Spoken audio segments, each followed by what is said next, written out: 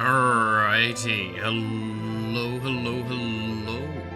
welcome back to some Final Fantasy. Hope everyone's having a good day so far. Hope everyone is having a good one. Oh, sorry. Yeah. Let's get started. Sorry, I'm gonna be honest with you. I start the game well before stream at the moment. Just because I fucking love listening to this music. This music is like... There is a temptation to put this as an alarm or something like that, right? It's such a beautiful bit of music. You have this shit playing, you're like in a magic forest. It's so good.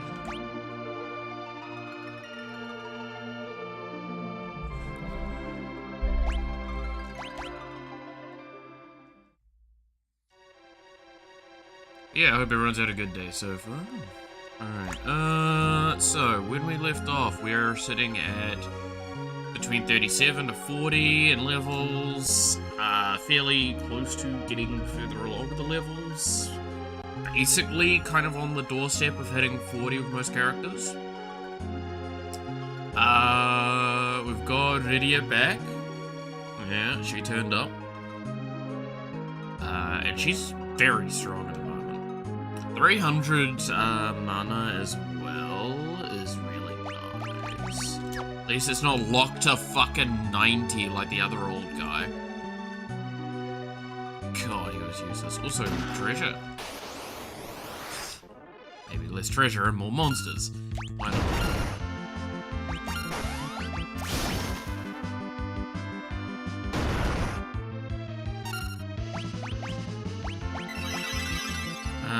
I'm just gonna keep with Shiva, because, like, it's been doing well most of the time.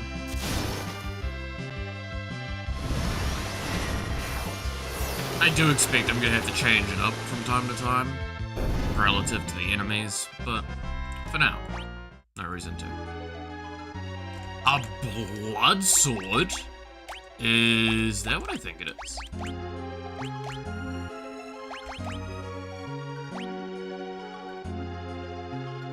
Ooh.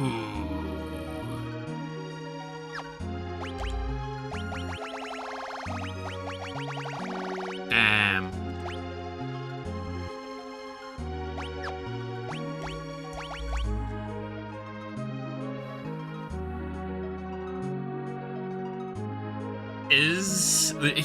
Goddamn. Is the question of, is it worth taking the massive hit that this does to my stats for a lifesteal?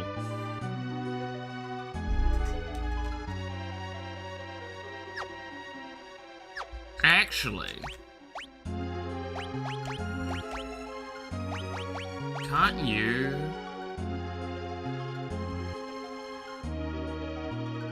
Would jump count?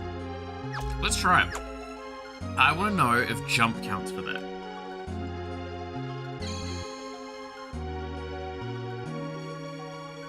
Like, if I've lowered jump's damage, but now I've made it a lifesteal.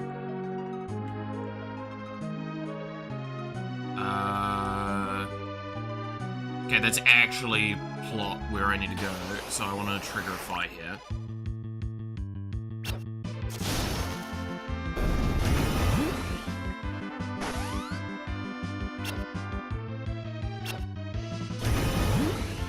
So now we gotta see if,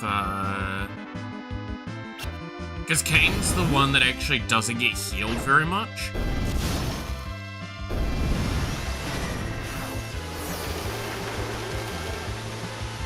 Oh, it does work! I was about to say, Kane's the one that doesn't actually get, healed often, because wall and jump, he's untargetable. Which means that he's also untargetable to RT. Oh, that's really good! Like, legitimately, that's just really good! He healed for 800 there.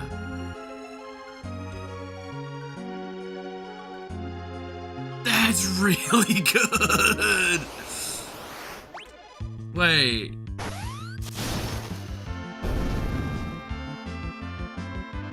And like overall, Jump's damage is still gonna be really fucking high. Right?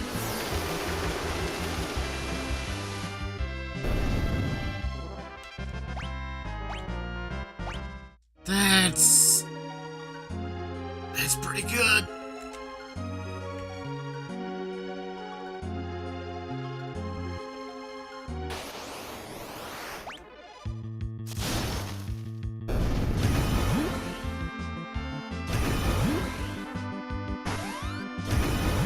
That's really good. So we have prey on the ground and or any like actual healing that I want to cast. And then Kane should be able to keep himself like going from that. Especially in the fights that matter, which are like boss fights. It's basically his only weakness is the time between landing and casting again. So we want to... Damn. That's really good.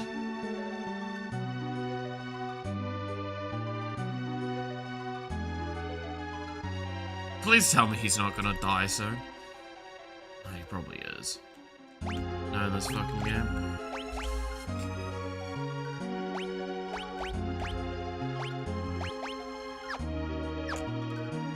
Wow, that's fucking so good, man.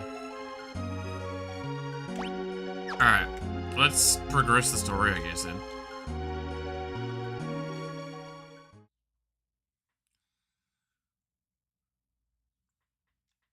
Rubicon! At last we meet! Am I supposed to know who you are?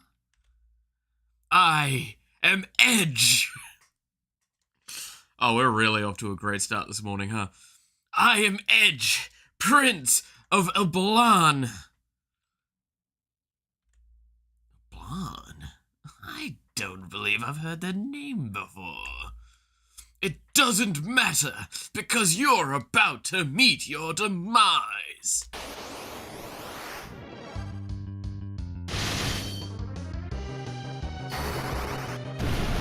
Oh my god, is this a ninja? What technique?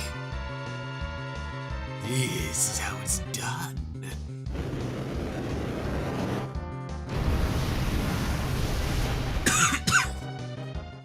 Damn.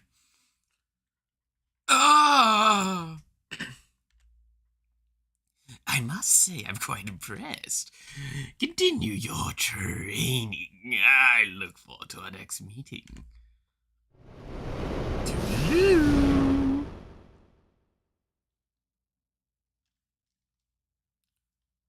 Come back.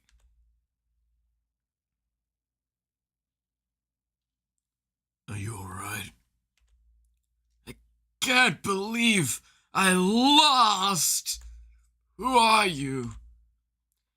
We're after oh, no, wait. We're after Rubicon. Same as you. Stay out of this! He's mine! Well, you obviously don't know who you're dealing with. He's one of the 4 elemental lords. You saw how easy he overpowered you just now. Ha! You take me for some craven prince! I'm the rightful heir to the throne of Blann, a kingdom long famed for its ninjutsu.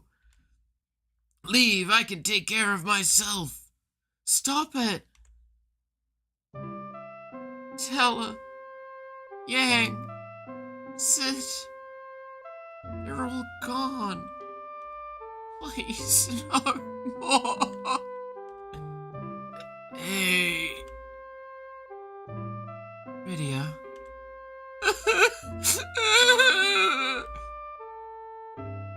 Rubicon is the strongest of the four lords. The odds might be against us, but somehow we must recover the crystals. Alright, I'll let you take a share of the action. I never could bear to see a pretty girl cry. He's got quite a mouth. Rosa, give him a hand. Cure.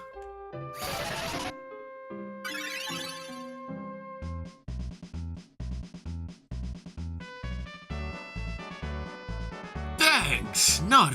Oh god, he is actually the suave ninja dude. Wait. We gotta change his voice then at this point. Thanks. Not one, but two charming ladies. Maybe this won't be so bad after all. Alright, let's do this. I don't know about him. Ninja Edge has joined the party.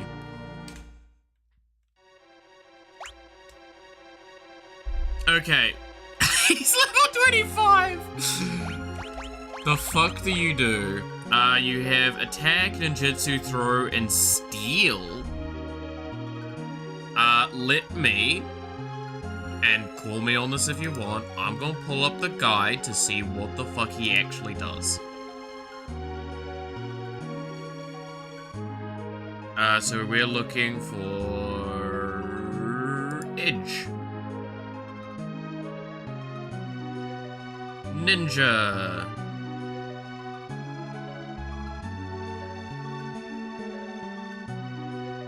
Alright, ninjutsu is Edge's magical style. He has 6 spells in his arsenal, including the game's only water-based spell. Oh. And some of the medium-level offensive and gray spells. See the magic section of this guide for more information on ninjutsu. Steal has the ability to steal from enemies in battle. It is especially useful considering that a bestiary also exists in the game that lists, among other things, the items a foe has on it. You can most certainly focus on certain enemies to steal from. Stealing from the most important and rare items in the game are oftentimes the only can only be acquired from stealing or dropping of items during enough battle. Throw is the bread and butter. Using this command, you can throw any sword or throwing item, such as shuriken, at an enemy. Do mass damage. This is the command that, with items like the shurikens and high-level swords, can allow Edge to do damage cap.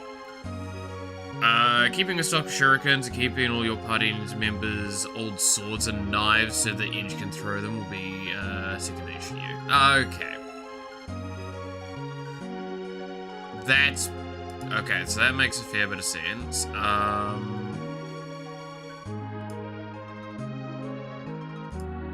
Can I look at...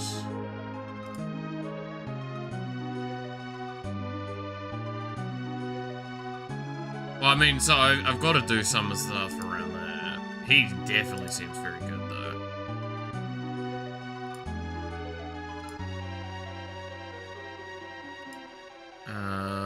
So we wanted magic. I want to see what the ninjutsu does.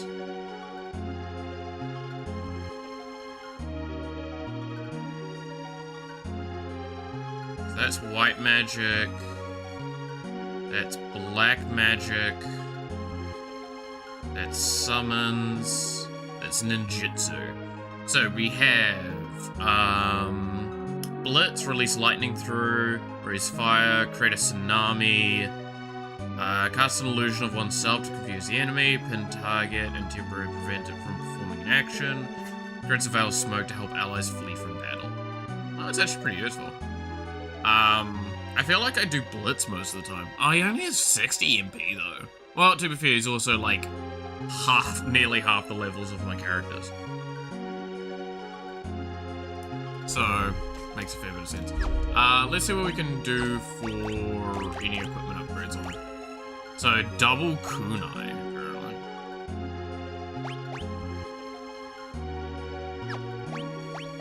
Mithril gloves. Which I think rumor armlet's just better.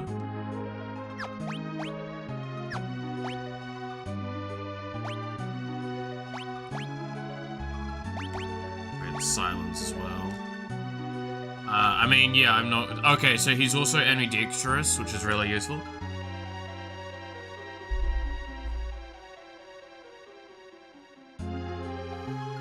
I just kind of clicked to that, seeing the two favored hands like that. Cool. Yeah, I mean, I think we should be fine.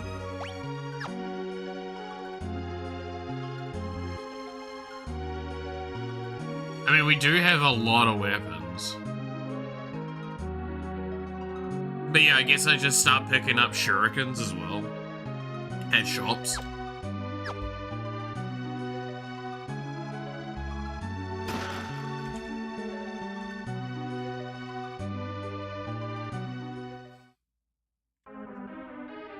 Alright, we're back in Tower of Babel.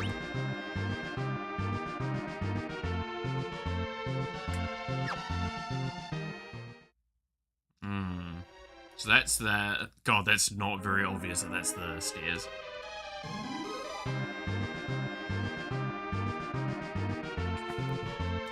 How do we get in?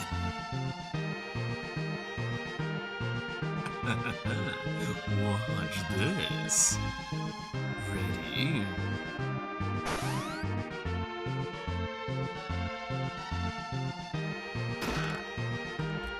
Well then. Nice, Chief. We're now stuck.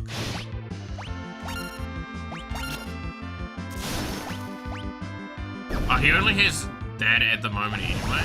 I mean, would it be so wrong to just use skill all the time and try and get as many items as possible? Knowing that my party's like super fucking strong at the moment, we can probably go far enough around all of it without and it just means we get extra items, right?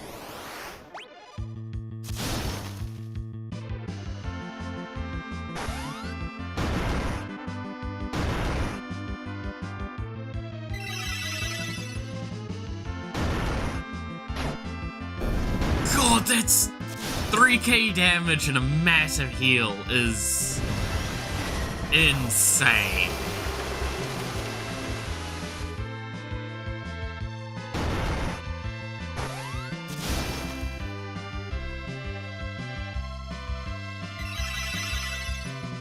He does lose health to failed things, which is important to keep in mind.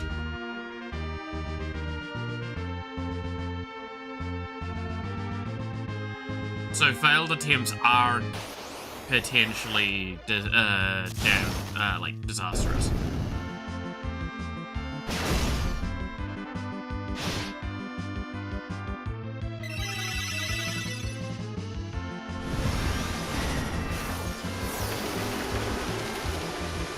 But to be fair, they're also only dealing like 2 damage or whatever on fail.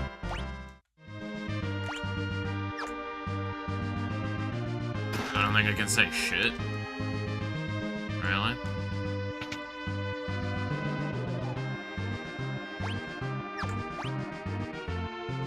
Looks like I just go up.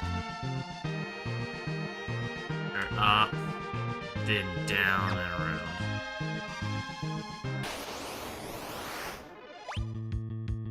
Oh boy, bombs. I love bombs. They're so fun.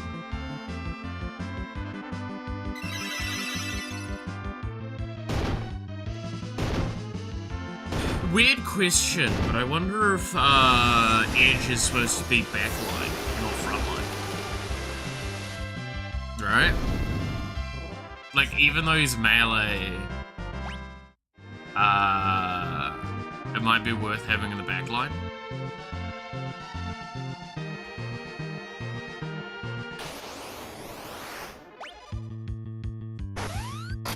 Because that's less damage, maybe better chance of steal.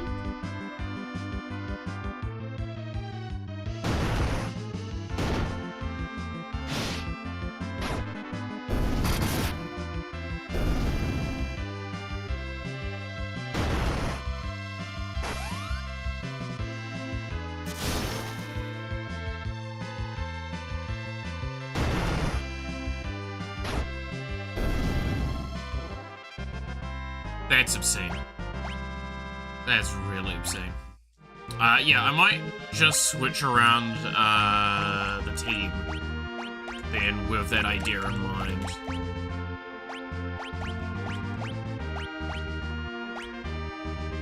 Do that.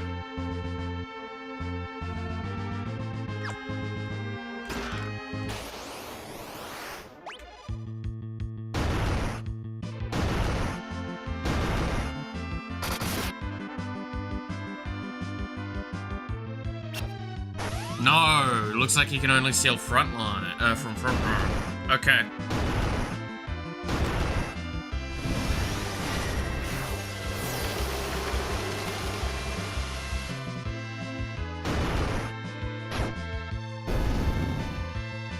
Oh no.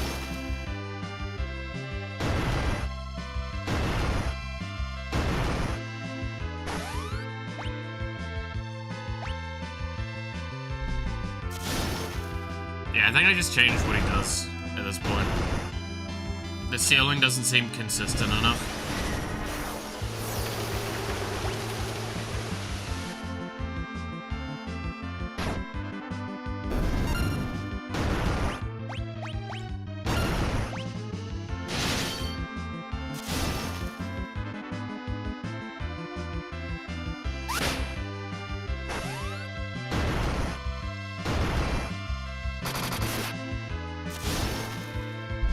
And his damage isn't too bad, especially knowing he's in the backline at the moment, so he's getting damage reduction. Or damage reduced. If I recall, is how that works.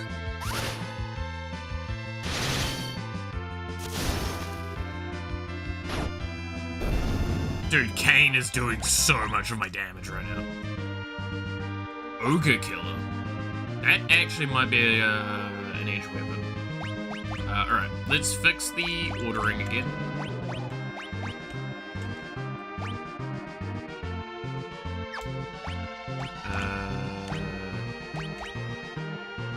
It is not. Also, he can use the claws.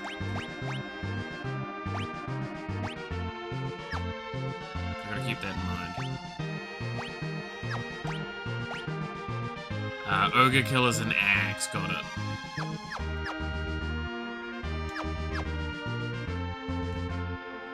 Riddier is out of mana though, which is rough. I'll just kill the fucking egg. I'm not wasting my time on this thing.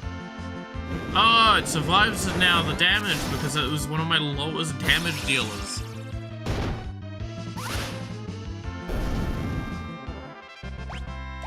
Fucking edge, I swear to God.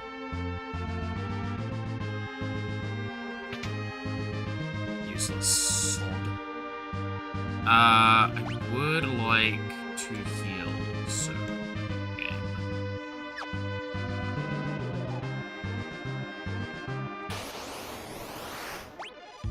I would like a rest spot. That would be nice.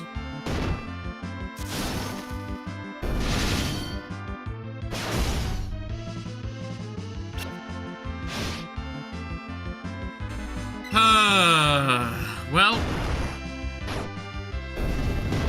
Kane's our damage now.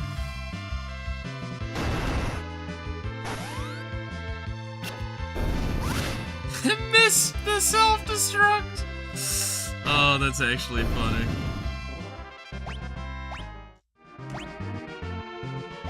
Okay, I need to start spending resources I don't want to. But what else are they for?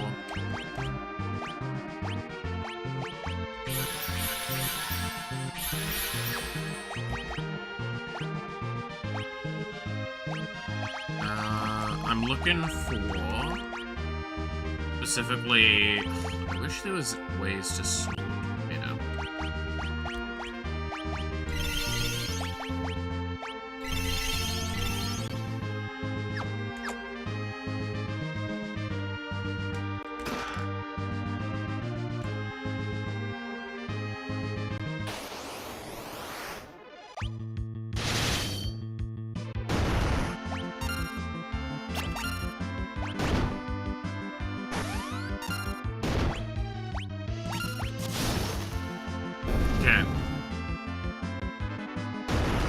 Could really do with a prayer answer right now.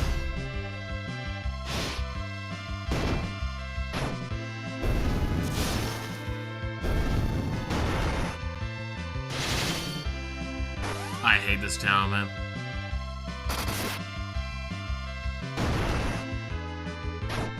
Thank you, Kane, for now being practically immortal.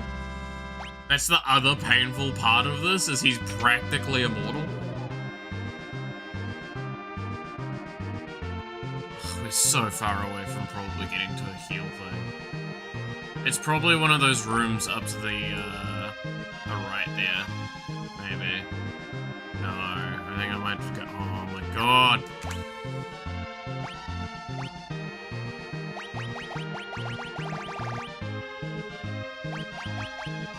Where's my damned Phoenix down?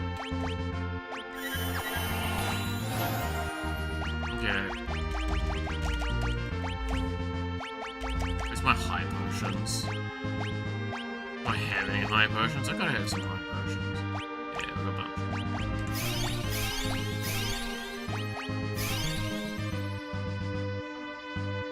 Hopefully that's enough.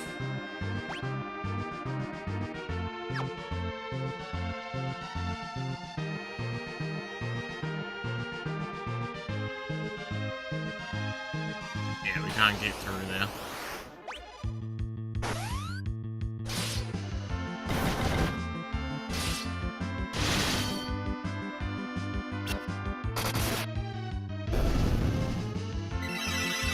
Thank you. More. Do more of the fucking healing. RNG into the healing, please. To be fair, I could just set it a cure.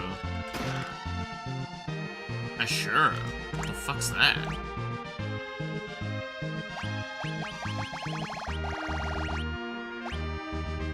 A katana. Oh. Wouldn't that be really good on you, potentially? Yeah. It's just straight up the damage upgrade. Nice.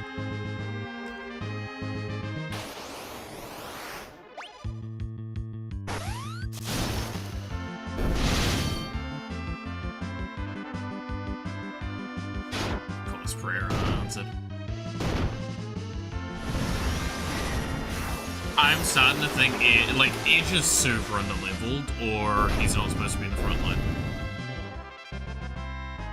Edge learned to pin. Nice.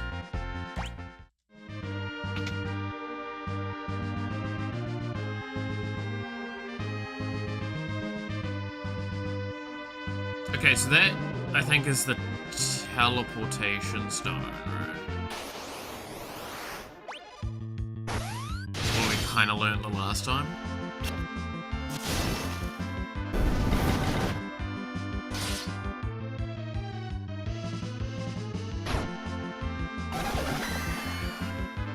Owie. And then Diamond Dust wipes this. Is really is fucking strong.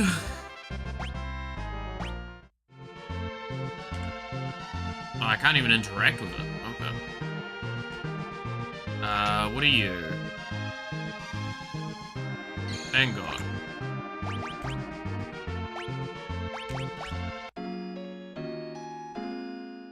Now let's heal up.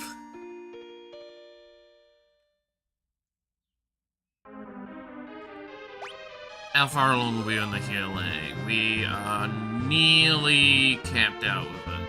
Because we still need some more mana for Iridia. Yes, I am spending what is equivalent to a fucking, like, ether worth of effort on this, or 2 ethers. It's 10 to, like, $50. And also let me save the game here.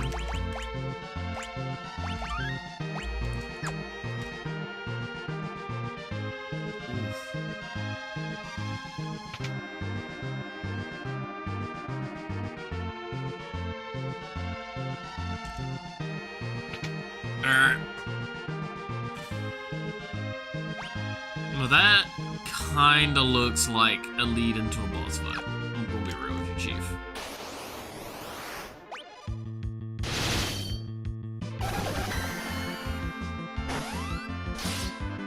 Leave Edge alone! He's a squishy boy!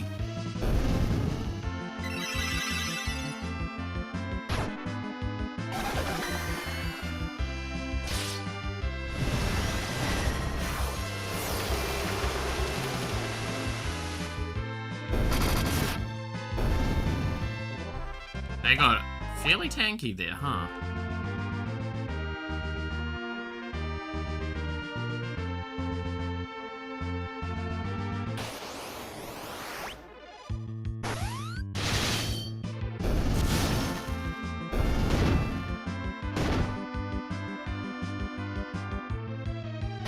God damn it. God damn it.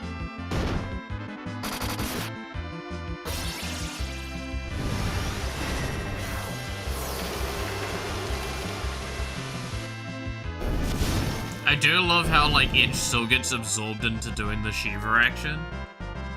It just gave me, like, a moment of thinking about, like, the whole, getting the robot Shinji.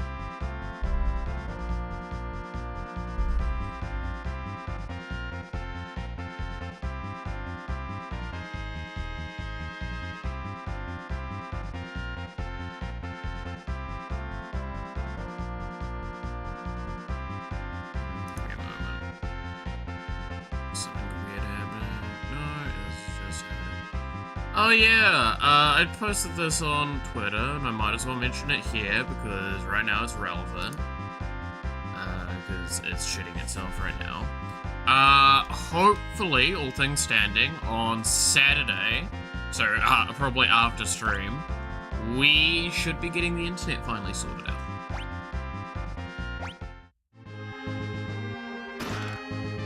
Now, I cannot stress enough how much it's going to be a massive improvement to the streams. Should mean that internet lag should go away. The rest of it should still have issues, but what? Urge! Father, mother. Oh, thank heavens you're right. You're alive? Come with us, Edge. Yes, come with us. Don't ask why we've got the same voice. Where will we go? To hell!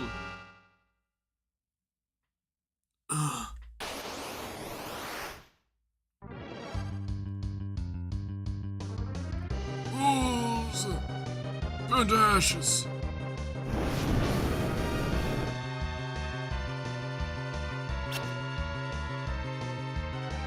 What's going on? Father, mother.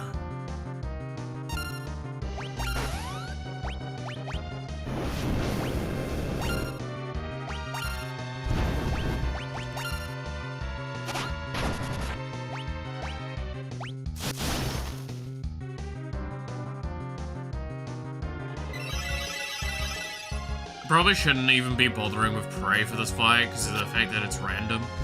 I should just straight up use the healing. This is one of the few fights where that actually just makes sense.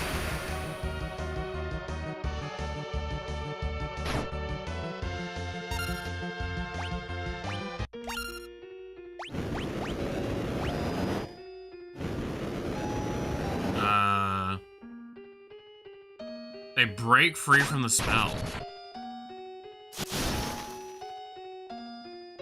Edge.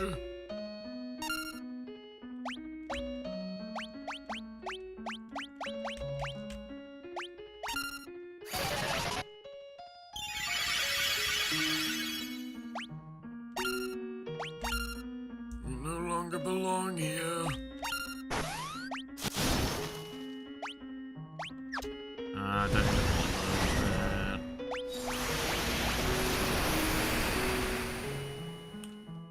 Are they doing a heartwarming? It's okay to kill us. Yeah, I'm sorry, Edge. I'm sorry, Edge. I can probably autopilot the rest of this fight. Probably don't even need to be doing the healing, but you know. We must go now. Open lies in good hands.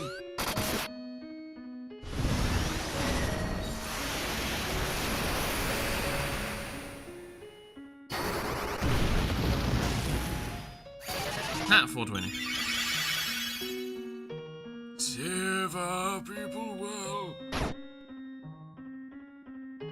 Don't leave me. Farewell, my son. Mother, don't go.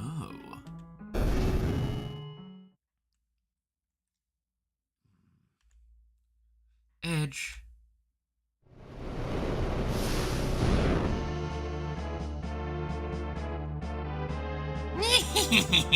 Gay.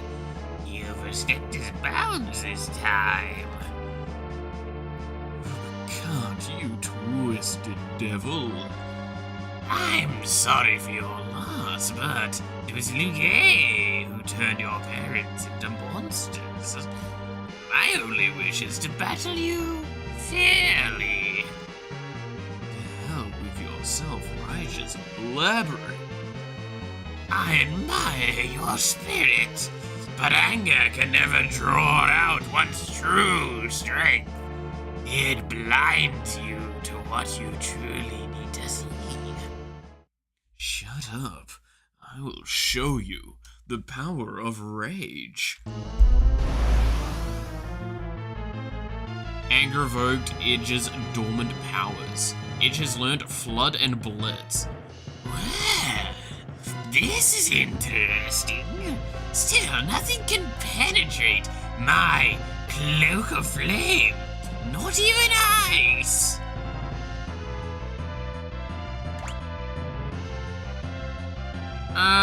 Sure. I might just use one ether.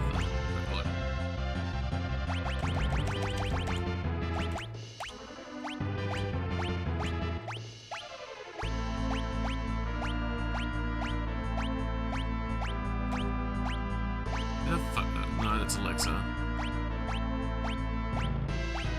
That's dry ether. Did I go past the normal ether?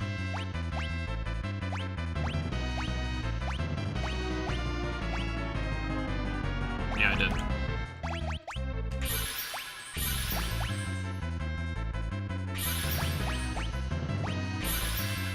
Yeah, we'll call it that. I shall restore you to full strength. Don't disappoint me. Oh! What a... God damn it.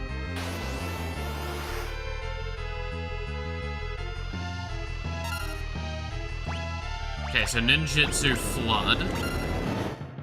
Attack, jump.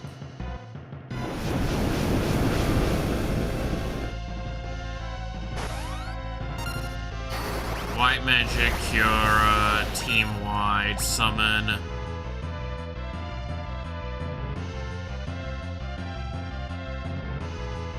Yeah, I think I'm just gonna miss Dragon. I think I recycle this through.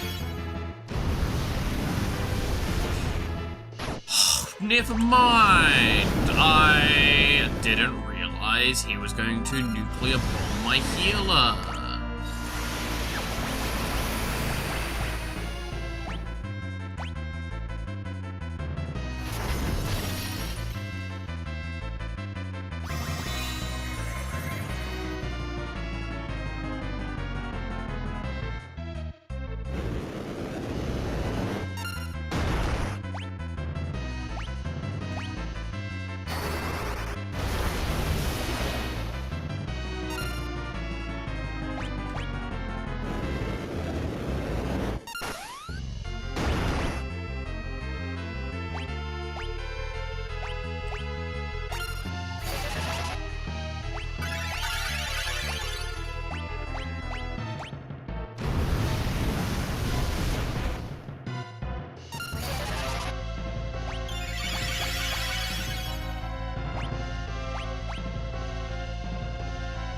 So was that not doing damage?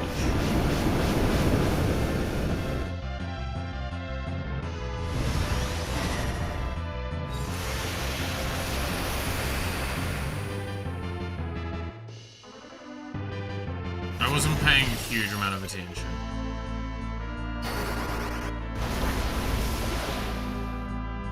No, it does a lot of damage. It's when he swaps modes, though, it heals it.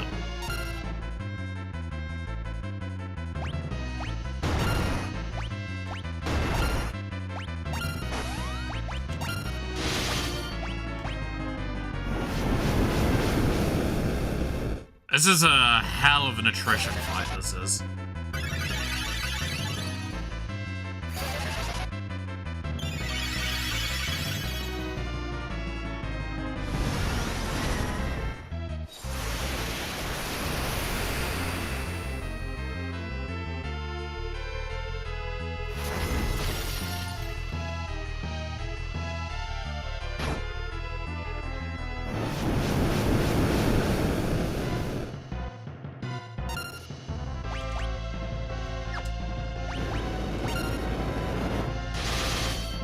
I'm just gonna cycle.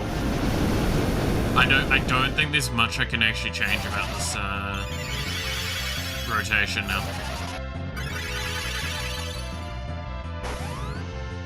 Not until mana's getting short. Just because of how much like consistent AoE damage is being done here. Like AoE heals are like my essential piece.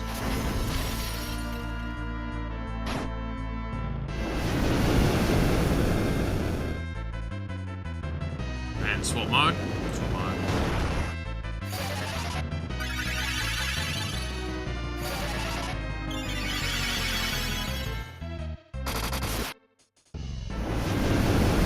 I think I can put Cecil on attack now, though.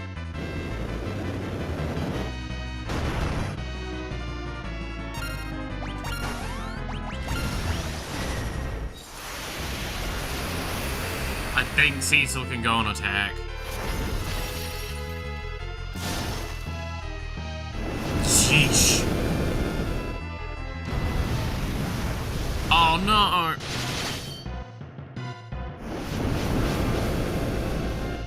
Rosa's casting on the moment, isn't she? Yeah. Okay, so next Rosa cast Life.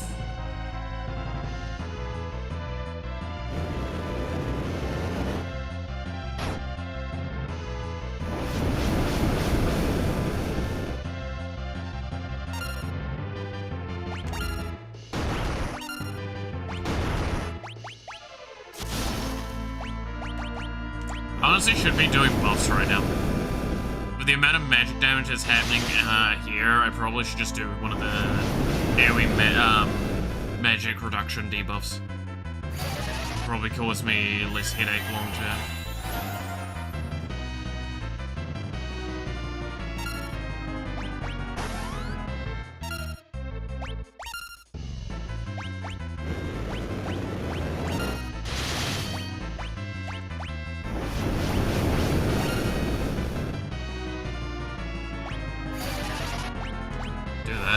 Hey, Diggle, how's it going?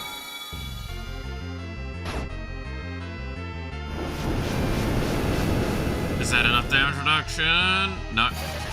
Radio went down again. God damn it. That's gonna take down Edge.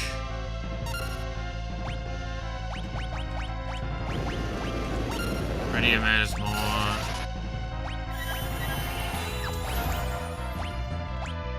I'm gonna get you to keep casting the heal. I need that. Because I need as much healing right now as I can. Does Rydia have access to healing? She's got black magic and she's got summons. Is one of the summons heal? I don't remember. I don't think so.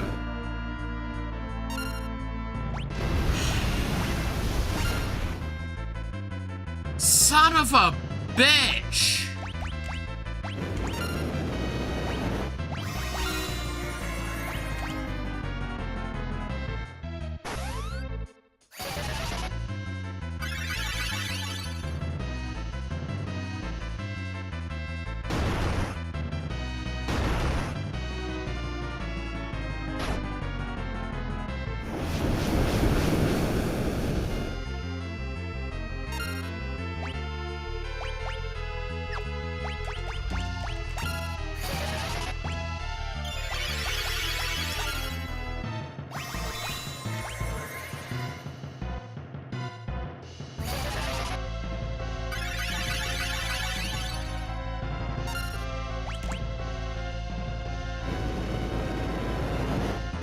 I know I'm probably fucking up the mechanic for this fight, but like this dude just feels fucking very strong.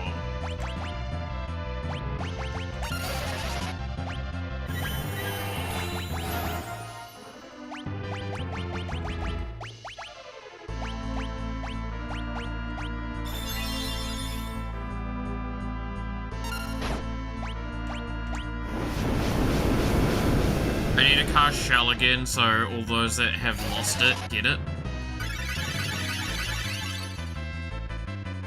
Which is everyone but Cecil. Fuck.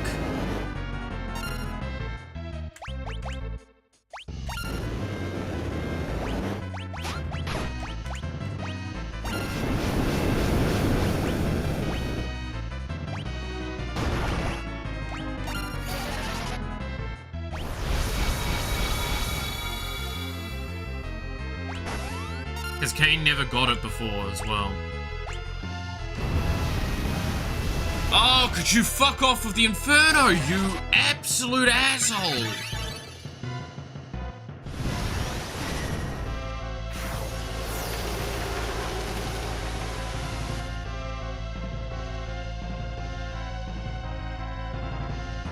Is that finally? But this is not the end. I shall rise again.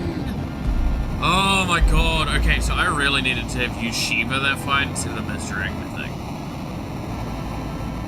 Either way, that was a fucking painful fight.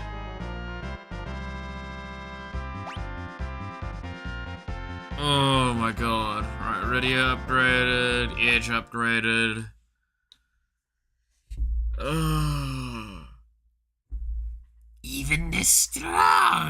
Even the weak become strong when they work together. I am most impressed. Until we meet again.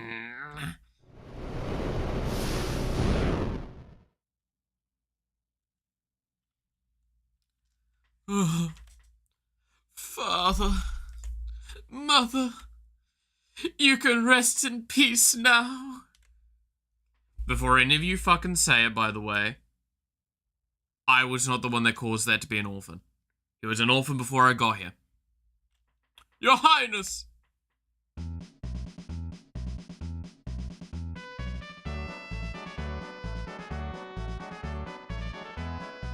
Gramps. Pray, let us fight with you! Where is that devil Rubicant? We got him. It's over. Splendid! These people helped me out.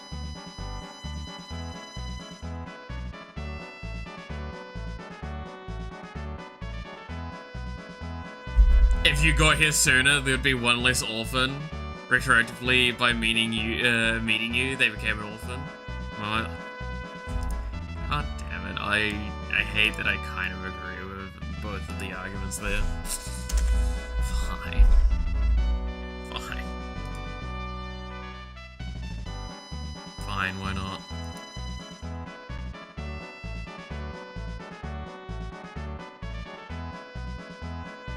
Oh god. My landlord sent me a meme.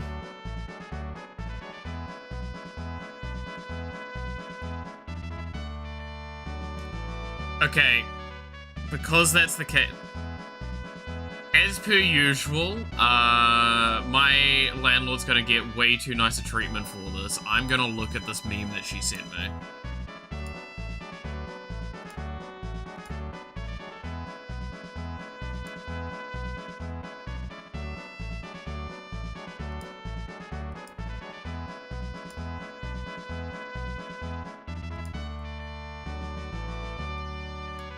Here's hoping I'm not gonna come to regret showing this on stream.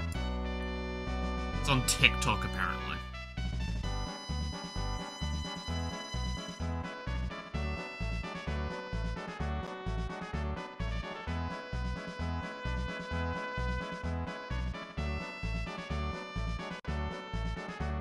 She always sends me, like, utter shit posts, so, you know.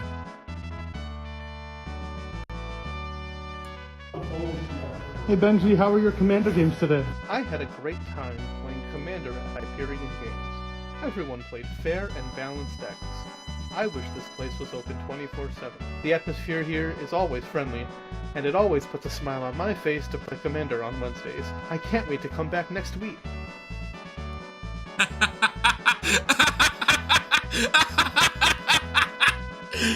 Oh, that's so fucking true.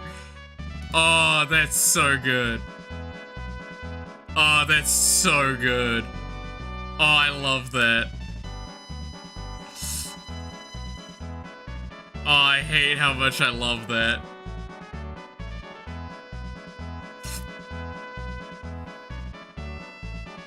Actually, I don't hate how much I love that. I fucking love that.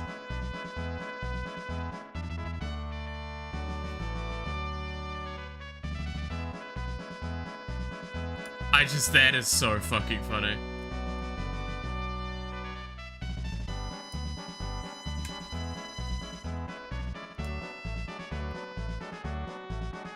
Sorry to see Lisa soon. No, you're good, Jin. That's it. Catch you later.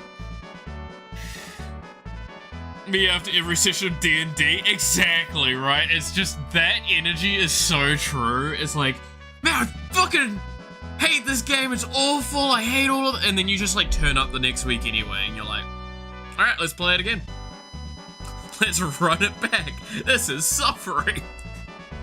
To be fair, last week I did win both my games, though the second one was a hell of a squeak out. My god. Both me and one of the other guys were like, we couldn't stop like being super fucking like sweary and shit like that afterwards. Not that we had anything against each other, it was just that kind of energy, you know what I mean? When, like, it came down to, if I didn't kill them on my turn, then they killed, then it became like this person kills this person, to then kill this person, and then all that sort of stuff. Like, that's what we'd come down to. Is it was basically whoever's, like, turn it was gonna be was gonna win the game. And I just happened to squeak out that last little bit of damage I needed to kill both.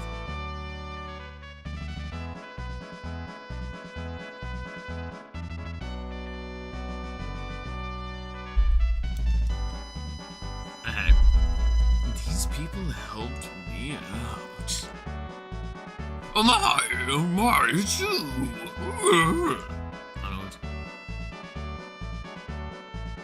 So, who is this Goblies? Overcat's master. He plans to gather the crystals so he can reach the moon. Why the moon? We don't know exactly. We think he seeks some great power that's hidden there. We have to stop him. So he's the evil mastermind behind all of this. I'm going with you. But your highness, Albin needs you! Albin can wait. We gotta stop this guy before it's too late. But Stop worrying and go home. I'll be fine. very well, everyone please take good care of our prince. All fortune favor you, your highness. Hey, Roger, how's it going? Thank you, everyone.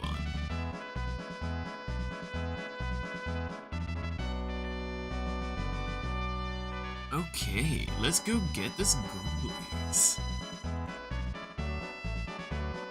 We need to get the crystals first. Right, lead the way. That was a fight.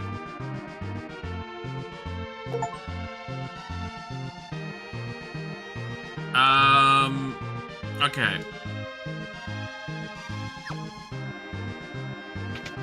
I assume if they're gonna do fights like that, they're gonna give me a way to heal soon. It's a trap.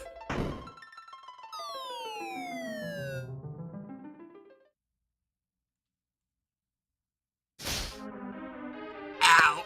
My ankles. Ow. That hurt. nasty drop.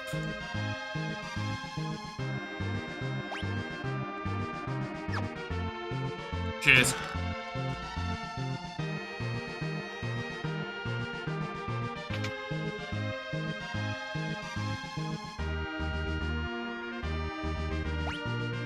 Oh, hey, isn't this, yeah, this is the stuff that we saw that we couldn't access before.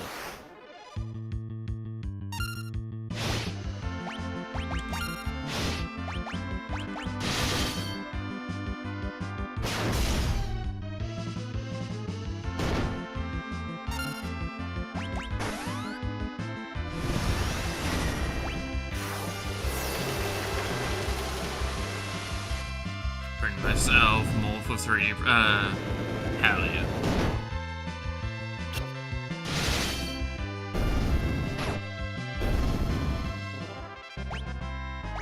Kane leveled up. Fuck yeah, he's like my obscene damage dealer now. I guess I probably should just dump another Phoenix down on Rosa and then have her start spamming Prey again and hope that she heals up enough. Worst comes to worst, we come across healing, like a safe spot, so we can actually heal up again.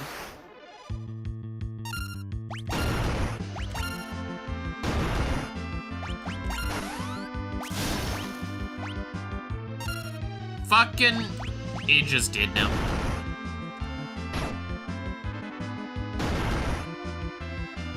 Of course, Edge is fucking dead again. I swear to God.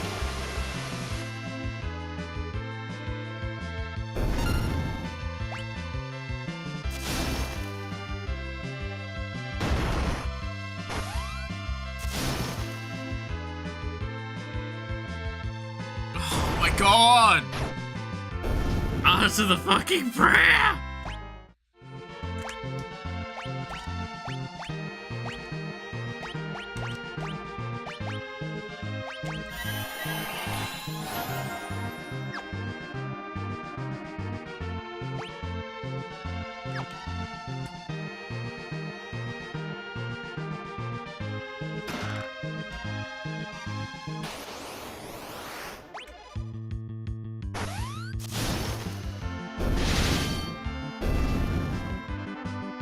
Ah! I lose my mind.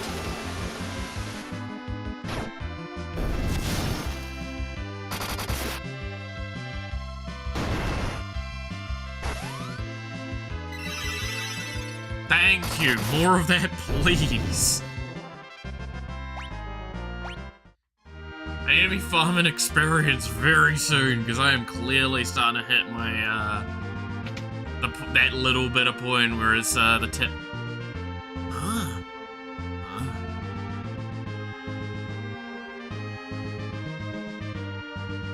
Enemy airship. Let's use this to get out of here.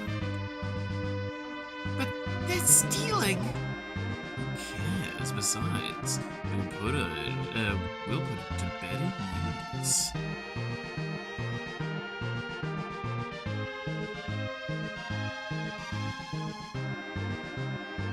It could be another trap. Hey, she's not bad.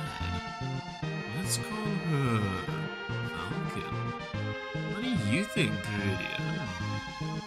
What does it matter? Let's get going. Yes, let's go. Falcon, take us up.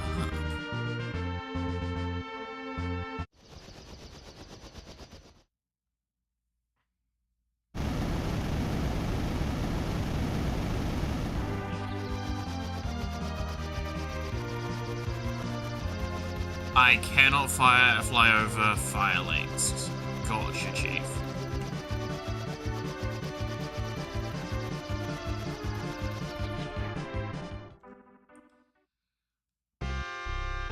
Let's go to the Dwarven Castle because I know I can heal here. Regardless of if this is where I need to go or not, this is where we're going because I can heal. Sure, for 6 fucking hundred, but like, I've also got a few 100,000.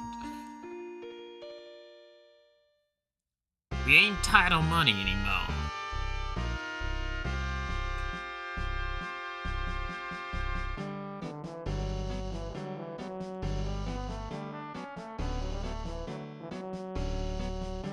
Oh, also couldn't I buy ninja stars here?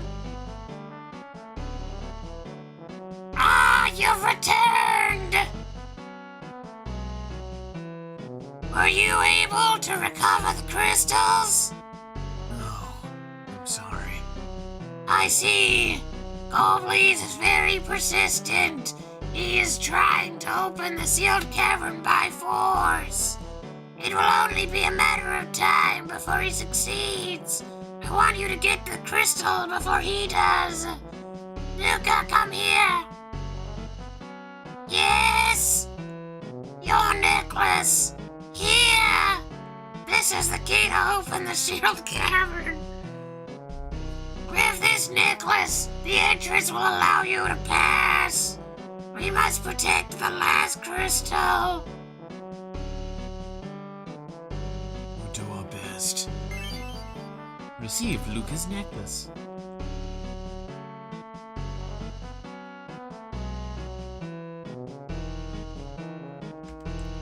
When the hole to the overworld caved in, it was a total chaos down here.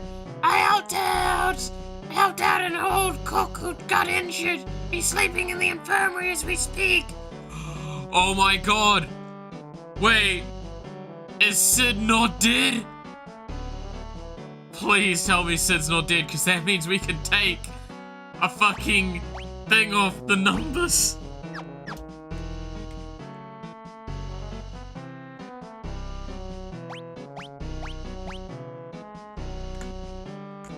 You have no idea how much that means to me.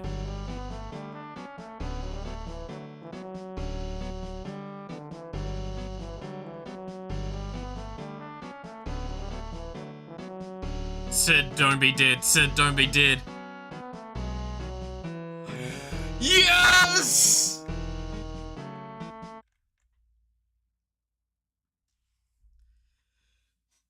We created one less orphan!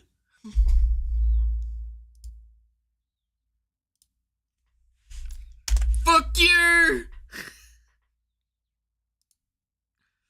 Hey, where's my food? Sid. I can't believe it. How did you? Who's this geezer? Geezer? Who's a snot-nosed kid? Boo, don't fucking boo that shit. I'm happy.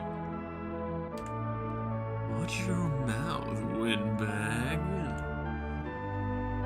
You got a name to go with that yap of yours, Runt? You're speaking to Edge, Prince of Blanc. It's hard to believe, but it's true. I'm also handsome and really skilled. Stop that. He's in no condition to be antagonized by you. It is got you whipped, eh, kid? Shut up, geezer. So, what happened to Goldblaze?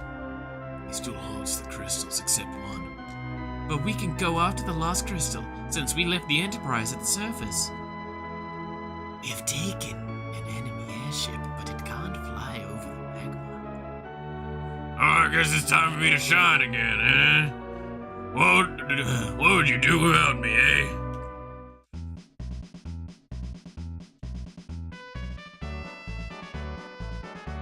Back to bed! Wait till you heal! Oh, count it and give me a hand. I think he's fine. Yeah.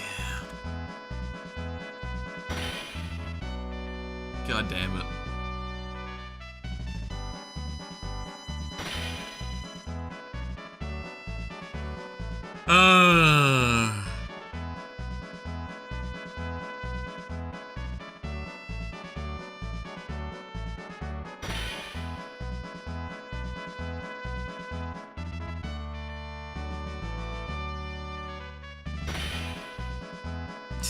What am I witnessing?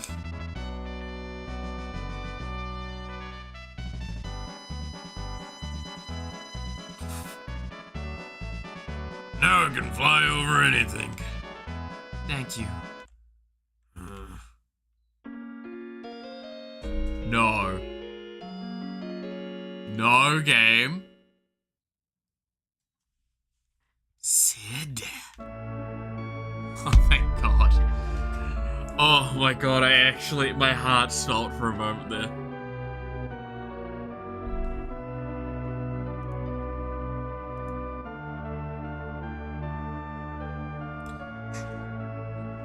Alright, I'm gonna be back in a quick second. I just saw that, the landlords forgot to take out the rubbish again. So, be back shortly.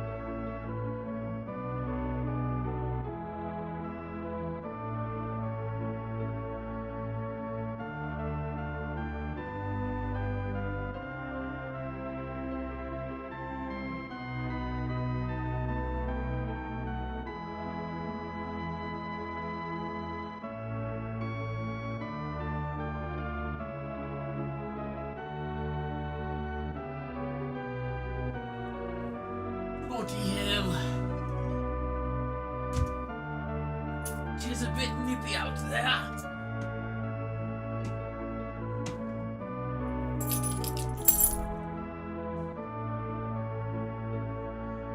Does not love us? Yeah, fuck you.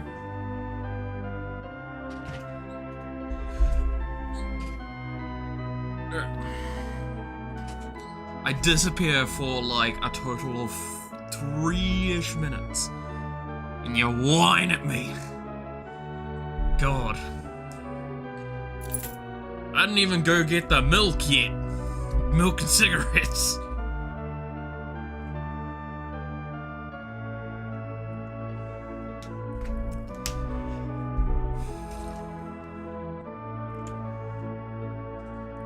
He must be pooped.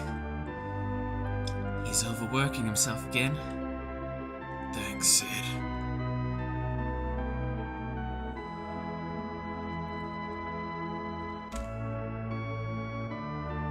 That cook is crazy. He needs rest.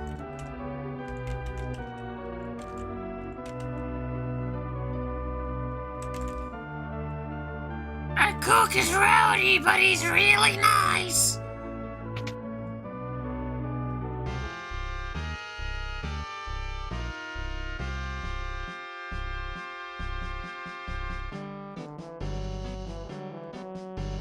Oh no, we've already... There's nothing really to get down there, is there? There was some stuff, but like nothing important. Oh yeah, this is where I can get the chocolate. Yeah.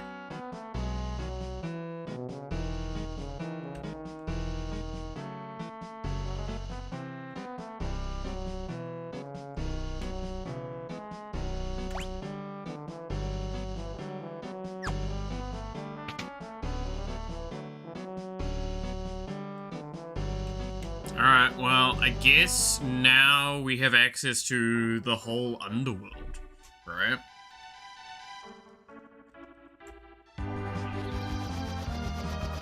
Yeah.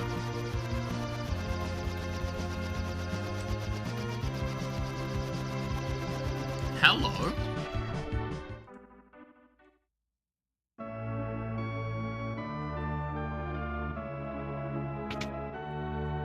Can you play faster? I have like an hour before I gotta go to sleep and be ready for work tomorrow. Well, la-dee-da.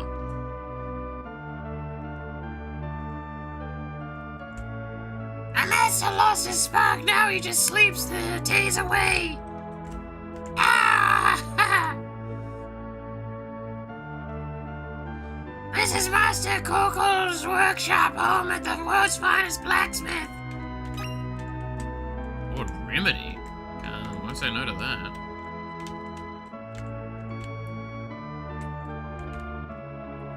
Why can you interact with every single fireplace and it just burns you? Is this supposed to be a lesson we're getting taught or some shit?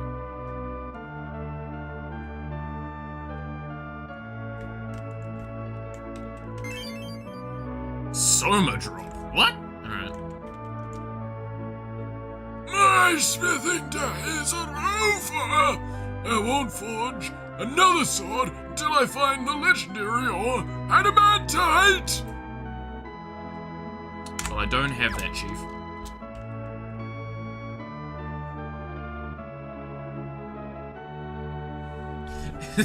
Is it clear I'm joking, or do people think I'm an asshole? Man, you're just such a rude person, Devil, eh?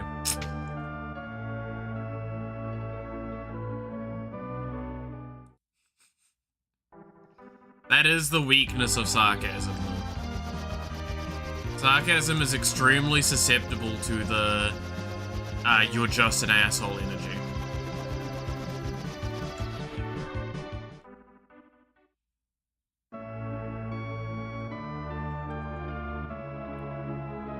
I hear the seas of the overworld are blue. How disturbing. Mercy me. Where did you come from? Can I... Why are you blocking the way to the fucking inn, you asshole?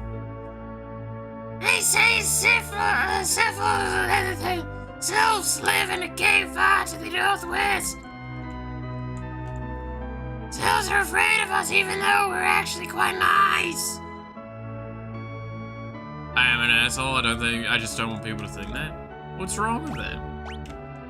Nah. It's more asshole-y to try and pretend not to be an asshole. Like, own that shit. If you're an asshole, own being an asshole.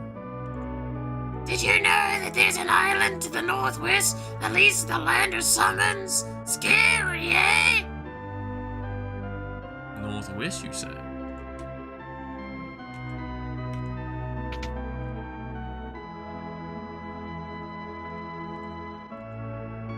What do we get from you?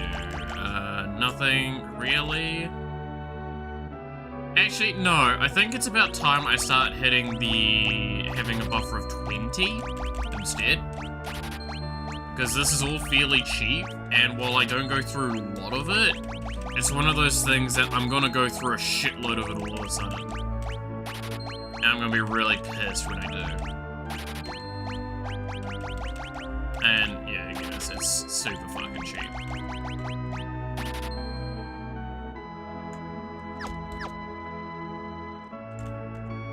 What do you give me? Phoenix down. I'm taking another 15 of those at least. I definitely want a bunch of high potions. Let's take us up to 50.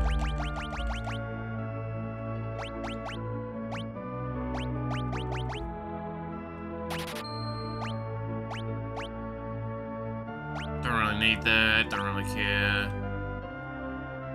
Remedy's pretty good, but hey. That's the point. By being deceptive of being an asshole, I increase my asshole power level. Damn. I mean, you do have a point with that, I guess.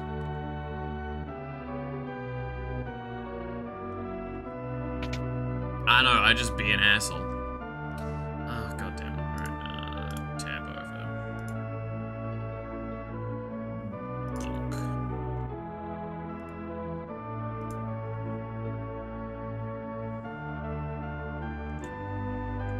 Welcome, what can I do for you? Ooh, is that a new whip? Whip?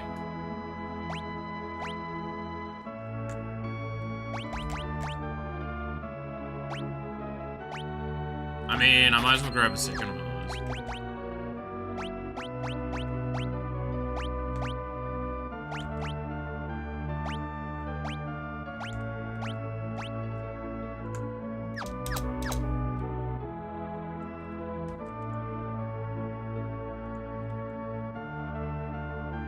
Oh, can I just go to the next shop over? That's pretty easy. A diamond shield? Are we mining diamonds now? Oh god, this is gonna get really expensive. So I'm gonna want two of those, two of those, two of those, two of those, two of those, three of those. Ouch!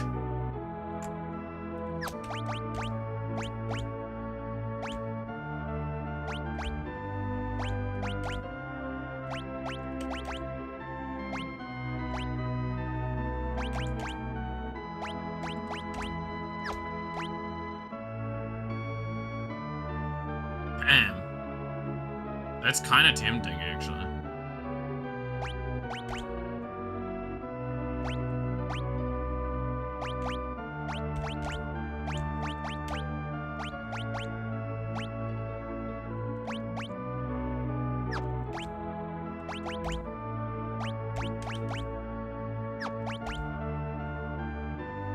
Oh no, my attack goes down by a little bit and fucking all of my defense stats go up by a shitload.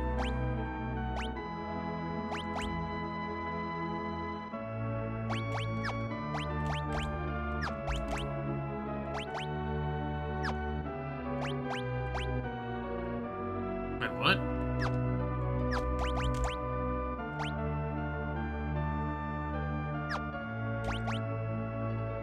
Diamond armlet.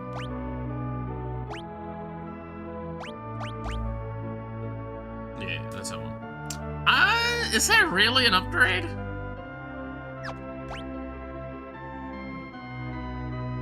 I actually think the rune armlet's probably better. Because it's... yeah. I'm down with the rune armlet. I do need to go fight some stuff, though.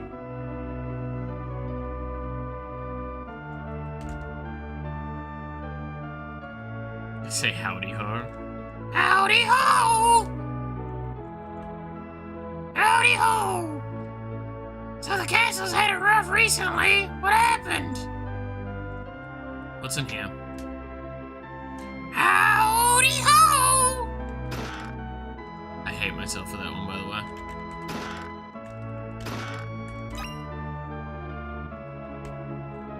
Found bestiary. You sure came a long way. Here, take all you want. Howdy ho! Take our stuff, it's free. I already did.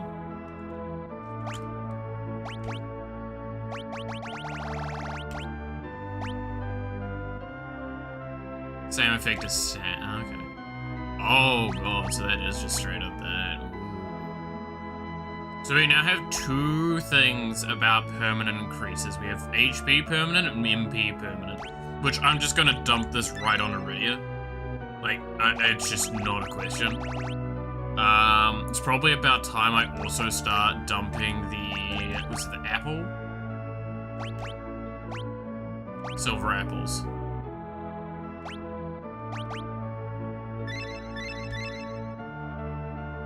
Just gonna put them there. Putting them on protagonists is always a safe bet, because it's like, well, they're not going anywhere. Most likely. Hopefully.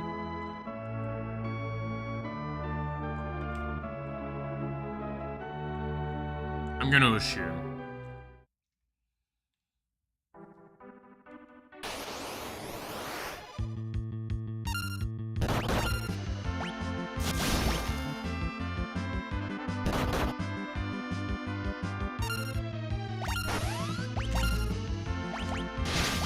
everyone's set up with the correct attacks that I want them to.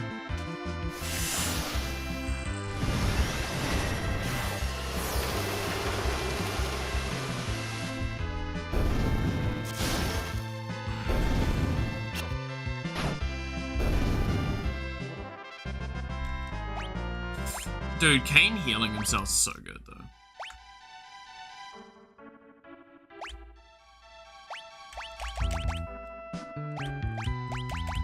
What was the one for blindness?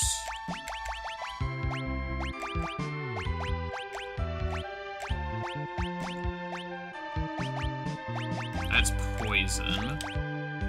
It's Toad. Darkness.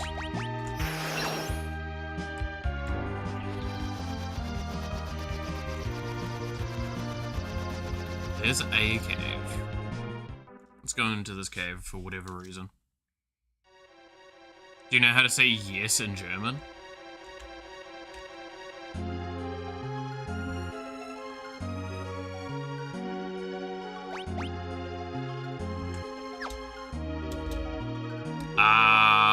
I'm actually blanking. I should.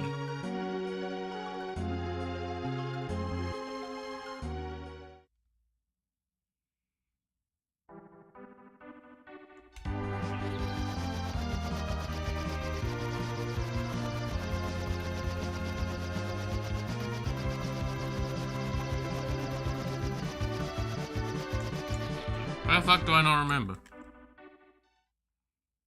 Yeah, no, it's just not that ja. Isn't it da? No, no.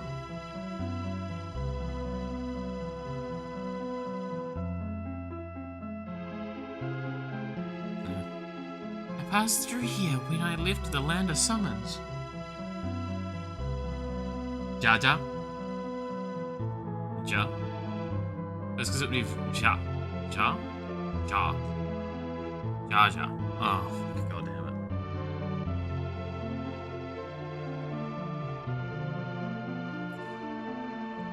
Perhaps we should ask Leviathan for help. Oh, there's Pain Ground. Got it. He's another joke ruined. Damn.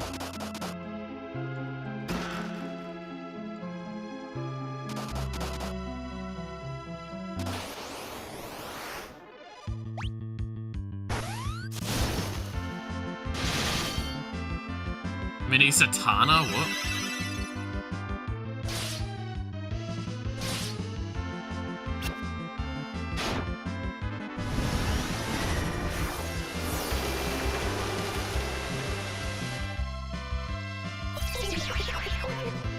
God damn it, Edge. God damn it, Edge. You useless sod.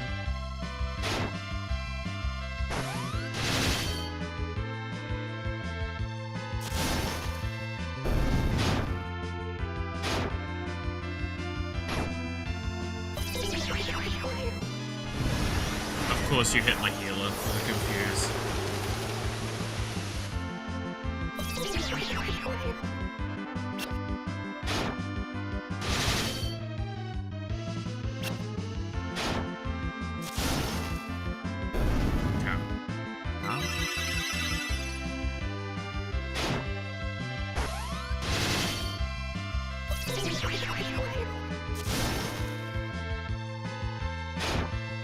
I'm getting ruined by this confused. Holy shit.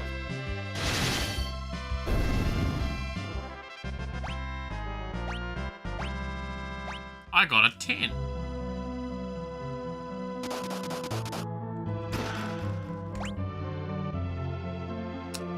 I'm just gonna...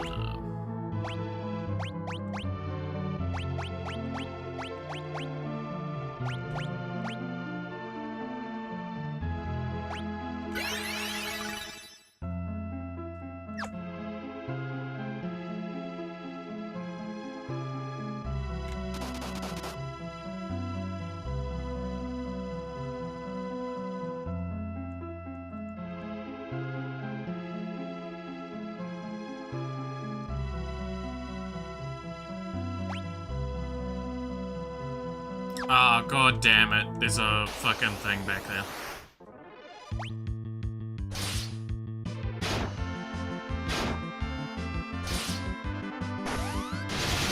Thrown under the situation that happened in D&D. Oh no.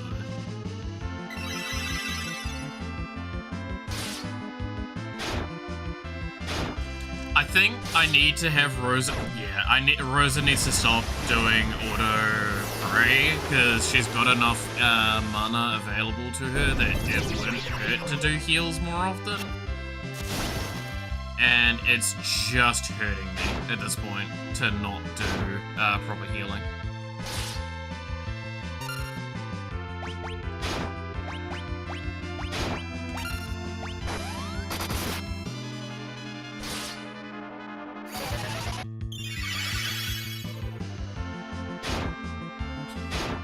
But a giant said I don't want him to attack me, so I cast Confuse on him. Giant fails save throw, gets confused, random action, giant takes, rolls on his turns, attack nearest creature, killed the wizard in one strike, and ended the spell. That is mildly funny.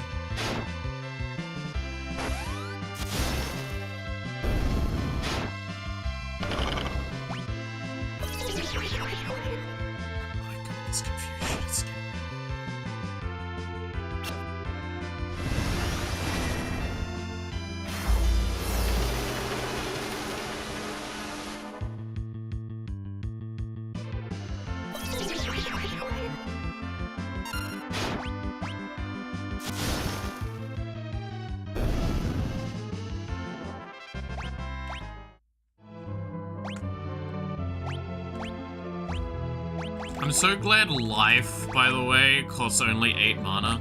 Keep in mind, like, a heal costs like 18.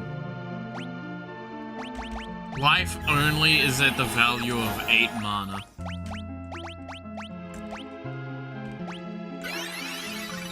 Think about that next time. Your life only is valued at 8 mana.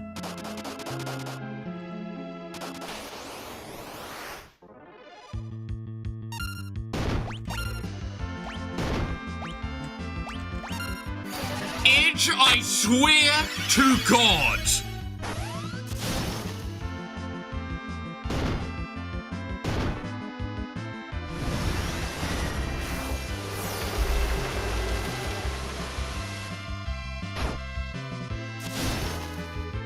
Yeah, and I think that changed was the giant was confused and said anger would have killed him. Yeah. I'm actually so fucking frustrated by this goddamn Edge sucks so much at this stage because he's so underleveled by comparison to the rest of the team.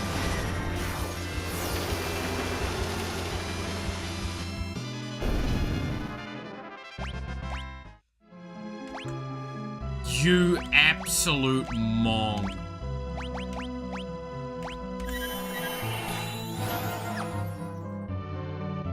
Edge is edging me?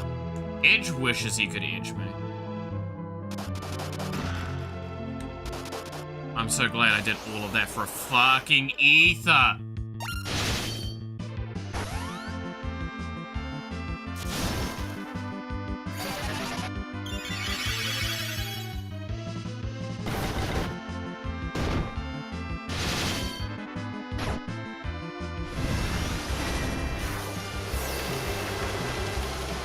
I will burn this place to the ground, I swear to God.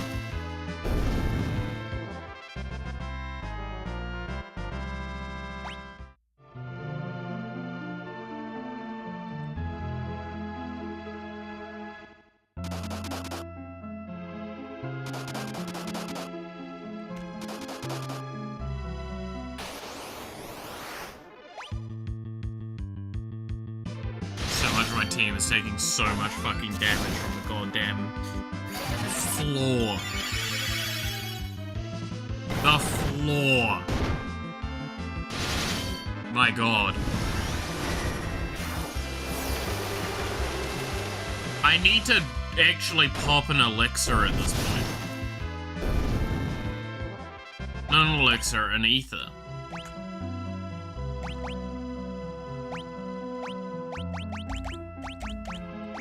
on videos, because otherwise she can't do like 2 more fights.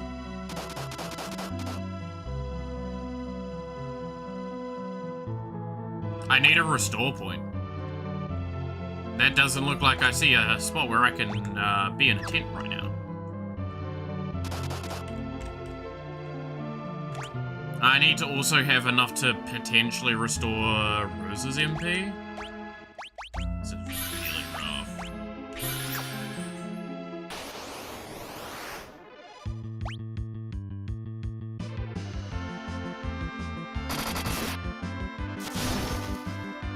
I'm gonna be lazy. I'm gonna regret it. Oh, I fucking... this game, man. This game.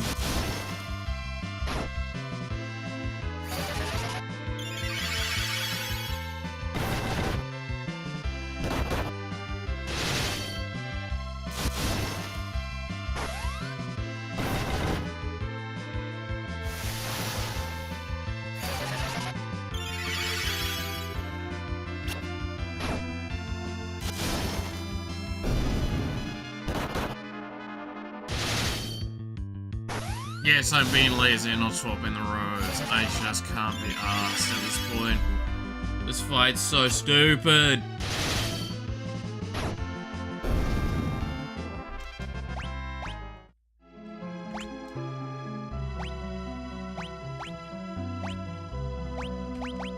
Right, Lydia, get up.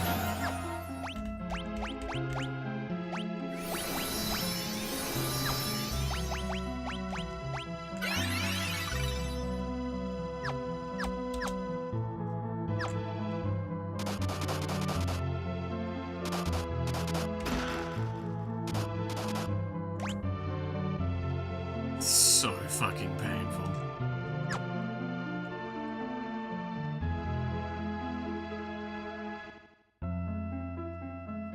Wanna know a cool thing about the module? Go for it.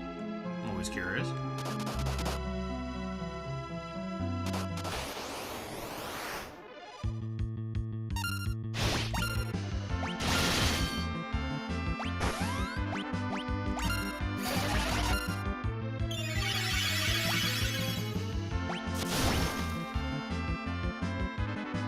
Oh cool, my phone's not fucking plugged in right now.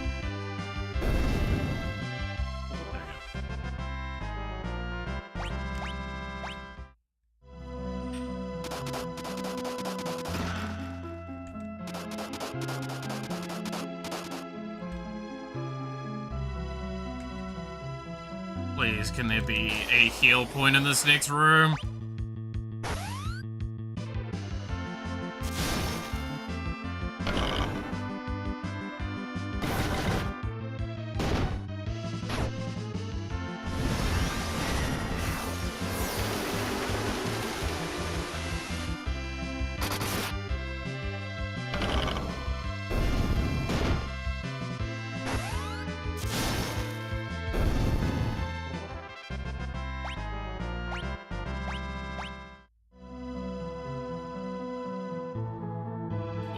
No.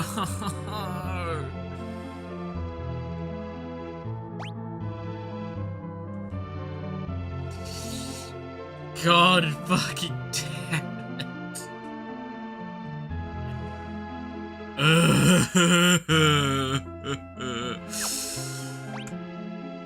I actually need to start burning a lot of items here.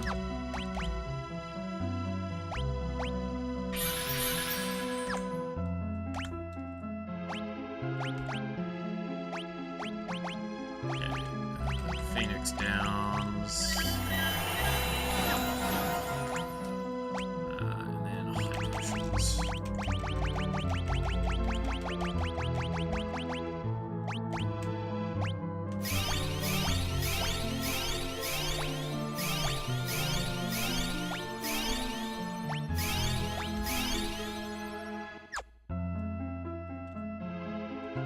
Alright, it has a card reading for character fate. It randomly determines locations of 3 artifacts needed to defeat the bad guy, who will be an ally with special ability to the players, and where the final showdown battle will start.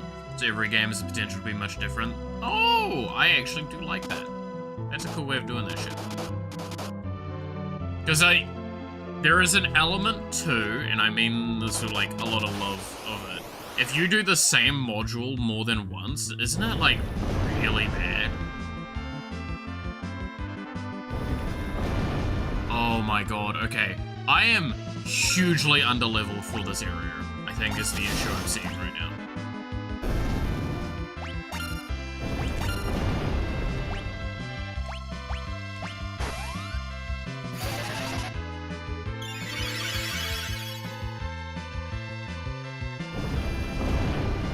Because I am not strong enough to be, like, just eating earthquakes.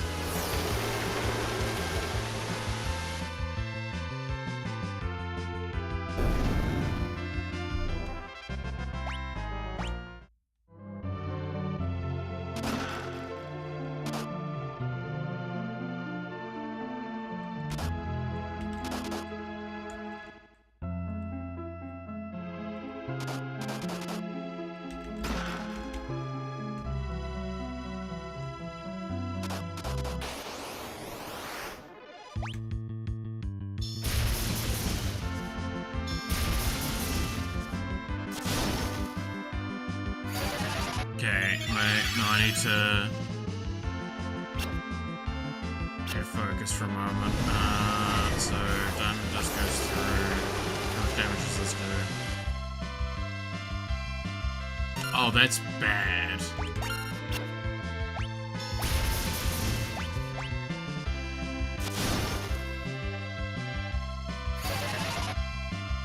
What do I do with video then? Maybe do something different with video. Summon. It's not gonna be air threat, is it?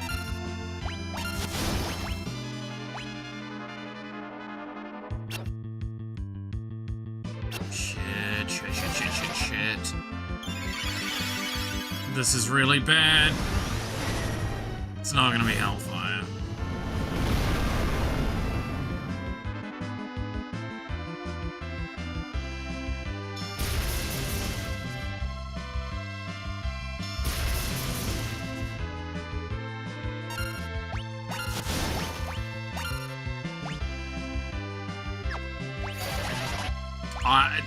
I'm fucked here, I think. Because I get one more heal out, and I've not killed. I need to run.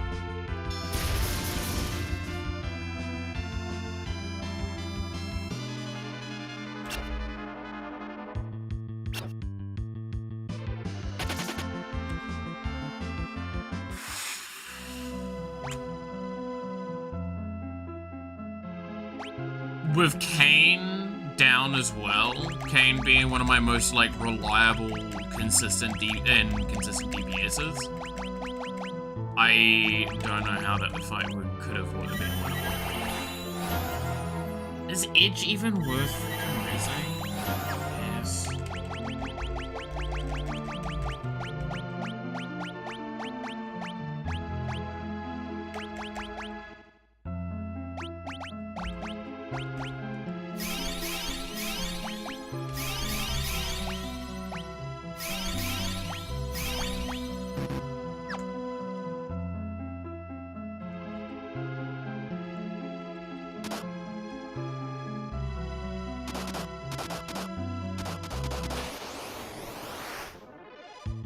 Oh god, not these guys.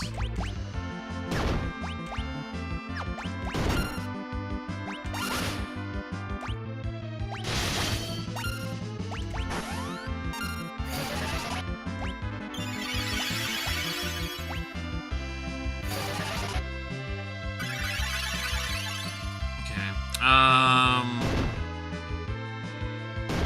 A lot of replayability of the whole thing. My players rolled up to 3 artifacts before strong bosses. Oh shit, that's not too bad.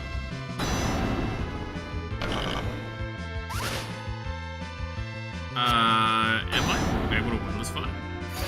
No, I'm not.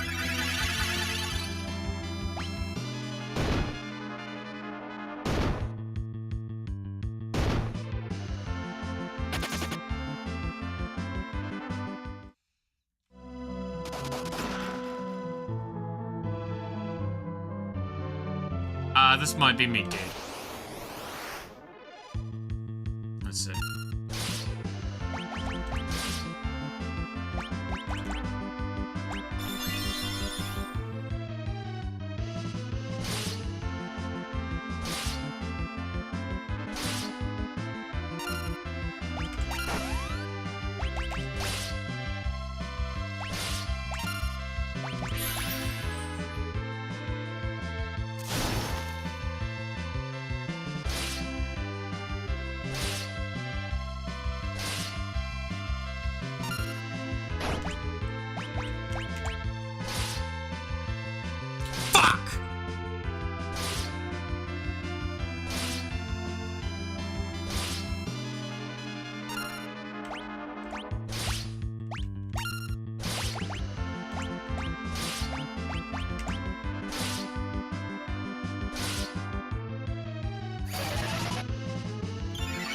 I'm dead. I'm just dead. I'll see if I can run. I don't think I can run because of the type of fight this is.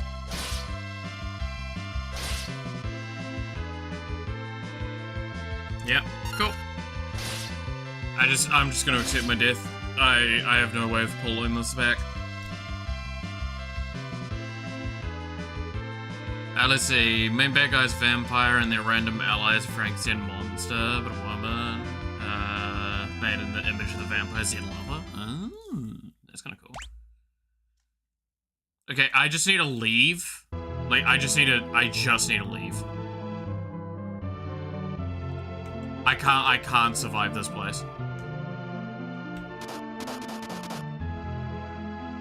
I need to leave. I need to go somewhere I can auto fight.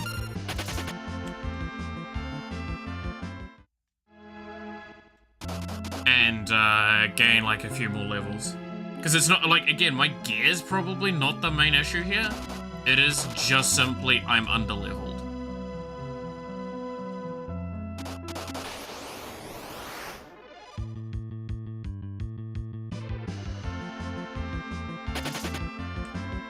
Specifically Edge. Edge sucks complete donkey balls. I'm very heavily considering putting him on the back line. If it wasn't for the fact that, like, I don't think I'd get a huge benefit from putting him on the back line.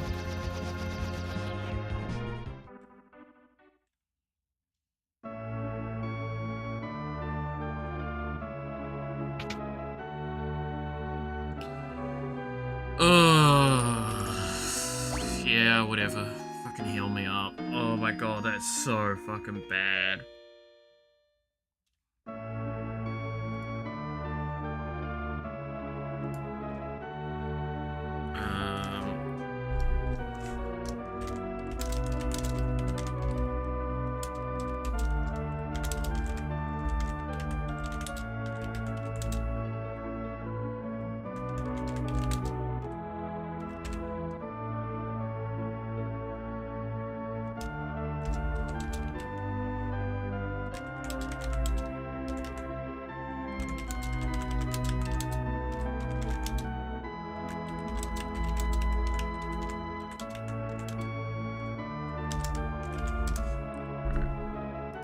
There we go.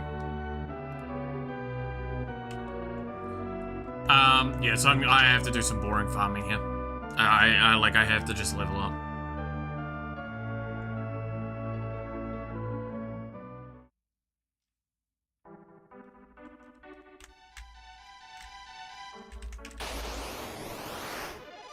Like, I think... What?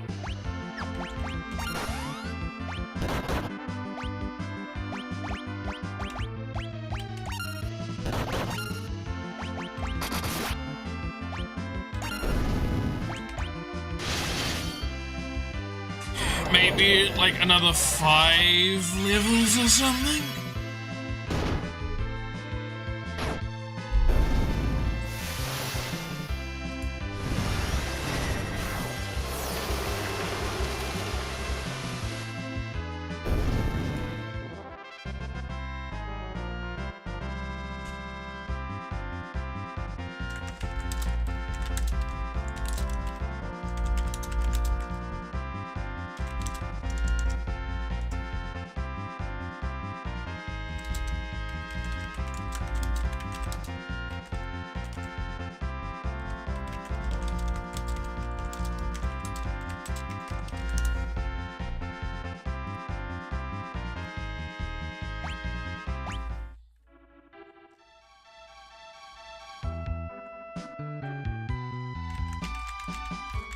Good lord.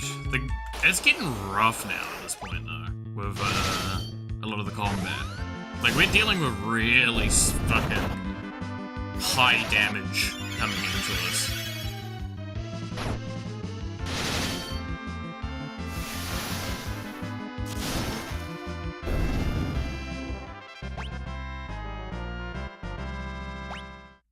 I feel like we're not leveling fast enough either. I'm wondering if there's a better area to go level. There probably is. I've probably done my pacing wrong as well.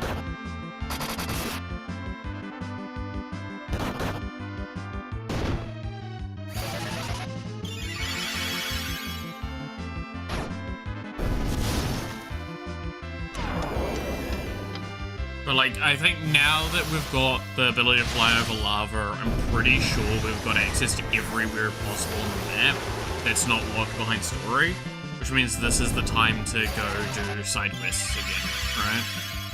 Especially if what Rydia said was true about like, oh, getting Leviathan to help, do we think that means that she can get it as a summon?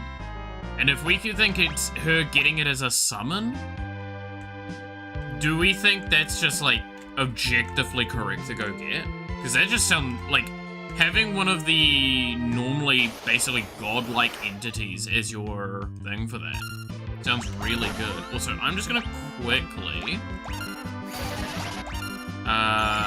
redo these because I want to have you on auto stealing. If I'm gonna, like, you don't do enough damage anyway, I guess. Yeah, like, I would assume that's what, like, getting help from a character thing means. Is we're now gonna potentially get Leviathan as a summon. And if we get something like Leviathan, I assume it's gonna be really strong. It's probably gonna be expensive to cast, but, like, expensive to cast is still doable.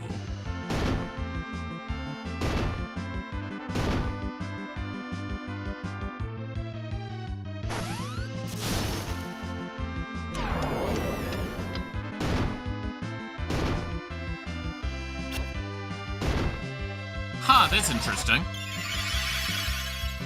Wait a minute. I don't know if you just saw that. So, Cecil's cover is an auto thing, right? Where it will take the attack for the teammate. But what it looked like there was not only did it take the attack for Rydia, it maintained the stats gained from being in position.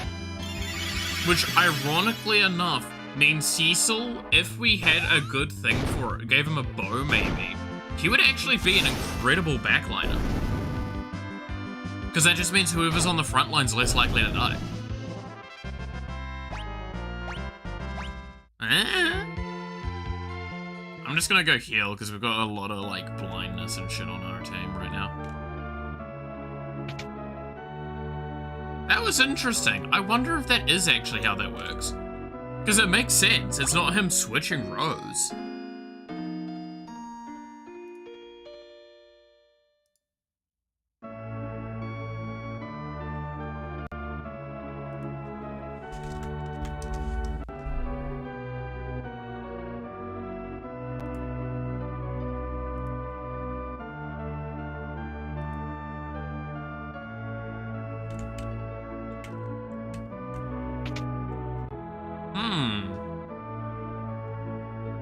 I'm wondering if, like, that does make... Wait, because can Cecil use a bow as his main weapon?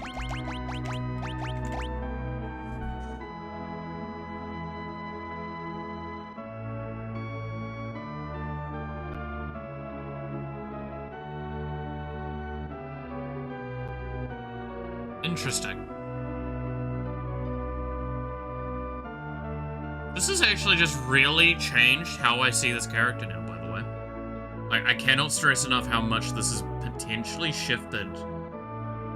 If we get a actual frontliner, so we've got Kane, we've got Cecil. If we have another frontliner that actually joins our team, like an actual one, not the thief, we put Cecil in the back. Like, I don't know if we're getting them again, but Yang's a great example of that, right? Yang doesn't have great tank stats, but he has a massive HP pool, which is good, because Cecil only cares about if they're in red.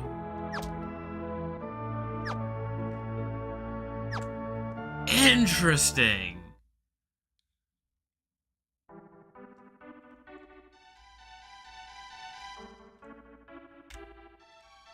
That's really interesting.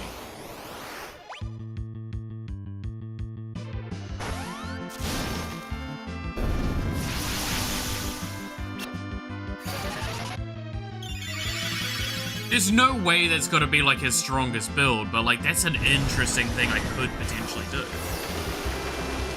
Right?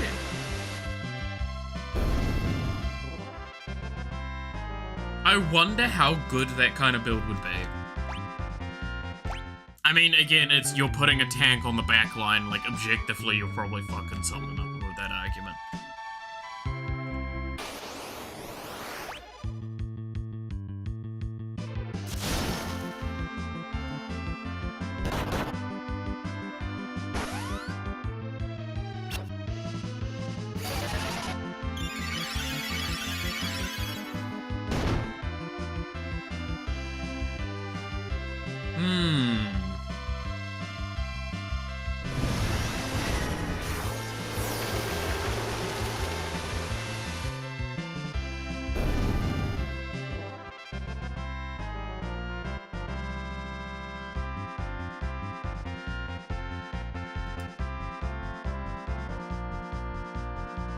That's really interesting.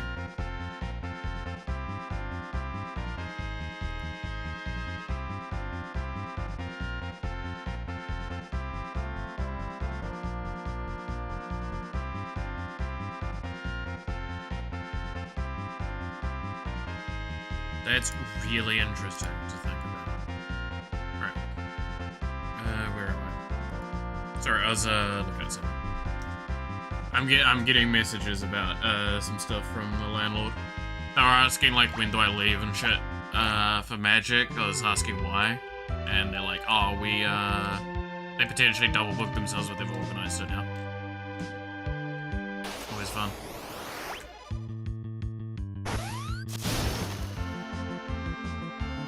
Yeah, Rose has not gone through her mana pool very much, by the way. Even though she's like consistently healing. It's because it's what, 18 mana per like the heal I'm doing, which is pretty adequate. God, Rydia is actually just one of my best characters though. She is by far where I have most of my damage landed.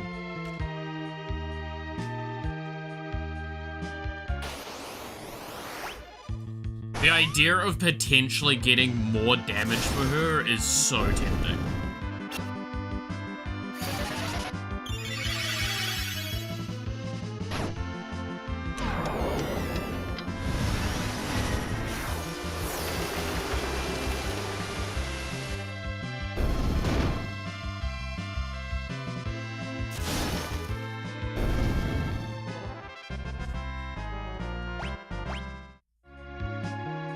Yeah, I'd love if we had, like, an actual another frontliner. Like, a hard coded frontliner tank. I doubt we would, because of exactly what I've suggested, where, like, it could very quickly turn into the situation where Cecil's in the back line doing range damage, and that's just better.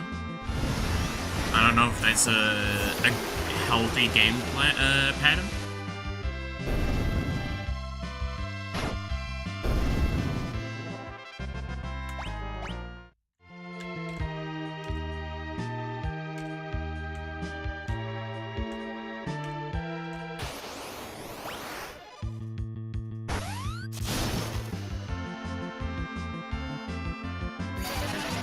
Dude, it sucks. He's not stealing fucking shit.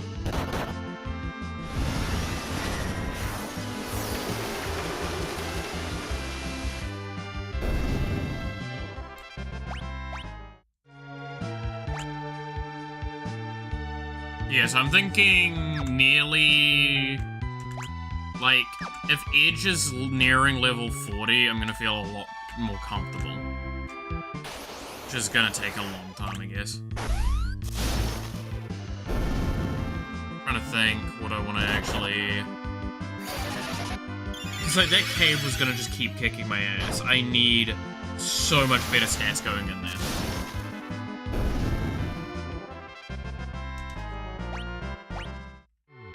And I don't think I've got a really good thing to do other than this for now. Like, there's probably a better spot. Like, again, I said this before. There's probably a better spot to go to. I just don't know where.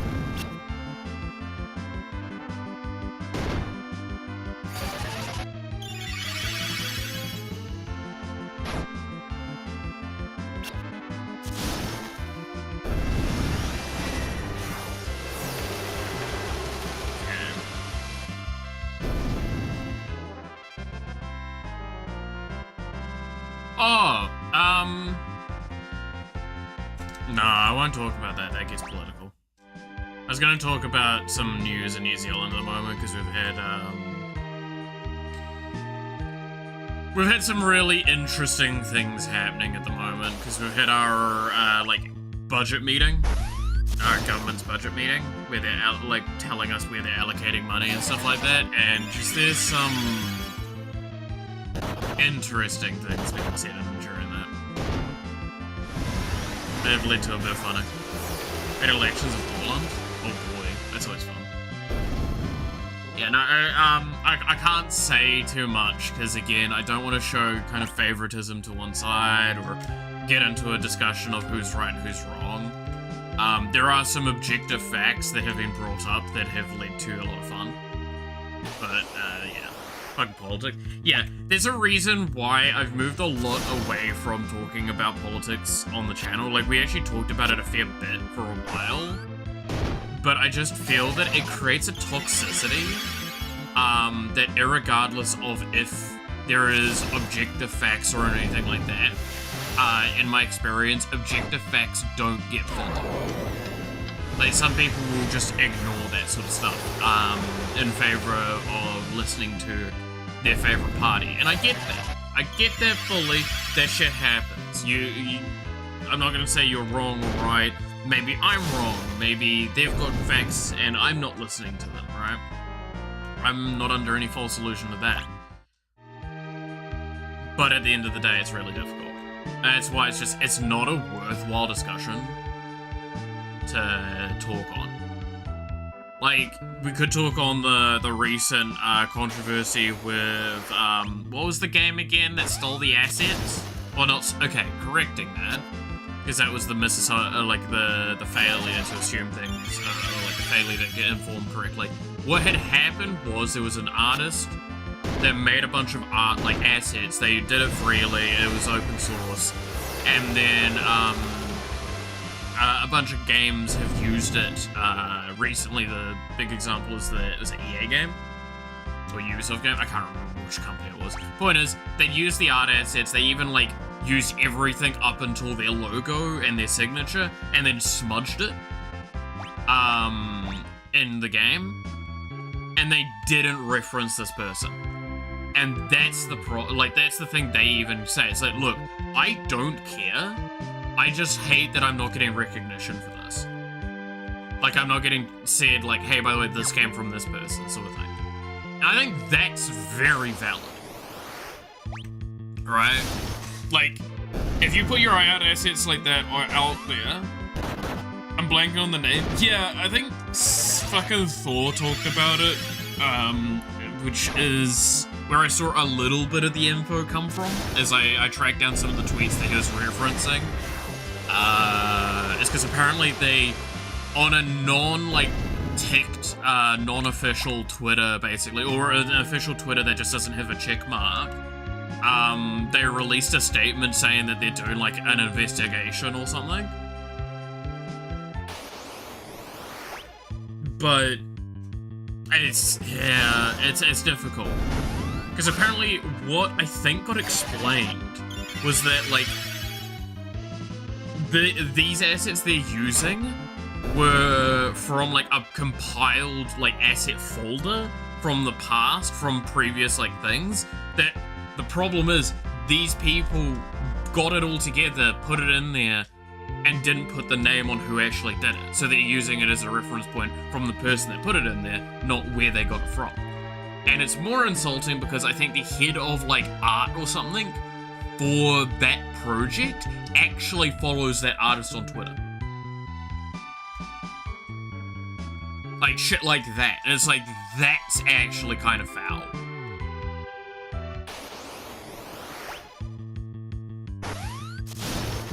That is something that made me feel kind of uncomfortable with the situation.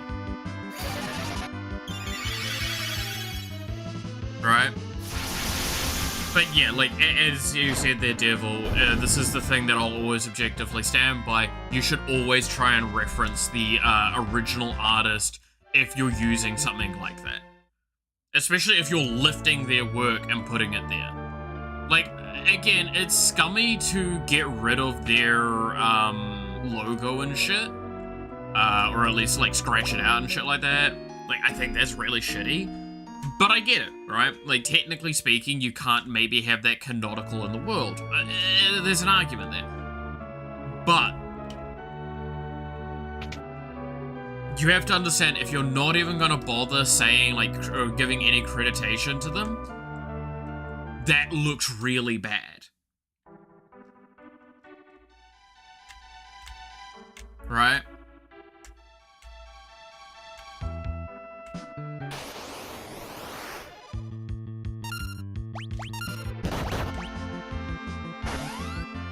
And that's what, like, has me really not liking the situation.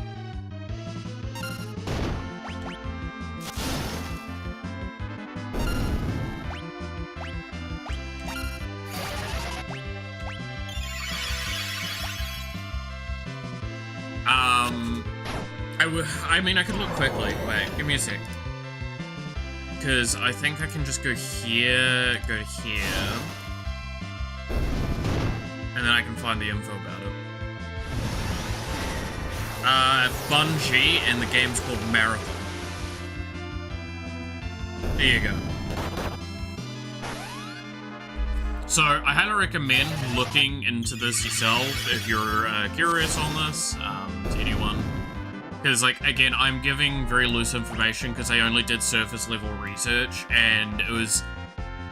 Again, it's one of those things of, I did surface level research and found out I really didn't like the situation, but it's also not an irregular situation, so I don't see a reason for me to learn anything new from this, because it is just, there is nothing new happening. It is just company treating artists shitty. Right?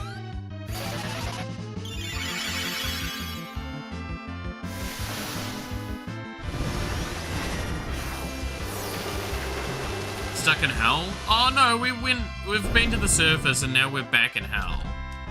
Now we're able to move around a fair bit. I'm just doing some leveling because I tried to go into a cave and it kicked my fucking ass.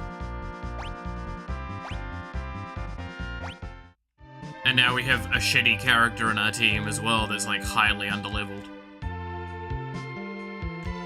I say shitty, I know he can easily hit damage cap. But he himself sucks ass. Oh, finally, he stole something!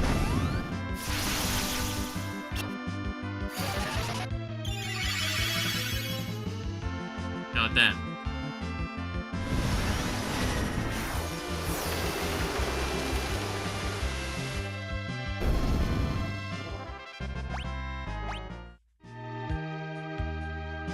But yeah, point is, I'm just trying to do some soft leveling at the moment. Get my characters up a little bit. I'm thinking trying to get Edge up to like level 40 range. Just cause he feels so bad. He feels so bad in most of these battles. Ugh.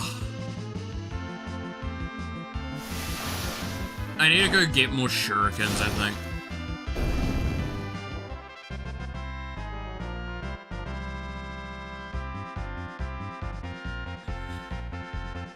Can you not say his name in chat? Wait, can you not say Edge in chat?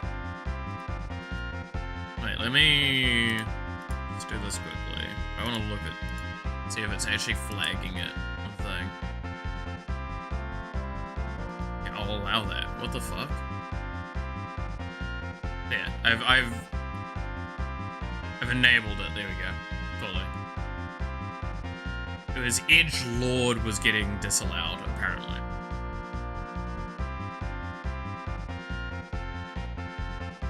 Yeah, no, it was Edge Lord specifically, because apparently it's flagged as bullying. Now it works? Yeah, no, I've toggled it. I clicked the allow button, I went over to the thing. I can't see when it flags it on my overlay. I can obviously go see it if I go to actual Twitch. Okay, Edgelord. Yeah, exactly. I mean, I can see that being bullying. Sorta. I guess. If I kind of like stretch it a bit. Good old Twitch, yeah. Good old Twitch with its weird fucking things.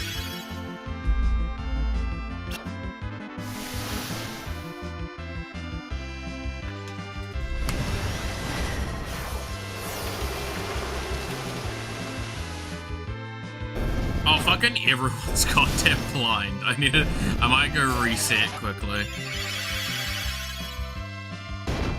I mean, it's only, what, 300 every time I go back to the inn. I make that, like, every fight, and then some. Yeah. 700, 600, I think is, like, around there. What weapons does Edge have? Edge currently has 2 Ashuras. I could probably put the claws on him, and it might be better, but, like, again, I've only just gotten access to him. And it's very clear that, like, his favorite thing he can do is to just throw weapons. That's where you get your height damage out of. Like, that's, throw is definitely the high damage thing. But, like, I don't have enough of a buffer of, like, spear weapons for that. Or shurikens. Especially knowing I'm just farming at the moment as well. So I might as well just steal. He's just useless.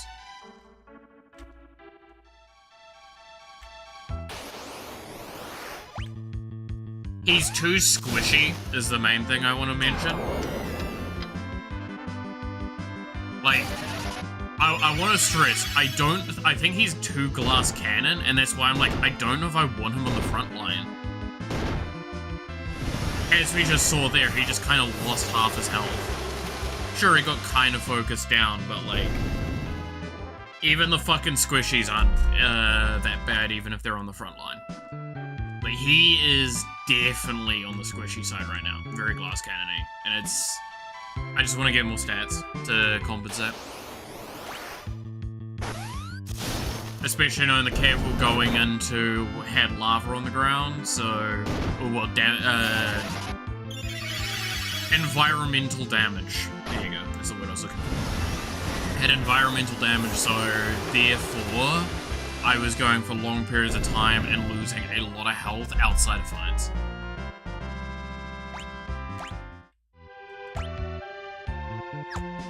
Shuriken's crazy but expensive. Yeah, like that's the thing as well, is like, any time they've done a throw sort of thing like that, it's always been like, you only use it in the boss fight. And you just want to, go like, see that dude? Fuck that dude. You're gonna do damage cap to that dude.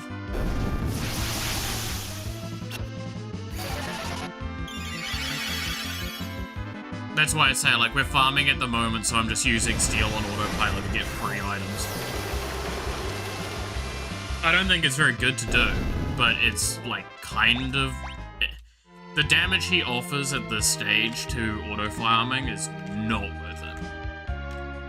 By comparison to just potentially getting items.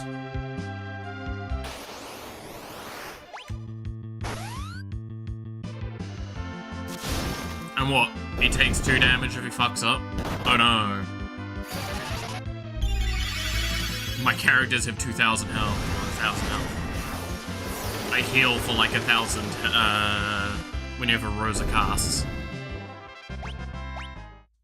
Because I'm not even using like the high-end heal, I'm using like a fairly mid to high.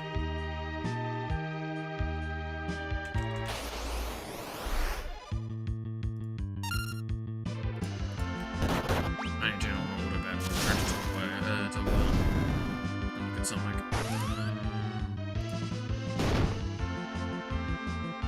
Okay. It's just double checking something was working. Dude, we've lost 40% of the fucking frames of the stream in total throughout it. That hurts my soul. I can't wait. I'm so hoping the promise is held. I mentioned earlier, but at this point in time, all things standing, the guy that's gonna help fix the internet for me, he's gonna help run a cable out to where I am from the house.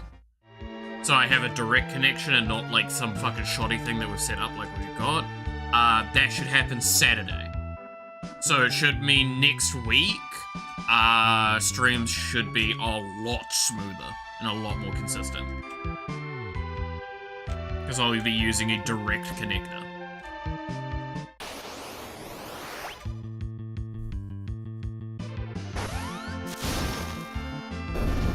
I think it can also throw actual weapons. Yeah, that's why I say I don't have a high supply of weapons that he can throw. I think I've only got like 1 or 2 left that he is that are eligible. Because I used a bunch in the first fight that we had of him. Kershoshiana, yeah, internet. See, that's the thing. Hello? I don't think I've seen you before. Oh god, earthquake. Oh, well, that wasn't too bad, I guess. Again, my internet's not bad per se. It's just, yeah.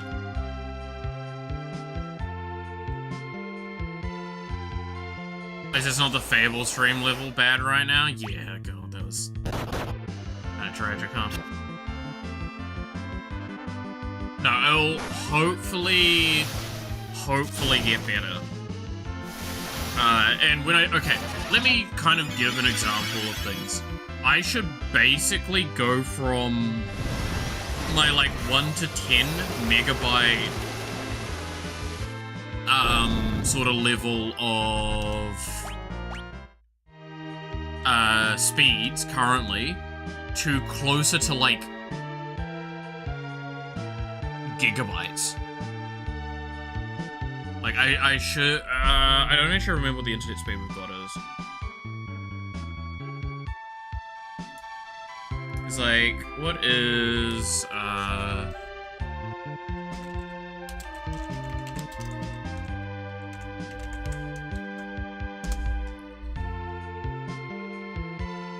I think we're on fiber.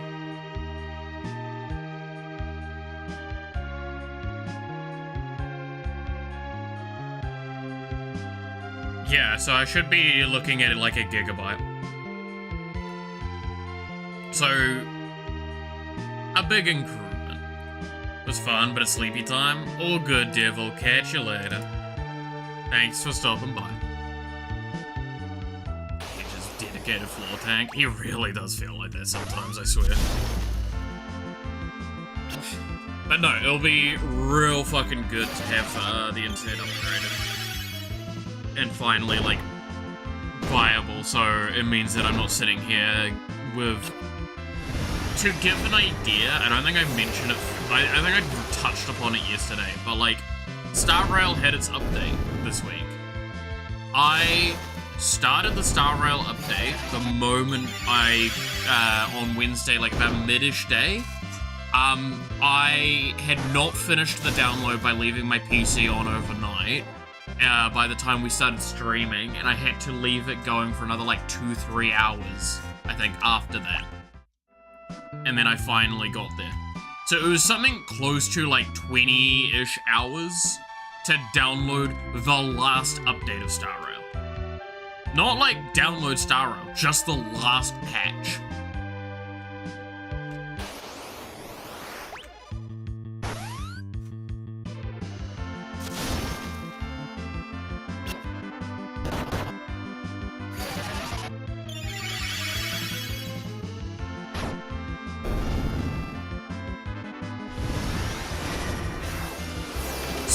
Yeah, I hate this internet with a damn passion.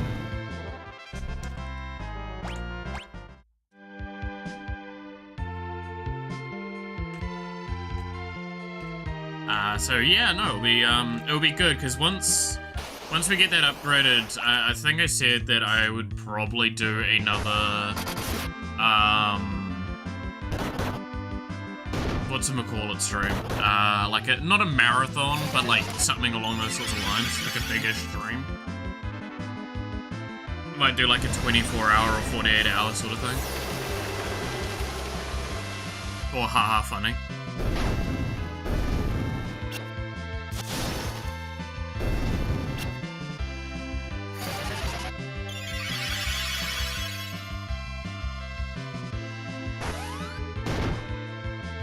I can't play gacha, I'd rather pay to have all content. The only money I put into Star Rail since early last year, and that was also a rarity there, is I occasionally put in for like the battle pass. Or the month pass, that's it. I do not put money into those games because I have strict rules around that. I am capable of self-control, self-regulation. I hadn't been in the past. I did have a period of time back when I played, I think it was Valkyrie Connect, where I put hundreds of dollars into that game fairly regularly, and that disgusted me.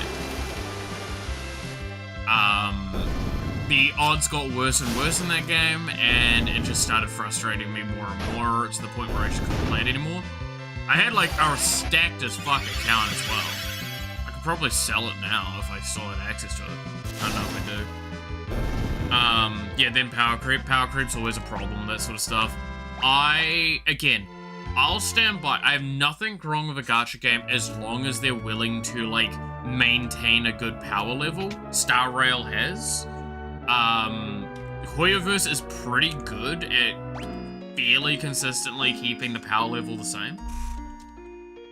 Sucks for me, free to play. I'm near free to play. If not, just you might as well consider me free to play. I put in like $30 every maybe month or two to the game. That's basically the coffee argument, right?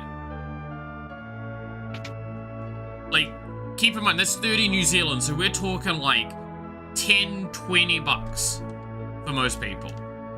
10, 20 bucks is not too bad. The pass isn't bad to buy. Yeah, that's it. And that still gives me enough, because I skip characters. I don't need this character in my roster. I filled this slot already. I don't personally need more carries. I actually need supports or sustainers. That's what I need. And yeah, Hyacinth's out at the moment, which is a really good sustainer. But like, that's it. I'm at the stage where I would prefer to wait till one of the characters that I want to like upgrade turns up again, and then I will get that. But that's it. That's why I'm like, I get your rationale, but the thing is as well, is like, I have a friend of mine that he's now started pulling back on this, but he would E6 and S5 multiple characters, like, back to back. I believe he has like 6 characters maxed out in Star Rail. Now keep in mind, E6 means you have to have the base version and then get 6 additional copies. So you need to get 7 copies total. He has spent thousands of dollars on, like, he spent $1,000 on one alone. Keep in mind, like, we're talking, he's basically spent the amount of money for a decent graphics card on a singular character.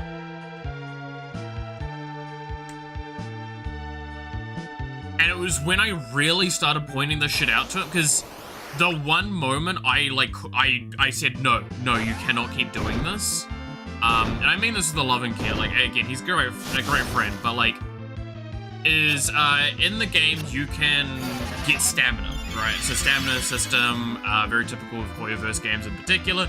most gacha games have it as a limiter factor for both grind, but also so you don't overplay the game. And it means that they can lock stuff behind less RNG, but just more like time progression. So Relics is a great example for this. I like that. But the problem was he was actually spending the paid-for currency on the stamina. And the moment he is like, no, I'm only doing it like this many times a week, I'm like, yeah, then what happens when you go, I'll do it one more time. I'll do it one more time and on top of that. I'll do it one more time on top of that. And it happens to escalate. Like, I basically sat him down and said, you do realize you're spending this much money a week then? And he fucking, like, actually flipped at that moment going, oh shit.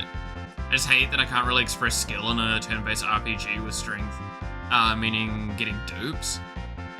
So, this is where I'll say, again, I don't have very much upgraded characters. Like, I have many upgraded characters. I have a couple that are like E2, I have a few that are E3, and those are like not ones I use. Excluding 4-star characters, I have all of them E6'd, I think. But that's just because it's a 4-star character, you get those by accident. And I still complete very similar to the same content as he does. Like, one of the things I'll always hate with the Star Rail community is how many times I'll see, how the fuck are we supposed to beat these new upgraded, like, because they keep upgrading the end game. And they're like, how can we keep doing this? It's like, actually, I'm using teams that have existed since the first year of Star Rail into some of these fights, and I'm doing fine. I just have good gear on them. I have farmed for that gear naturally. I have worked very hard at doing this, and we're talking about characters that are E1, maybe have their signature light cone, stuff like that. Like, if you have 4 or 5 teams, and preferably not too many characters that are shared between those, you can beat the game, and it's not an issue. And that is why I dislike the argument. Like, I have not like, the last character I went after was Castorus, which it is objectively one of the biggest power creeps I've ever done, because it has a global passive for your account, not for, like, when you're playing them. It's if you own this character, it gives you an effect. And it's a res effect. It's just, that's a little too good. And that's gotten a lot of kickback from the community. But I'm gonna be honest, I didn't give a shit about that. I just sat there and I'm like, Castorus is a death scythe-wielding bitch with a dragon. That shit's cool. The last main character I went after was Fei Xiao. And that was because she's literally a Fox Yakuza. Like, I didn't need more carries, but also Fox Yakuza. I'm very set with the fact that I don't go after the best characters. Because there's a lot of characters I've skipped on that would scare people. But I was like, damn, that shit just cool.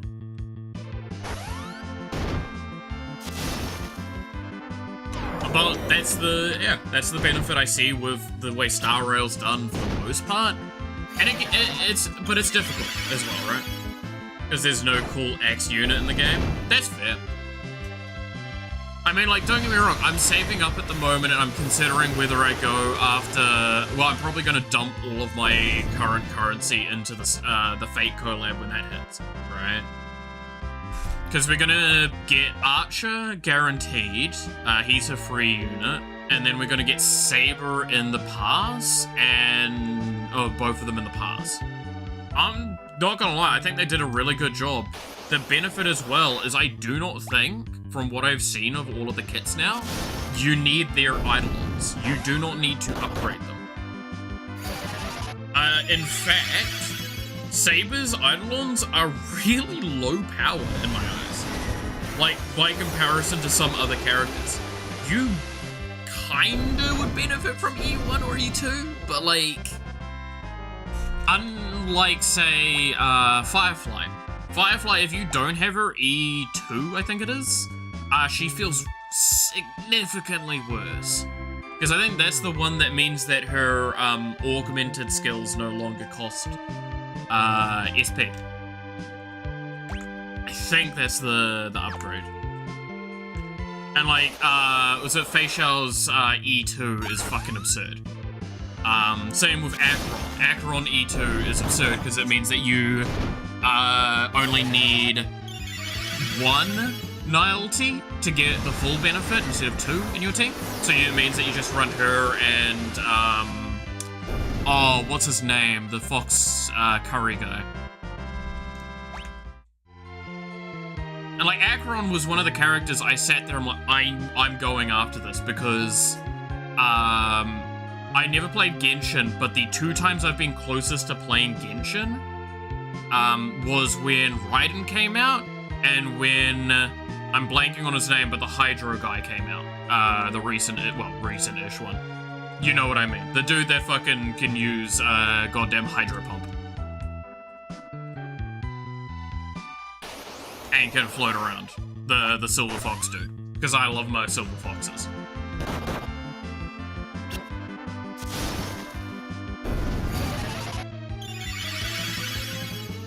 So like that, when I saw that basically, well, not basically, that the version of Raiden in this universe was coming out, I'm like, I'm getting her. That's not a debate point. That is an objective. I gotta go after her. And I have her at E2 or E3 at the moment. I think it's E3. And I do have her with her signature Leica. And her team is one of the teams that I've focused the most on. Because, again, I fucking love it. Have you tried Withering Waves? I did. I played it for 2 weeks, because I promised myself, whenever a game like that comes out, I play it for 2 weeks to see whether it's good or not, and then I leave it alone. I refuse to add more to my list. There's a reason I don't play Warframe much at the moment. It's because any game that forces me to treat it like a job does not deserve to be on the list of games I play nowadays. Star Rail gets away with it because I can auto-play it. So in the morning before stream, what I'll often do is while I'm like going to the bathroom, setting up breakfast, setting up other things, I am literally doing my dailies. In fact, I've nearly forgotten doing weeklies a few times because I just do all my dailies in the morning and then never open it up during the day. So, I think Withering Waves is a phenomenal game. It has a lot of cool gameplay elements. It's extremely visually beautiful, and I think some of the stuff in it's great. I do think it is a modern rendition of what Genshin is, and really took some beautiful inspiration from a lot of things. The fact that it includes very Nier Automata sort of mechanics to its combat really sold me. I thought that was phenomenal. Like, the fact that a lot of the combat felt very, like, parry, dodge, all this sort of stuff, I thought was awesome. Which is why I also liked Zenless Zone Zero. Zenless Zone Zero is probably the closest I got to actually wanting to play the game for long terms. In the end, it's a gacha. I mean, gacha is just a method of making the game, right? Like, fuck, I've got a gacha game in my list of games I want to make one day. And before you go, like, anything about it, like, I have some of the monetization planned out. I don't care. Like, I don't care if people complain or not. At the end of the day, like, the design of the game is intended to be done by a large-scale team. So I'll need to monetize the shit out of it. But it also, I know what I liked out of gacha games and what I learned from them. I still stand to this day, all of the time I spent playing Azure Lane's probably been the, again, I don't know what it's like now, I'm pretty sure it's not too dissimilar, but Azure Lane is the best gacha game, right? Azure Lane is still to this day one of the best examples of how gacha can be done, which is, you can get all your pulls and everything, but like, if you want to be cosmetically advantaged or just have better better odds at stuff, just pay money. Fuck it. Like, you're not guaranteed getting more, you're just you've got more stuff going on. Like, you can pull 10 characters a day for free. pretty consistently. If you really wanted to. Or you could save that up. I don't know. You do you, boo-boo.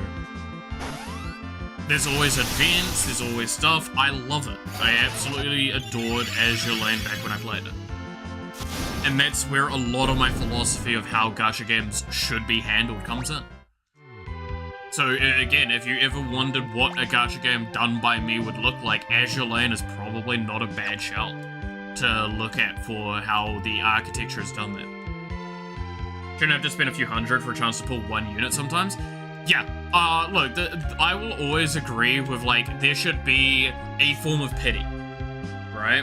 I think Azure Lane did a pity system that I quite liked, which was, you could narrow down the pool of what you're getting from, and then you have your odds increase, obviously, over time, like pretty normal, but there's also a way that eventually you can just, every character goes into the pool, like the global pool, eventually.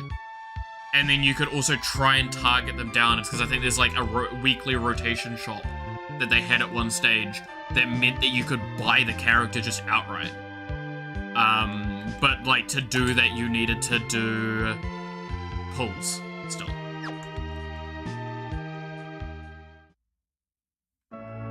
So like if you were desperately missing a character, you could just wait for them to turn up in that shop.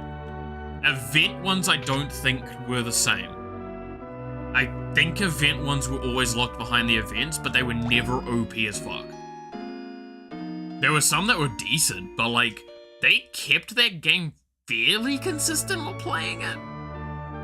Like, don't get me wrong, I think it was Bismarck was coming out soon when I last played, and I knew that one was gonna fucking blow the goddamn game out of the water.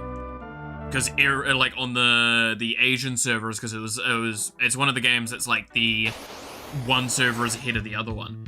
Bismarck fucking was just the meta.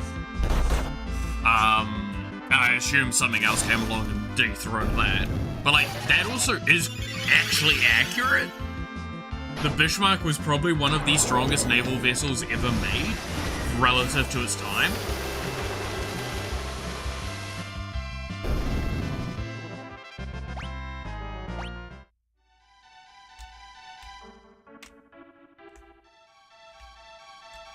So, yeah.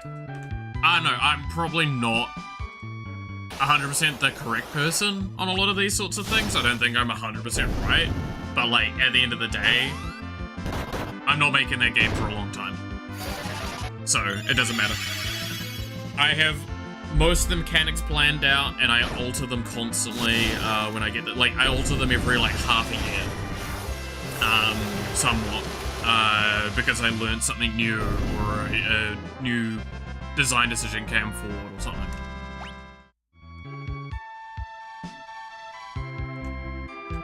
But for the most part, the game has stayed fairly consistently the same since its original inception, back like... Fuck, how long has that game been in design for now?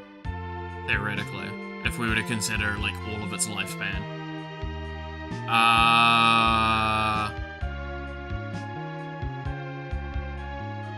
7 or 8 years? No? Something like 7 or 8 years.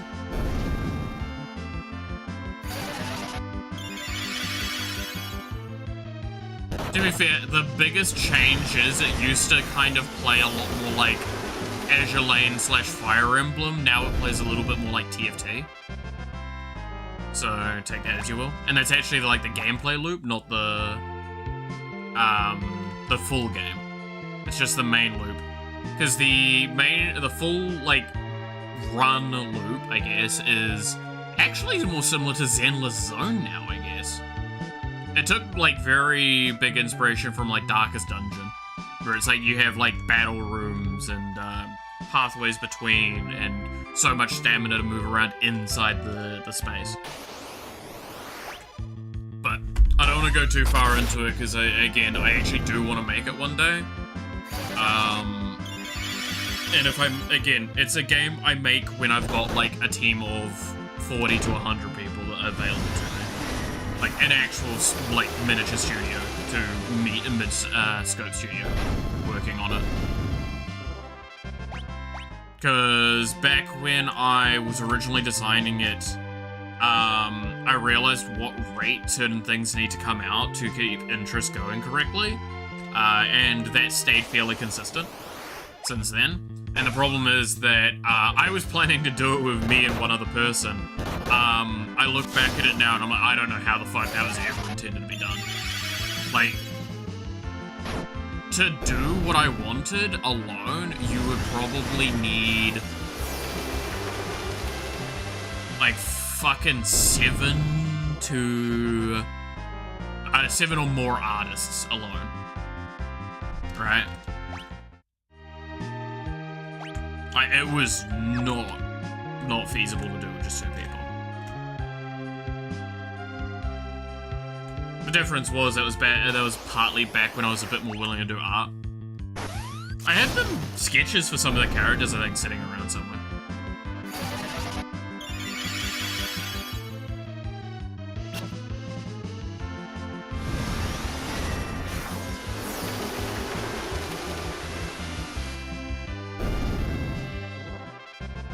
I think I've actually shown some of them on stream.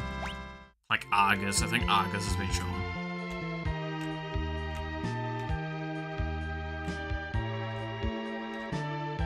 But yeah, I mean, I don't know. I'm always in a weird spot with a lot of that stuff, admittedly. Cause one thing I'll always, like, stand by is I respect the right for a company to try and make money the best way they see possible, right? As long as it doesn't jeopardize their integrity or the player's integrity. And like the players are okay with it. If the majority of players don't give a shit and then some kick up a fuss, then that's that. That's fine. But like, there is some moral arguments there. In like the last 5 years, indies have been godsend. Yeah, in indie, we've been in the golden age of indie for like a while now. I would say it happened pre-COVID, or it started to happen pre-COVID, and then like post-COVID it's just gone up. Because now people are forced to be at home, more people are willing to develop, things like that, right? So that's actually led to a massive boom on that. I stand by, we've been in the golden age of gaming for a long time. A lot of people will disagree with that sentiment. I don't give a shit if you disagree with that. That's one of those things where it's like, I can't really see an argument against it, because a good game comes out like every month, like once or twice a month. And you might go, no, but AAA's doing terrible. It's like, yeah, but that's kind of what we're saying. It's like, it's gaming, not AAA gaming. AAA gaming has definitely deteriorated, and it's getting closer and closer to the tipping point where something will change. I like when they're passion projects and not just making games for the sake of making profit. I have a mixed feeling on responding to that one, and that might say a lot about me. To call me out, again, this won't call me out on however you will, but like, it's fine to profit seek as long as you don't jeopardize ideals. If you go into game development with the intention of profit seeking, you will not produce good product. And that is most of the time the case. However, being passionate to make money and then learning and all that sort of stuff, if you're willing to do that, it's probably still going to result in a pretty decent game.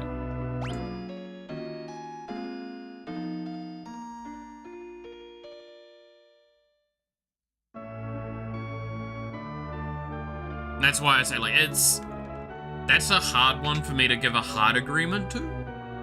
I do think that is kind of part of some of the issues with AAA, but again, the AAA's problem isn't the developers and it isn't the CEOs. It's the in-between communications where, like, the board wants this, the developers want this, and it gets misconstrued between the things, and things go wrong. And like it's a problem of kind of like, and I know there's a better wording for it, but I just use the old term Chinese whisper scenario, where it's something that's being said, it's chaining down the line, constantly going down, and it's getting reiterated and thought about differently, and like interpreted constantly differently, to the point where it's no longer the same message getting to the people. That is not to say anyone is to blame in that scenario. And I've had this argument a lot of times because people like to blame someone.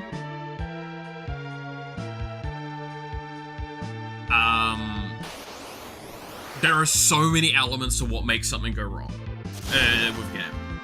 And that's why I say you cannot blame one group or party involved in it. It's just this is where a lot of issues arise. This is where a lot of things go wrong here. Yada yada yada. Right? It's balanced on a scale. But the big companies restrict and miscommunicate a lot, and the end result comes out poorly. That, I'll agree with that. No, 100%, I'll actually agree with that one. That's a sentiment I don't think I can find fault with.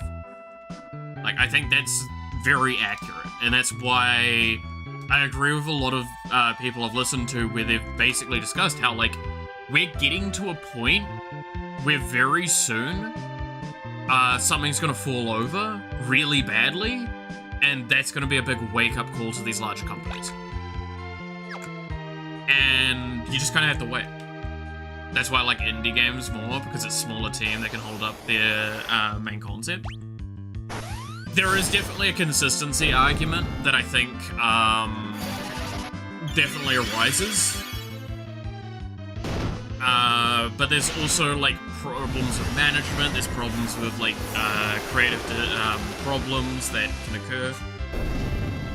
Look, I stand by, if you want one of my best games of, like, the last fucking fair few years, I still think Dyson's Fair Program is one of the best games I've ever seen made, and it was made by 7 Chinese guys in Garage. And that's not that's a literal statement they've even given. It's the reason why they take forever to do updates, because it's just, like, they've got their own fucking lives to do. And that game is amazing. If you've not checked it out and you kinda like factory builder games, I still think it's one of the best factory builder games of all time. I've played a lot of factory builders. I've played Satisfactory, Factorio, like all that. I still always find myself wanting to go back to Dyson's Fair Program.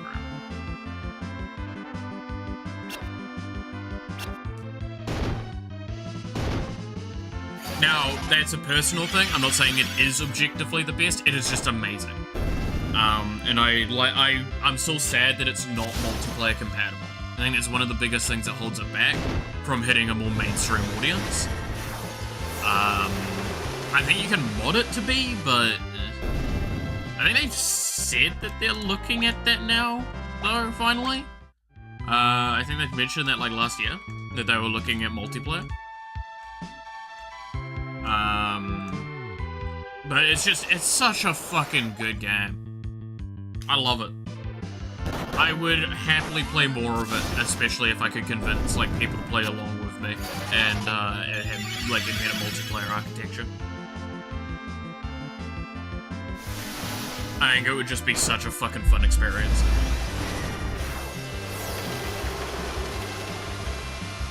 Like, I love playing Factorio or any of those sorts of games with people, so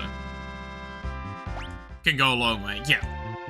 But I will understand that there is a lot of technical complexities by adding multiplayer to a game like that.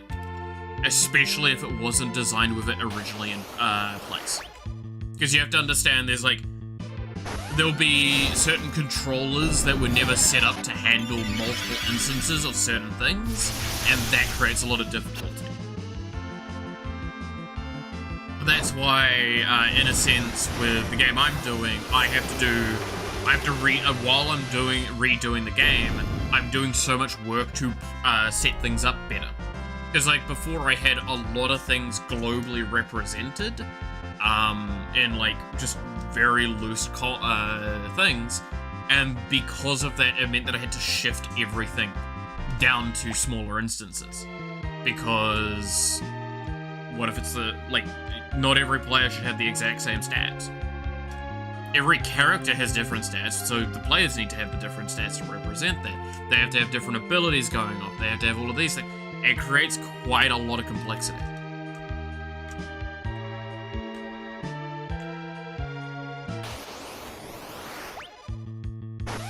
And I think it's a great, unique thing that that game will have, is being a Vampire Survivors game that's multiplayer oriented.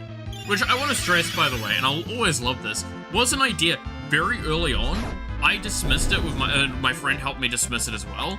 And then fucking League of Legends Swarm came out, and I'm like, damn, this shit slaps having this shit multiplayer. I wanna fucking recreate that experience. Hey, Matthew, how's it going? What'd you miss? Well, we found out Sid's not dead, but I technically created another orphan, so we made it a neutral point of, we're still at 2 orphans created. Because the Edge dude in our team, the thief, if we'd turned up earlier, his parents would be alive, potentially. So, you know.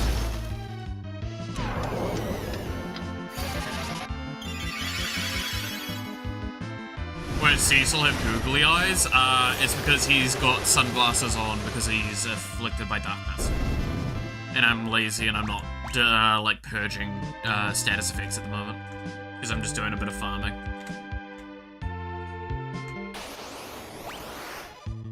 Because we went into a cave and got our ass handed to us, so I need to level up.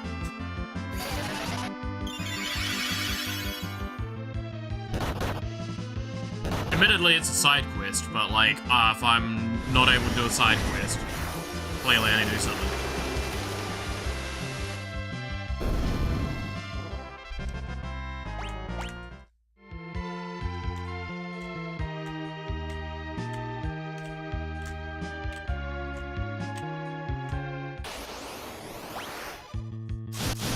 So I'm just fighting shit in hell is basically what we're doing at the moment. But no, we've just been randomly discussing, like, games, game development. I think it stemmed mainly from gacha game discussion, right? Tallow got his card in the latest spoilers? Oh, shit! Let me pull that up. I'm curious.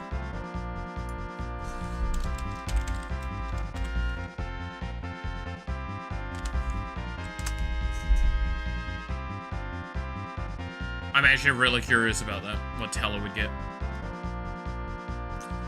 Okay, recently previewed cards. Let that load.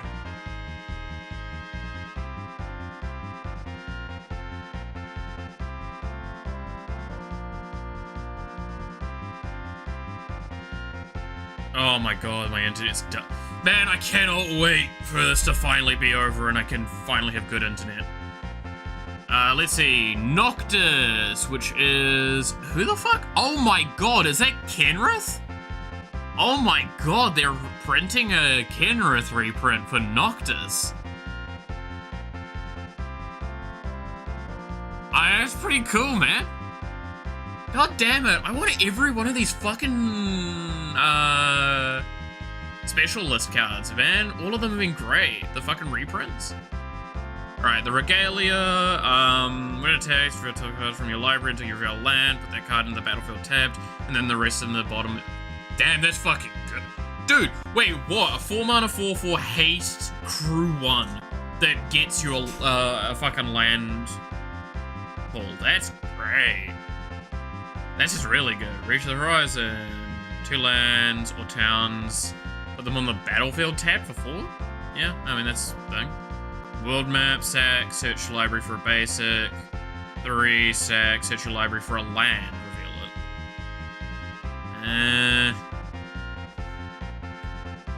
I mean, if that was 2 instead of 3, that would be a really good card. It being 3 makes it not that great. Also, I swear to God, I just saw the red card.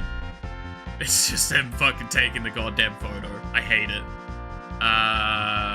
I probably should just show this on screen, right? Because I'm assuming you probably don't want me just talking about them, and might as well have them on visual. There we go.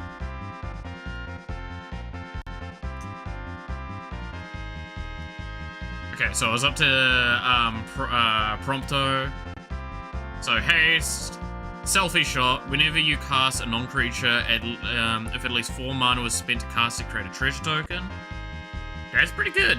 There's been a lot of 4 mana, or like minimum 4 mana cast effects on this one. Lunar Whale. You may look at the top card of your library at any time. As long as it's attacked, you may play the top card of your library. It's pretty good. Ignis. Oh god, he's Simic. When it enters, look at the top 6. You may put a land card from among them onto the battlefield tap, the rest in the bottom of the library. And then 1, a green and a blue to tap. Exile target card from a graveyard. If it's a creature card, create a food token. God damn it. That's actually so funny. Golden Saucer. Oh boy. I like that he's taking a selfie in the card art. I love and hate it. Like, that's actually so fucking funny, and it's stupid as hell. So, land, tap. Oh, it's the Golden Saucer's a land. Okay. Tap for colorless. 2, tap, flip a coin. If you win, create a treasure token. 3, sack 2 artifacts, draw a card. That's not too bad. Weapons Vendor. This creature enters, draw a card. At the beginning of combat on your turn, if you control an equipment, you pay 1. When you do, attach target equipment you control to target creature you control. Oh, that's fucking... No! Alright. Sure, fuck it, why not? Vane's Treachery. Instant, kicker, sack an artifact or a creature. Target creature gets -2/-2. If it was kicked, -6/-6 instead. Cool. Crystal, I think I've already seen this one, because this is Chromatic Lantern, which is fucking, it's still cool as hell. Golblies, which is Sir Conrad. I'm not gonna lie, I kind of want to get this. Because I'm like, I kind of want to make an arch enemy deck with Sir Conrad at the top end, like as the commander. And this would be how I would do it. If I get this card, I'm making a Sir Conrad deck. Omega. When it enters, for each opponent, tap up to 1 target non-land permanent that an opponent controls, put X stun counters on each of those permanents, and you gain X life. Where X is the number of non-basic lands you can... What? Okay, that's pretty fucking cool. Genova, I've already had a look at, and I've already read through. A lot of people... My mate that knows about the games more said that this is, like, very on point, so correct that if you want. Goblins nuts, exactly. Summon Titan. Mill 5 cards. Return all land cards from your graveyard to the battlefield tapped until the end of turn. Another target creature, you get X trample, and XX, where X is the number of lands you control. That's pretty good. That's really good. 5 mana, 7/7, reach and trample for a saga creature. That's pretty good. Then... Okay, so there's Teller, I see him there. Whenever 1 or more scouts, pirates, or rogues you control deal combat damage to a player, exile top card of that player's library. You may cast it. If you don't, create a treasure token. When you cast a spell you don't own, put a 1/1 counter on each scout, pirate, or rogue you control. Yikes. That's really scary. Alright, Teller. Whenever you cast a non-creature spell, create a 1/1 colorless hero creature token. If 4 or more mana was spent to cast that spell, draw 2 cards. If 8 or more mana was spent to cast that, sacrifice Teller and deal that much damage to each opponent. Okay, that's actually really good. No, that's actually really good. I actually love that. Because that's literally him casting fucking Meteor. Oh my god, that's actually so good.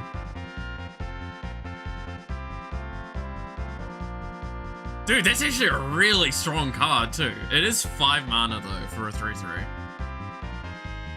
So, you get it, a minimum, you get a 1/1. You potentially get to draw 2 cards, and then, like, when you go to do an ultimate play, I guess, you nuke the fuck out of each opponent. Because it would also be, whenever you cast that spell, like thing, deal that much damage. So I assume that's going to take the cost on the stack, right? not the cost, so Expel would count for that? That'd be pretty scary. Side quest. Which one's this one? Hunt the Mark. When this enters, disrupt one target creature. At the beginning of your end step, if a creature died under an opponent's control this turn, create a treasure token. Then if you control 3 or more treasures, transform into Yezamat Ultimate Mark. Sacrifice another creature or artifact. This gains indestructible until end of turn. Tap it. Interesting.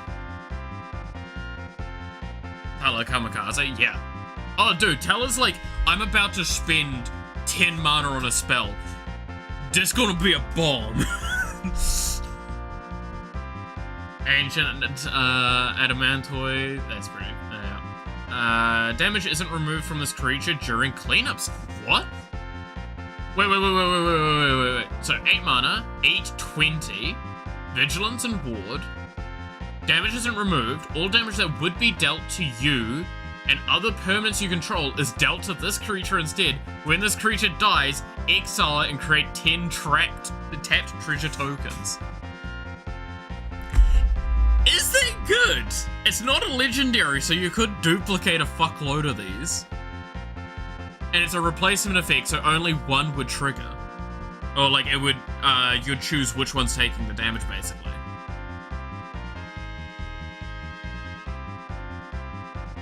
Is that good? No, I don't think that is. To be fair though, we are talking about if you give this thing trample and it does damage based on its booty, that is a very scary creature. But it's also 8 mana.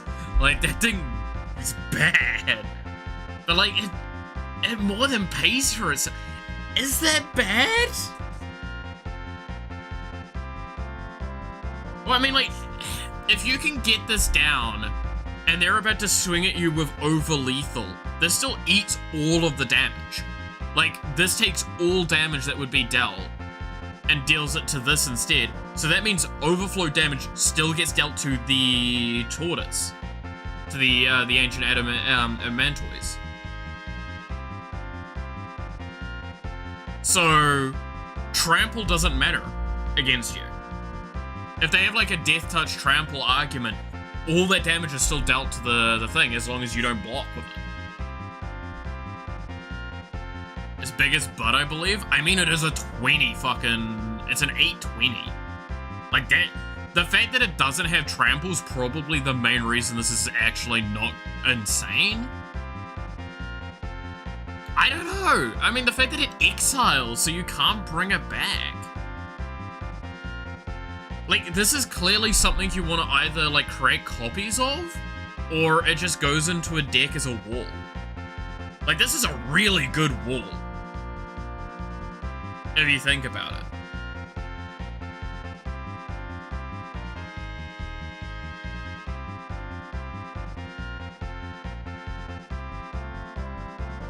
Keep you bored after Blasphemous Act? Yeah. Like, this is overflow damage is eaten, which is great. Stolen Uniform. Choose target creature you control and target enchantment. Gain control of that enchantment until end of turn. Attach it to the chosen creature. When you lose control of the... What? And target equipment. Gain control of equipment. So I thought I said enchantment. I think that's the problem. When you lose control of that equipment... When you lose control of that equipment this turn, if it is attached to a creature you control, unattach it. That is some weird wording for that. Also 10 treasures. Yeah, that's what I'm saying. Like, it more than pays for itself because it's an 8 mana cost. So you get technically 2 back from this. That's what I'm saying. Like, it's either you copy it or you use it as a one-off wall to delay for something. But like, what are you delaying for? I don't think this thing's that good. But I can see ways it could be good. And then now we're on to main set. So these are just these are the only spoilers. But yeah, so Tala has been spoiled now. Even though Tala's fucking dead. Also, I do kind of like that Ignis does make food. I'm very glad he makes food. It had to be the case. But no, this fucking Noctis being the Kenrith Returned King is actually pretty cool. Again, all of the fucking showcase cards they've done, like the special... What is the term again for it? I'm actually blanking. It's like... special guest? Is it special guest is the term? It's special guest. Ooh, Fluffy Raid! Hello, Yawiki. How's it going?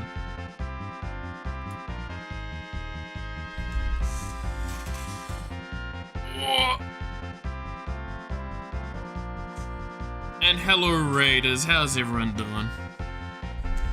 We were talking about Magic the Gathering, don't mind me. There was a very silly card that we were looking at.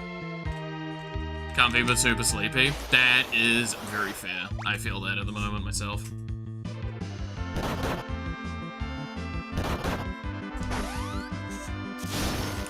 It's been a few days. That's how it goes, I guess. Oh, I do have some cool news though.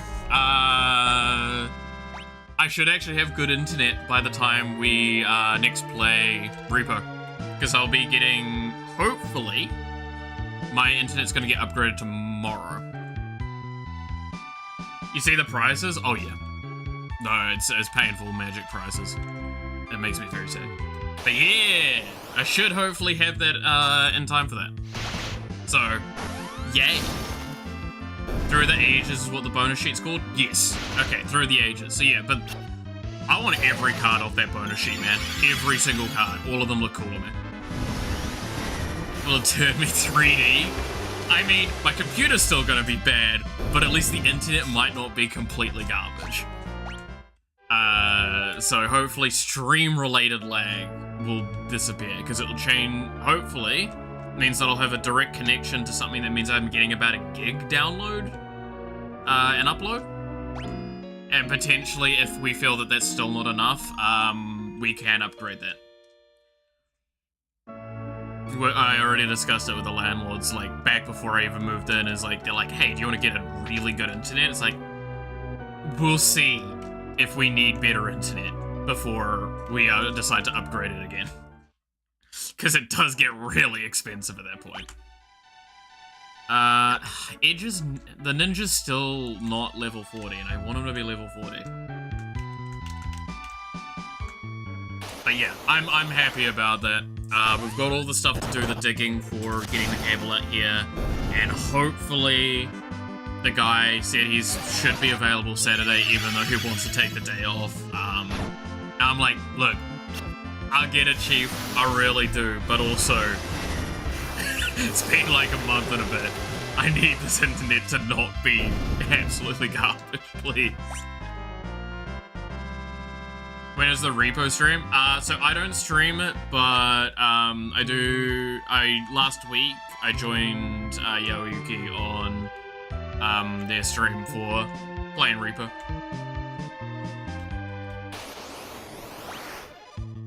Which was really, really fun. I don't intend to stream it myself. I actually quite like not...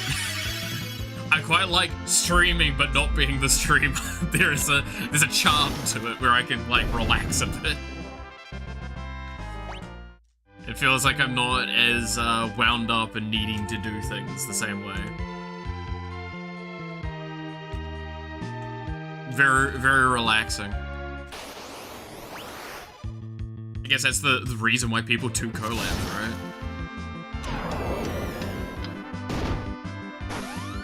I mean, is that all their thing?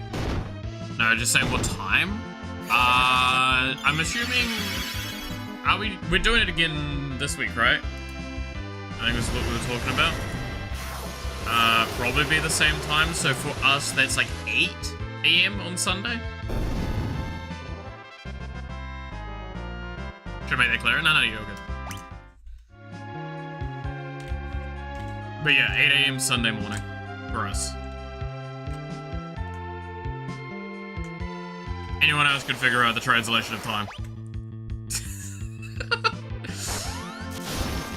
It's an hour after I normally start streaming. There you go with that.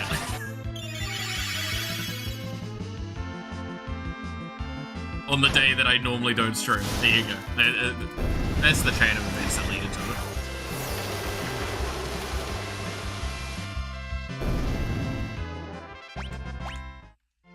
Cool, thanks. Yeah. Because it's, translate time. Yeah. It's a time is weird. Time is weird. Why does time gotta be so complex, man? So... Time zones. Again, does not help that I'm in the time zone that's, like, sometimes the most confusing for people, because it's 10 AM on Friday for me right now. So most of my streams are technically during the week, even though, like... Guess what? I have one stream tomorrow, which is technically Friday night for most people. And then I have one stream on Monday, which is technically Sunday night? Maybe I should move the Saturday stream to Sunday at some point. Because that would probably benefit more people. The time quote? Oh, timey-wimey. Wibbly-wobbly, timely-wimey.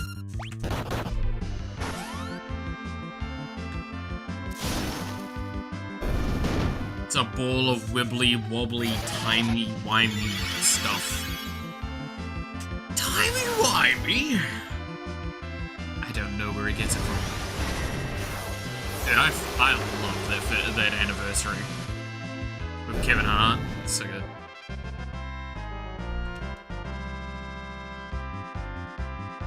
If I stream 24/7, it's not confusing.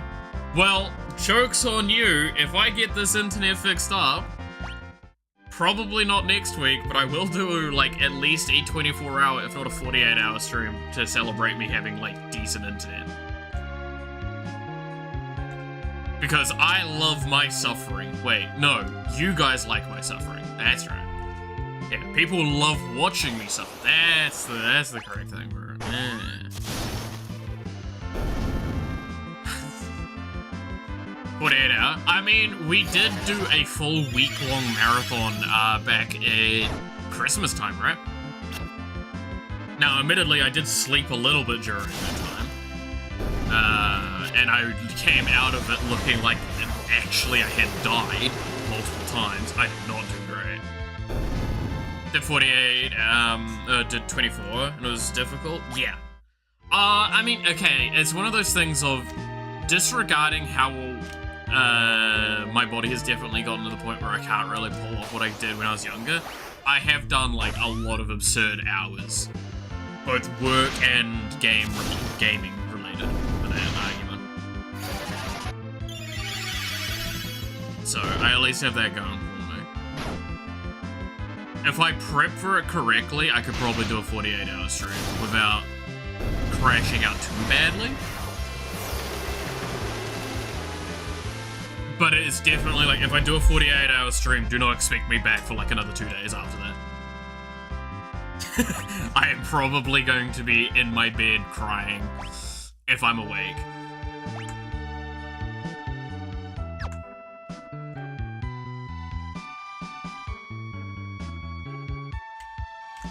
The problem is, what do I do for a 28-hour, like a 24-hour or 48-hour stream? I don't know what I would do. That's actually the difficult part. Because it's like, do I just play more Final Fantasy? That feels a bit... meh. Do I do development? I would not be able to keep doing game development for that kind of period of time. Now what do I do?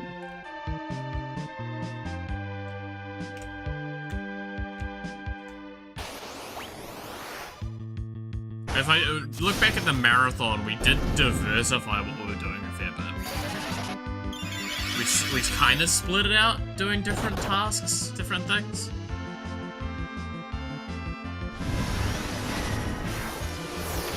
One of the things a lot of people actually liked a lot was the, like the mock GDD we did, where we explained what, how to do, like, a game development a game design document is what a GDD is. Or a TDD, I guess, technically as well. But we discussed, like, figuring out how to plan doing a game. A lot of people really enjoyed that. Which is funny, because it was one of my lowest amount of people talking, but one of my highest amount of people watching times of the entire marathon. Which is just, I find that very entertaining. I had one person talking with me at the time, like somewhat, and I had double digits watching, which is not something I had consistently throughout that entire marathon. A lot of people like that, I guess. And it was like double digits on both platforms too. Right.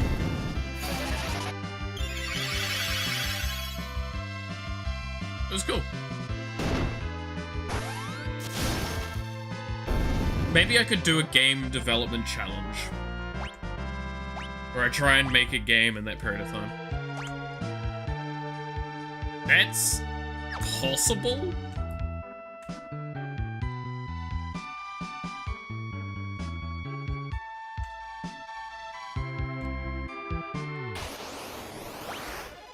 Half dev, another half magic, and another half gaming, and half wondering why are there two streams? Yeah.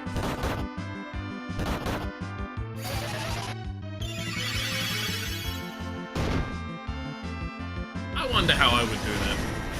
That's a good question though. Of like, what would I do for that sort of thing again?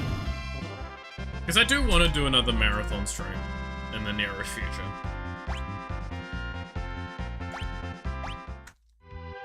It's just, I feel like I gotta have a reason to do one. And like, Christmas is a very obvious reason. Well, technically, I guess we do have something coming up we could use as an argument for it. And it's something I don't want to talk too much towards, but I have said that I would do something for it, I guess, which is, when I get older. When my year timer gets ticked up by 1. In case I'm not very obvious with what I'm saying, my birthday's next month. I hate celebrating it normally, but like I'm trying to make an excuse to not be super fucking bitter about that time of year anymore and do something interesting. My landlord has made it very evident to me that I should probably do something, because like they've got a really cool idea for theirs, and they talk about it very positively, and it's reminded me that it's not the date or event that I hate, it was the people I spent it with for a long period of time. So, I just gotta spend it with better people. The day you crawl out is the day the world began. That's how I came to be when the world began.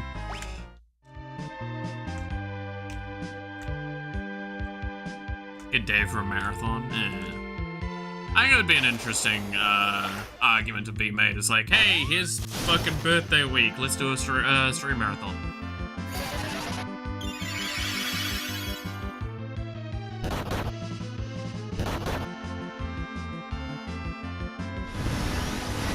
See, now that would probably be a great, like, 24-hour or 48-hour stream, right? Don't know if we'd want to do a full, like, week-long one, because I definitely would want to be able to rest during that time.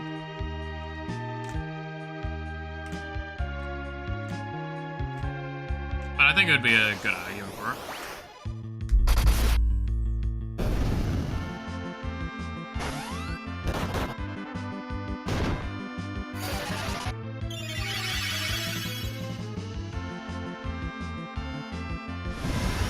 I mean, I also want to kind of, like, leave myself available, because, around that time is also another mate of mine's birthday, a bit before mine. And he's not had very positive experiences with his birthday as well, outside of the times where I've been involved, where, like, I've just gone, hey, let's hang out. And I didn't get the ability to celebrate my other mate's birthday, which was last, like, a week ago.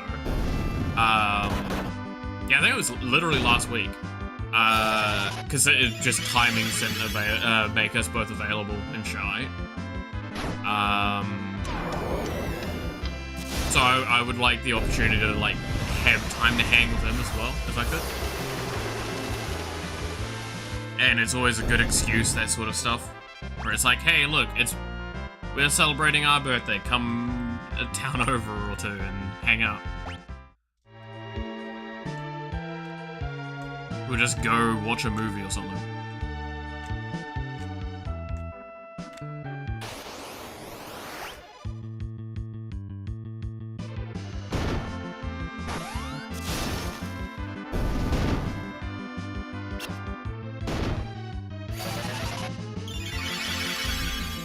I mean, cool thing would be, is by the time that kind of rolls around, I'm able to get the precons for Magic, the Final Fantasy ones, because I am going to be pre-ordering those not next week, but week after, I think, is when I plan to. Okay, cool. This farming, by the way, again, reminder, I've been doing this to just get level 40 on Edge. Then I will stop doing this elongated farming. It's really boring.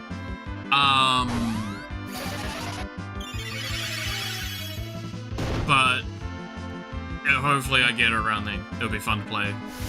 So yeah, I'll be pre-ordering it not this coming week, but the week after, which means I'll probably be getting into a fairly delayed list. I know I want to get like a pre-release thing, and I definitely want to get the precons. Kind of want to also get the starter pack. I don't know. We'll see. See how it'll math out.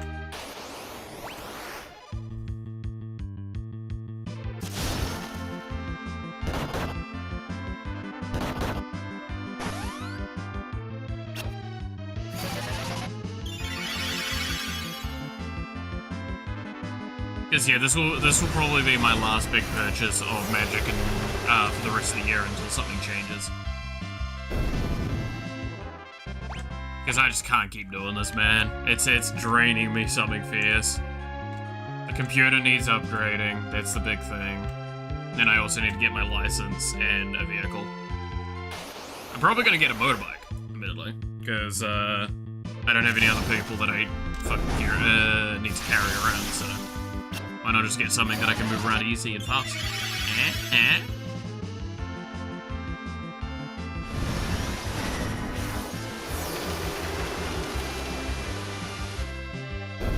Means I can come back down and hang out at the old LGS with you, Matthew, and everyone. Come down for a Friday or a Saturday.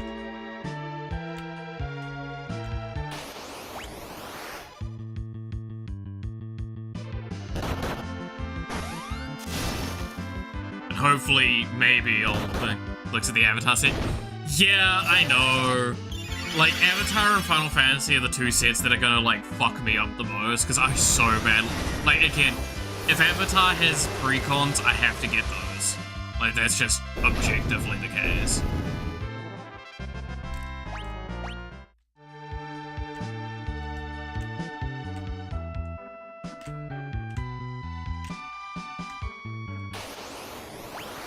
I definitely want to get those. It's just, it's hard, man. It's hard to organize all that. But that's why I say, like, it's last mainstay purchase of the year. Unless things change. Hopefully by then I'll have, like, a better source of income or a job or something to compensate and let me actually be able to purchase things a bit better. Or have better purchasing power is the word I'd kind of look for.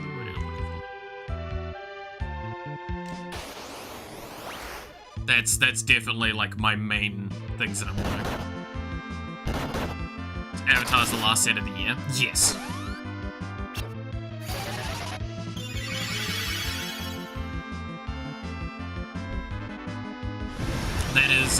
That is a big benefit I have. I don't have to worry too much more about other stuff.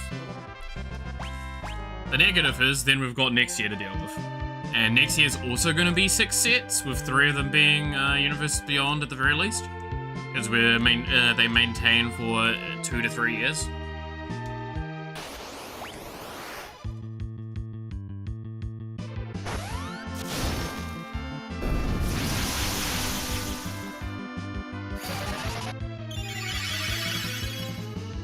Like, I wonder what, like, the general feedback they've taken in and are taking on board from, all of this will be. Like, I don't think Universes Beyond is the problem. I think it's Universes Beyond, like, I think I talked about this before. I think most people would be more fine with Universes Beyond if the sets that are in Universe also felt like in Universe. Right? I think Aether Drift's a great example of this. Aether Drift was what kind of comes under the nickname of the Hat set. If anyone's wondering what that means, it's basically the characters that already exist, but they're in a new context. Kind of almost alt-universe feeling. Alright? Like multiversal kind of thing. Where it's like, oh, this is occurring sort of thing. It's not. It's legitimately part of the main story. But it feels like that. I mean, one of the best things for that is Thunder Junction, right? Thunder Junction was a phenomenal set mechanically, especially for Commander. But in that set is Rakdos, for example. Rakdos is a random dude in a gang. Need to little quick reminder who the fuck Rakdos is. Rakdos is like basically Satan of one of the things. Like, he's a lord of one of the demonic hell planes. So, yeah. Random dude in a gang. So that's kind of what it's meant by this. Like, it's...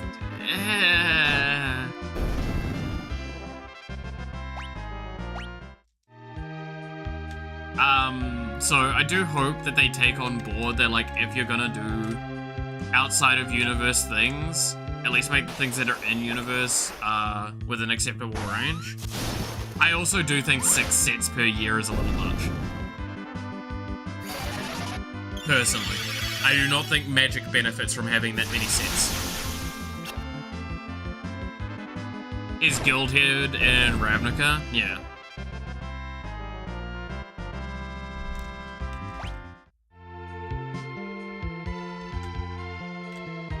Point is, he's big, scary guy. And the fact that he's just this casual, like, strong guy in there is, fairly insulting.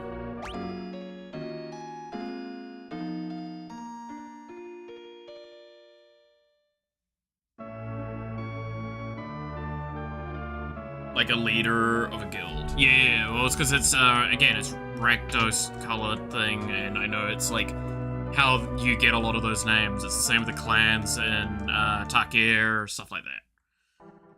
Point is, though, is he's not someone that should be just the muscle. He's a big, scary demon dude.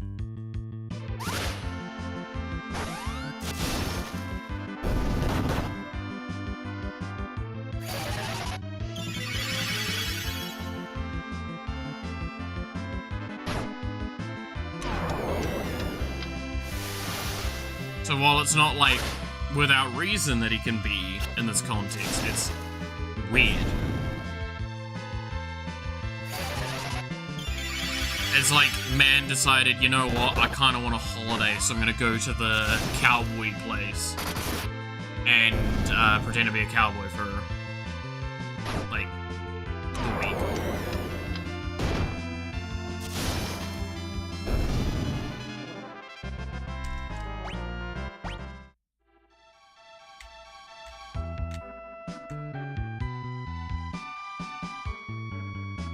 That's Crows Entertainment. Well, yeah, but it's also Sick Twisted Entertainment, right?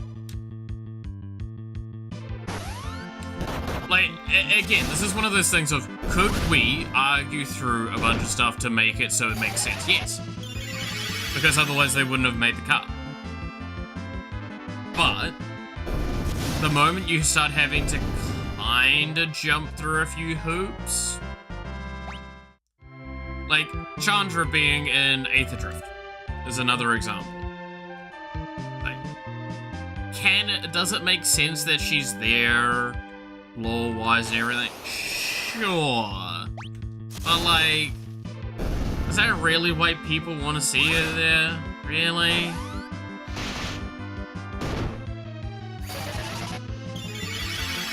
It's not the worst example of it, which in my opinion, yeah.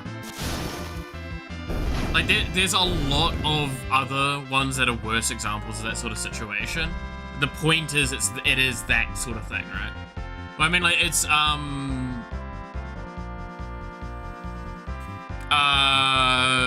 fucking, what is it again?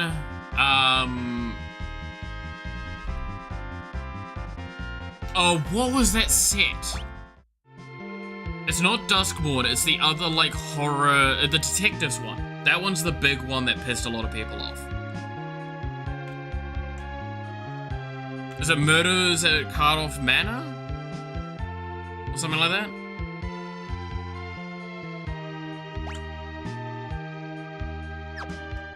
God, he's about to level up, thank God. Like, that was the one that pissed off a lot of people because it was a really, like, important area for people, and the fact that they just kind of did it dirty.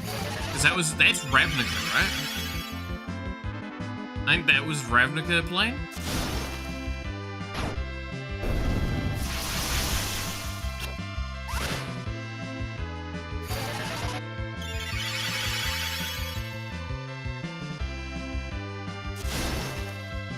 Murder at Karloff Manor, yeah.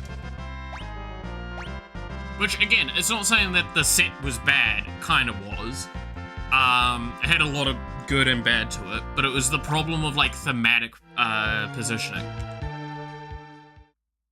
And that's, again, this is what you need to consider when you're doing those sorts of sets, is, like, how people are going to react to the thematic usage. And that's why hat sets are a bit awkward, and why the point, again, coming around back to the point is that hat sets aren't bad. Hat sets like taking the spot of in-universe sets feels a bit awkward. Because it feels almost disingenuous.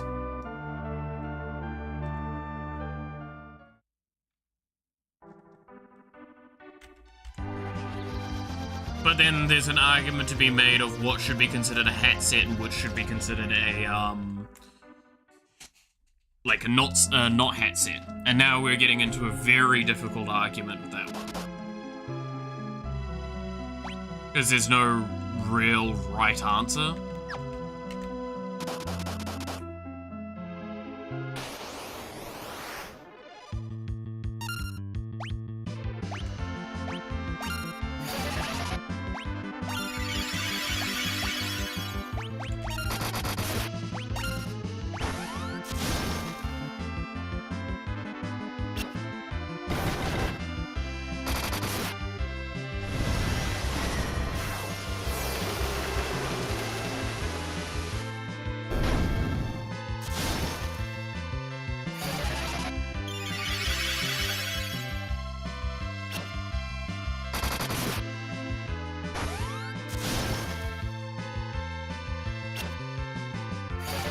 Yeah, now I'm feeling a little stronger into this area. This Thunder Dragon still fucks me up though, holy shit.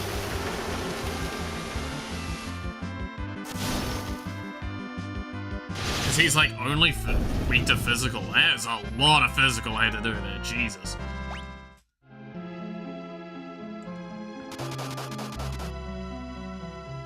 Let's hope they don't damage Lauren when I get back there. Yeah. Like, I think, again, that's also the fear. And I think it's a very valid fear of, like,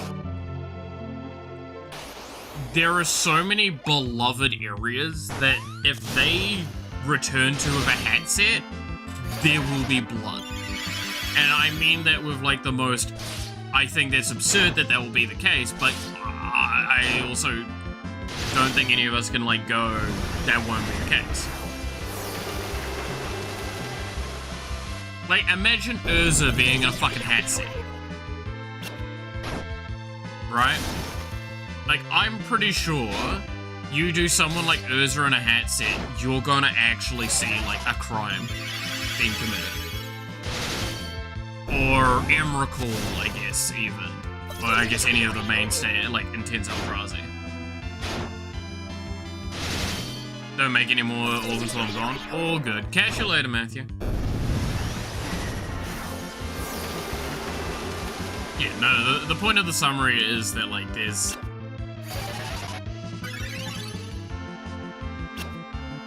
a lot of difficulties with a lot of the stuff. I'm not envious of, wizards for having to deal with a very complex thing like this.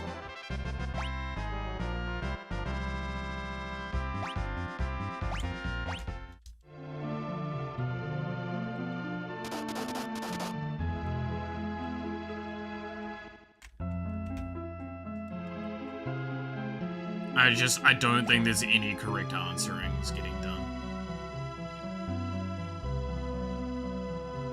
Okay, so this is basically where we got to before.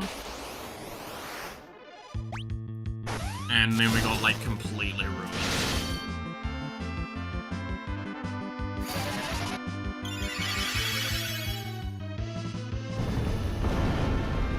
Partly because stuff like that would happen and Edge would die in, like, 2 attacks.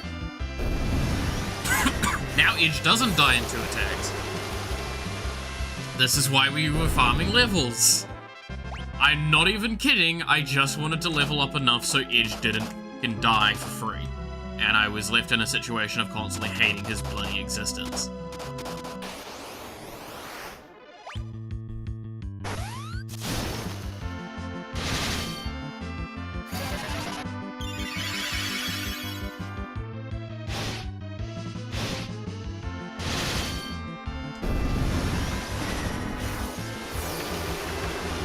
Probably do need to get some healing going in again in a sec, but... because... it's really hard, this area, because of how much free damage I take.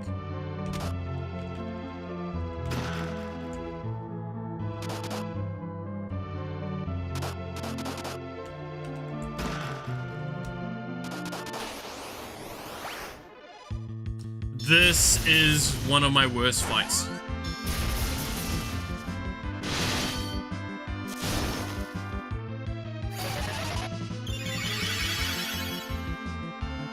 If I'm unlucky, I'm just gonna run.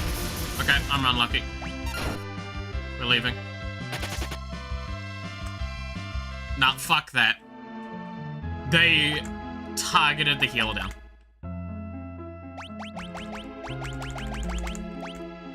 You can eat shit.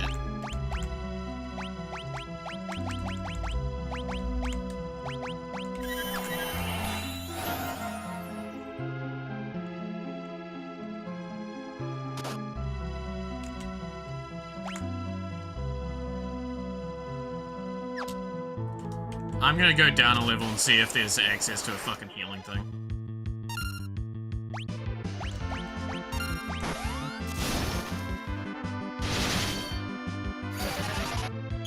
So I can, like, save as well internally. Dude, stop fucking hitting Rosa, for God's sakes!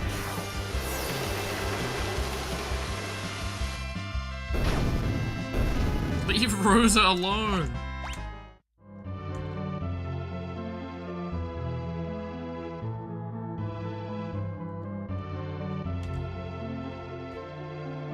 Am I safe here?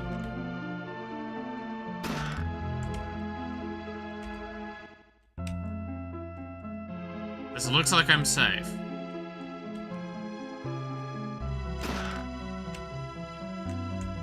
This is the land of salmons, home to all salmon monsters.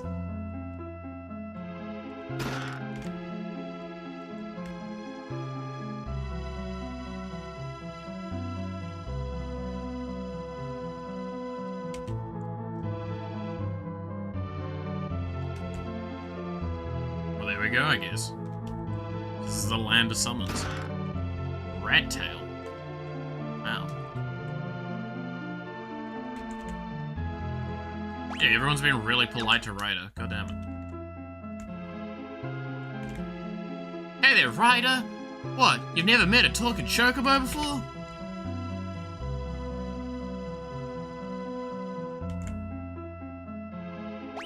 Oh my god, 1,000? Rough.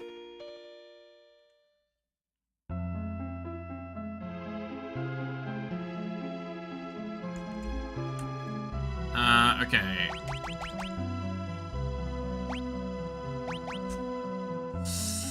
I don't really need anything.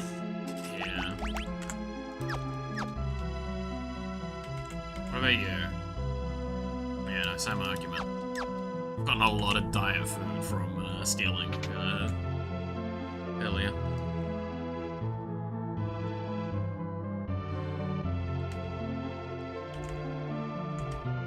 Man, everyone's really nice to Ryder. I'm good. Sorry, Vidya. Phoenix down, that's nice.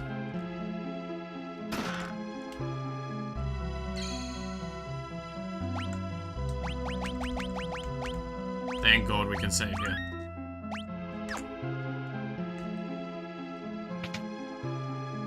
Okay, that's really good.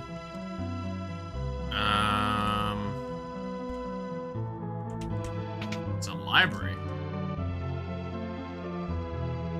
Oh, it's a rename person. I don't care about your renaming. I know there's a great physical and mental strength that may enter the cave that leads to the world of humans. It is said that there are other forms of summoned magic that still lie undiscovered. Ifrit spawn thing, Ifrit flame incinerate all its path. Titan Shaker of Earth rips through the earth, tearing open the abyss as wide, so wide as to swallow any and all. Ramu, God, the Good Elder, rules wrath, calls forth dark clouds, and condemns enemies with bolts of lightning. Shiva, Queen of Ice, those who anger Shiva will instantly transform into a statue of ice. Chocobo, cutest of all summons, but is first to flee from battle. The history of the world of humans is brief compared to shove off.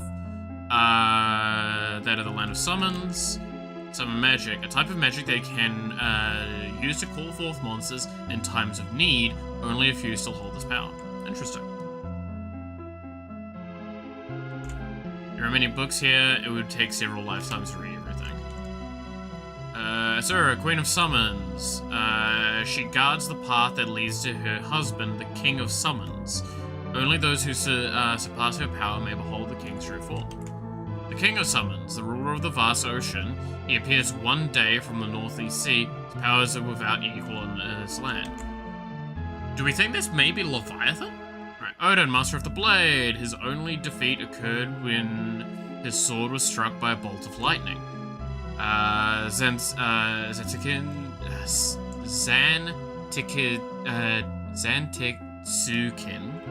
his ultimate attack annihilates all enemies with a single blow. Yes. So yes, kind of creatures. When they combine their power, they can unleash their true strength. Laws of the Land of Summons. True strength lies only in the souls of the righteous, and one must prove their worth to attain it. You have a literature in your world too? Yeah, I hope so. 2 moons. In the ancient sky, the 2 moons were one, so it is written. The god of summons created us and watches over us from afar, never having known defeat. Perhaps the only way to defeat him is to reflect his own strength against him. Oh, shit. Okay. Long ago, a giant whale descended to the earth from the moon. Presently, it is in a deep sleep within the dragon. Summons, monsters, humans. What happened in the past? What does the future hold? Life is an eternal mystery. If scan fails to indicate the nature of a monster, you may wish to consult the bestiary. Land of Summons Throne Room. This is the royal chamber. You must receive permission from the Queen Asura before you may approach the king. Queen Asura! Ryder, my dear, what brings you back to us? We need your help. Very well, but first you must prove your worth. That is the way of things here. Do you possess the strength and courage to challenge me? Fuck no. Then I am sorry. I cannot be of any help to you. Yeah, I do not think we're there yet. I wanna do a little bit of I wanna do a little bit of work before we do that. I wanna make sure that we've got a top gear. Not the show. Move out the way, please. Jeez.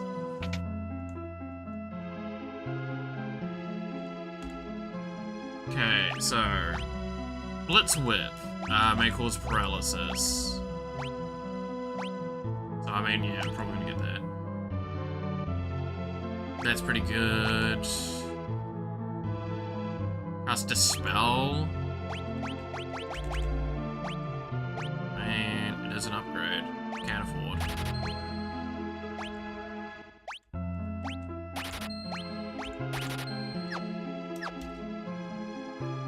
And then let's go to the equipment store.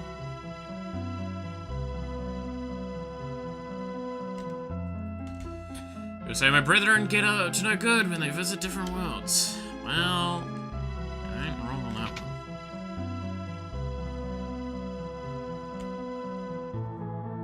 one. Aegis Shield. A shield that is resistant to magic attacks and prevents petrification. Light Robe. And resistant to undead attacks and lightning. Well, I mean, that is most of my money.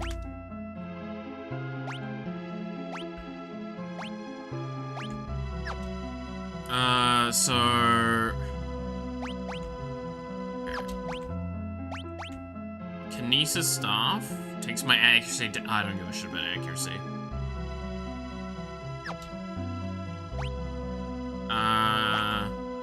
I actually do care about the spirit getting increased, yeah. So spirit going up is nice. Light Robe. So evasion goes down...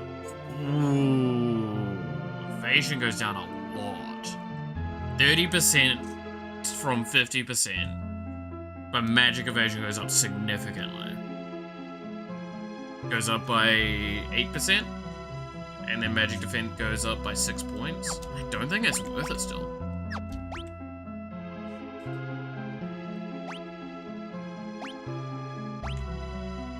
It is worth it here though.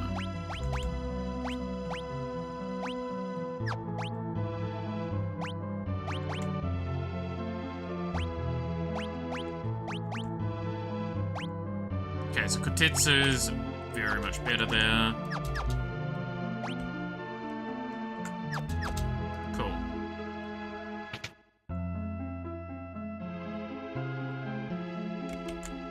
And yeah. Okay, so I wanna use the area up there then to farm. Because now we've got a fairly consistent way of healing out of it. And we still have things to pick up. Because we've got the chest to the right, to the left, and the chest above us.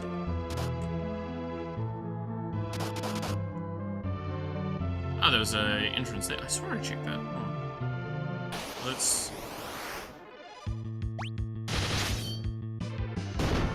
Damage is definitely improved.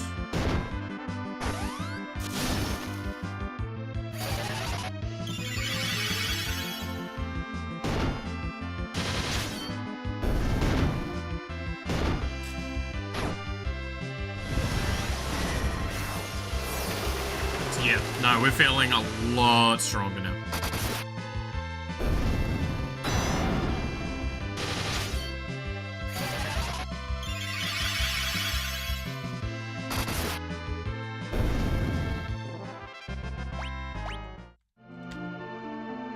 The gear, but also just the other stuff as well.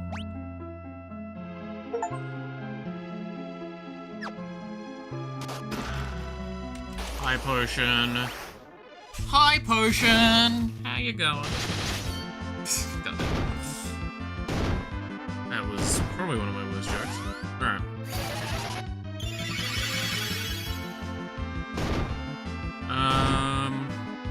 no, we're definitely at a point where, like, we can kind of brute force through most fights now.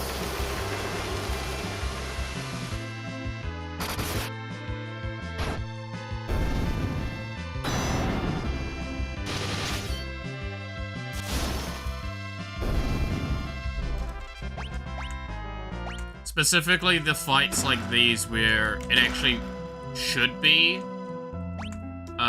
brute forced.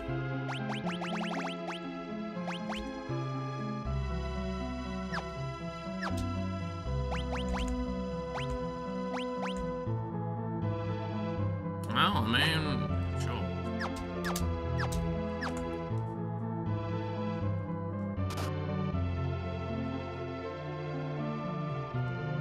Need a... Oh, this is gonna be a rough fight. Could you stop fucking hitting my backline? Fucking rude.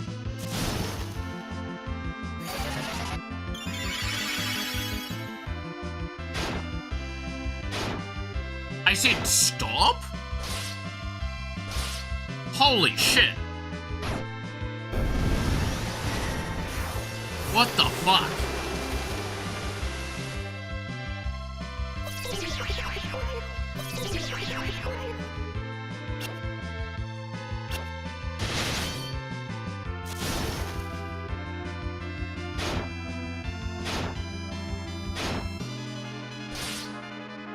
Relax! How fast do they hit as well? Like, this is getting a lot of damage going on.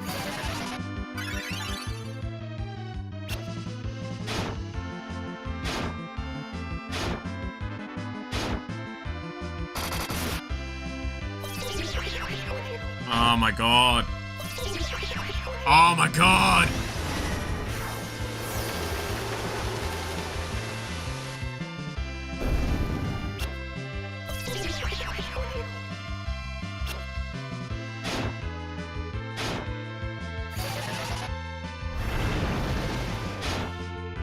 Alright, this is actually just starting to get annoying. No!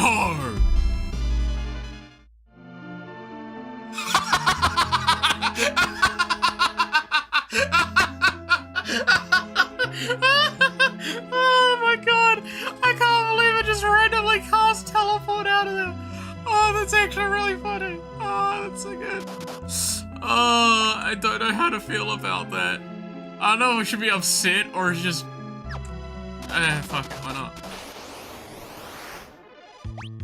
That's just really funny. That's just actually really funny.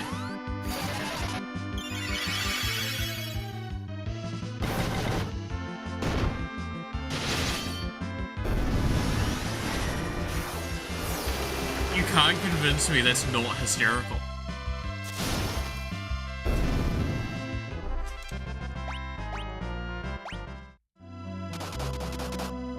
Okay. I'm going to use some healing here.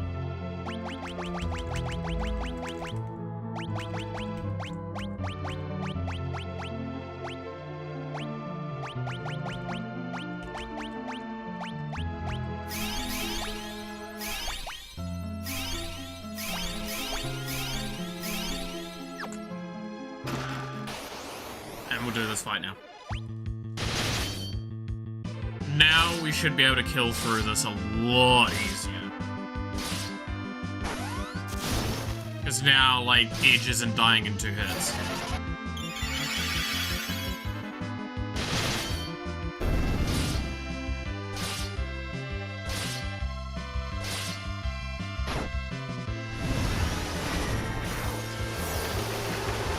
Which was, again, remind a big reason why we were dying so badly previously. Is like some of our characters would take 1-2 hits and they're just like out of the fight. Cecil took so much damage in some of those fights.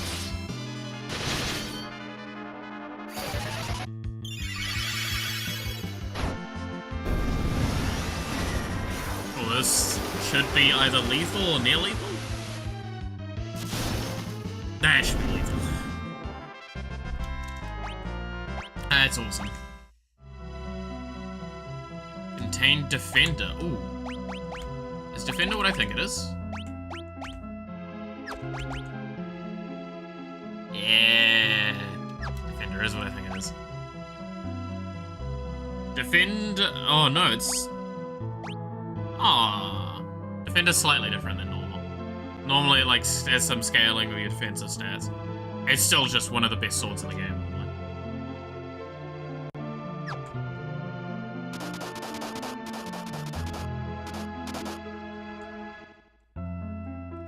I'm gonna walk the long way back to going down so I can get as many fights as I can.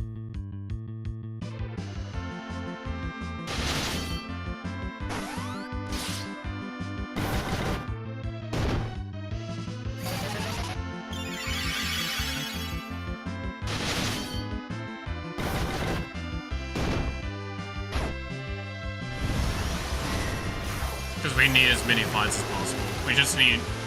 We need levels. We'll never not need levels. Especially on a lot of our main cast.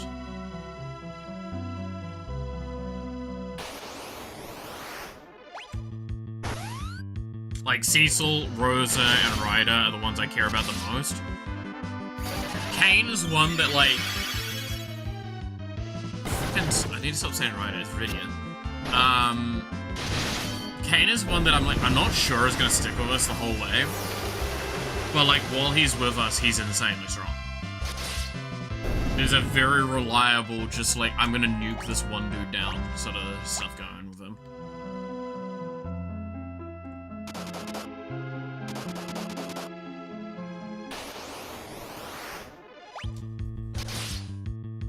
And because we've given him the weapon so he gets lifesteal, he's just really nice. Like, again, could we give more damage? Yes, we could definitely give Kane more damage. But, like, with this, Kane doesn't miss out so badly on the fact that he's not getting healed constantly.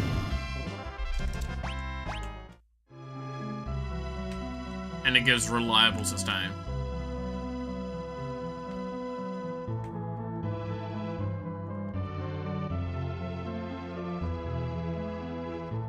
I feel a lot more confident now in our power. Which is maybe good, maybe bad. Because there is actually an argument of, what was it? Overconfidence is a slow, insidious killer. Good old Darkest Dungeon quotes. Overconfidence is a slow, insidious killer. No, I can't even do his voice. That voice was so good.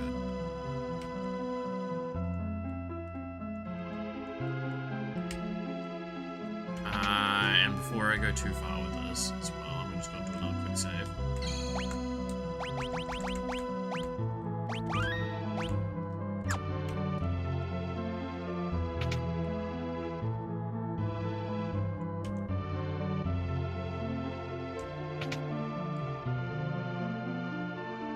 Alright, let's go down to the throne room.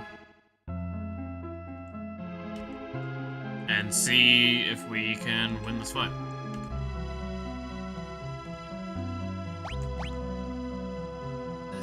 Let us begin the test.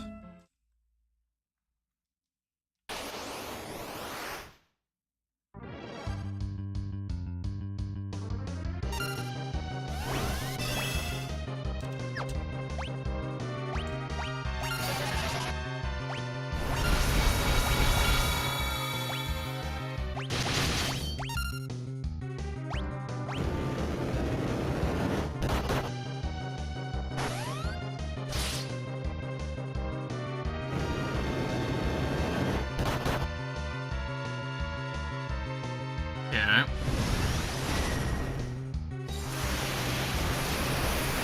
The head turning, I'm assuming, is dictation of action.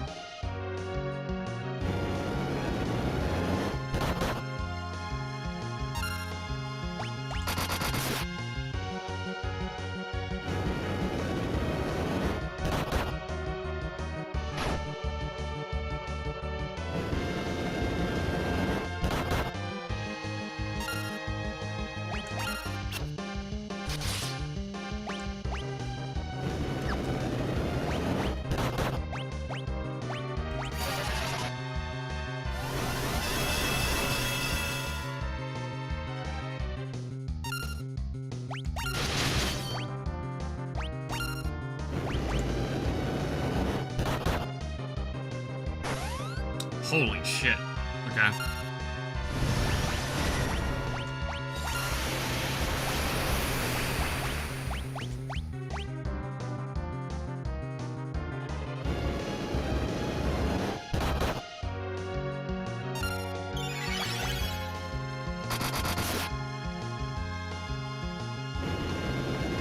Okay, heal's not too bad.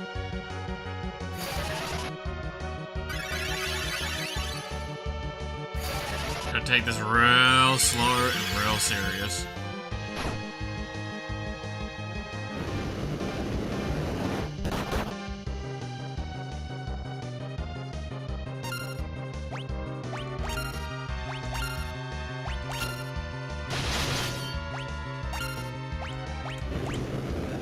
And now I just got a real heavy heal at this point.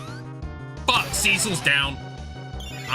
That's really bad, because that's one of my big tanks.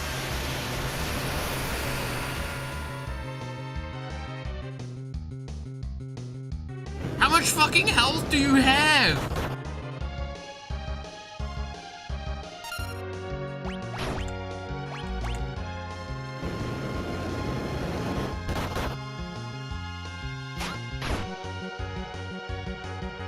It's not worth doing throws, okay, got it.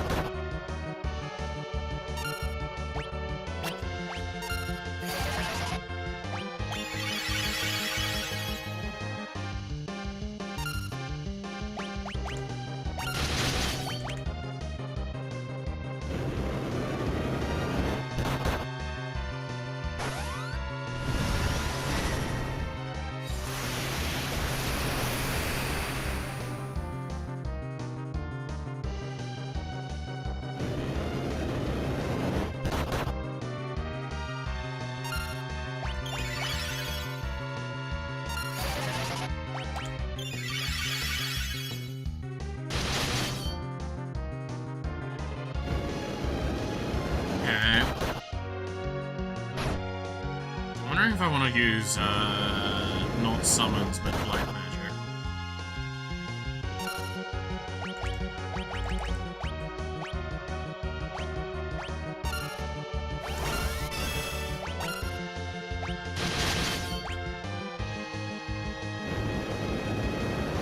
I'll rotate this around for a bit.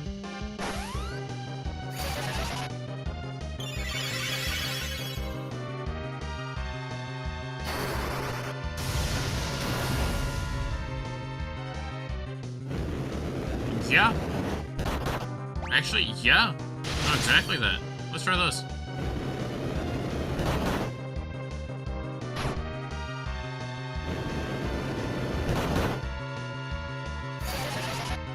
I would love to take the time to get Cecil back up.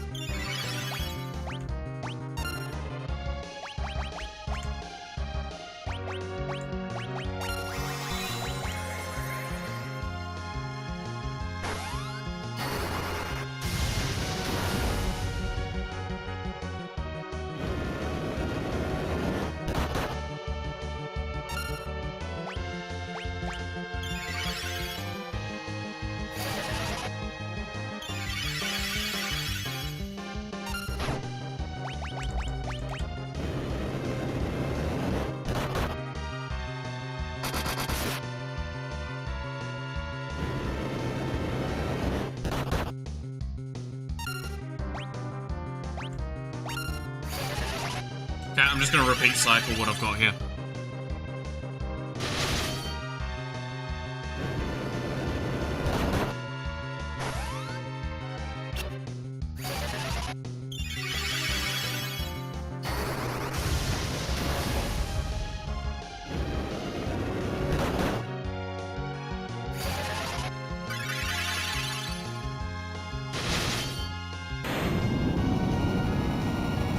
Holy shit, that was rough.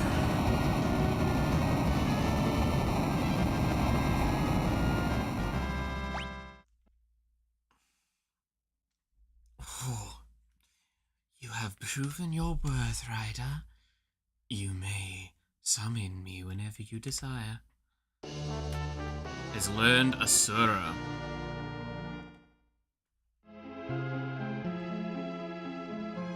I'm gonna go heal.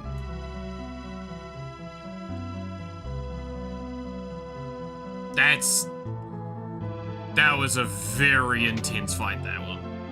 Oh.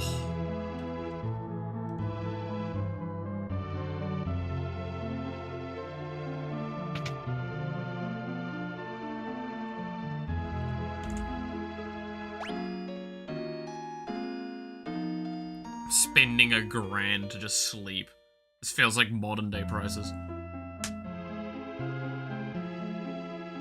Bro, there's some places that still charge me $50.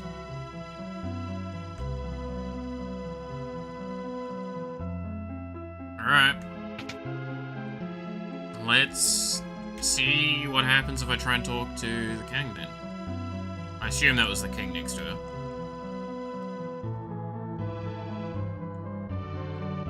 You are the first to defeat Asura, but you cannot overcome evil with strength alone.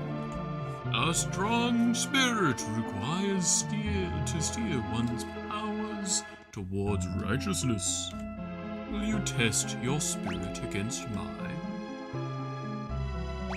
Yeah.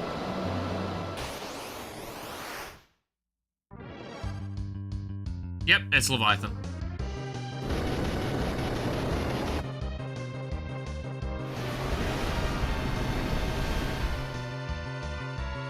Ow!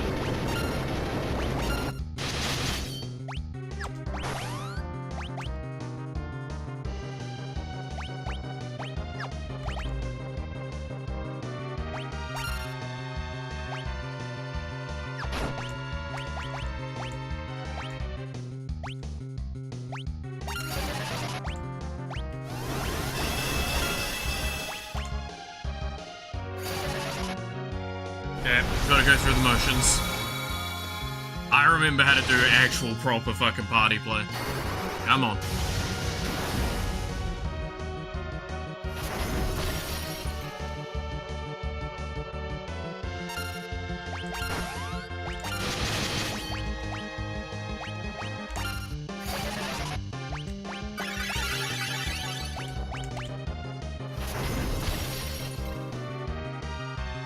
Oh, it hurts. I need to do healing cycling for a lot.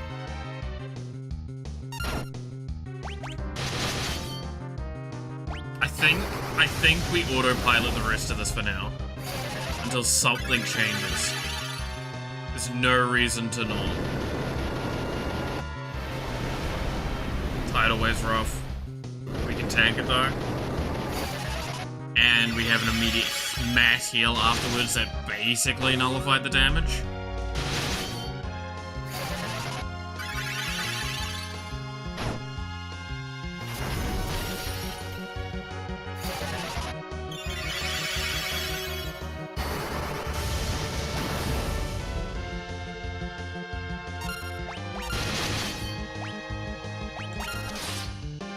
And I'm gonna switch Cecil to attacking now, just to get more damage out.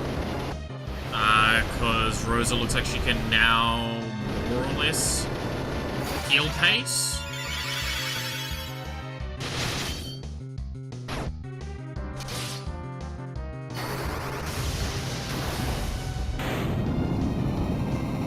That fight was easier, fuck me. I mean, I've handled that one a bit better, I think, as well. Indeed, your spirit is righteous. I, Leviathan, King of Summons, shall serve you. She's learnt Leviathan now.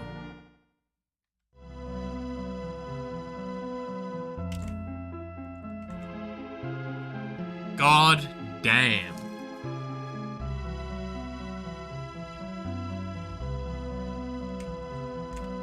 Well, that's fucking awesome.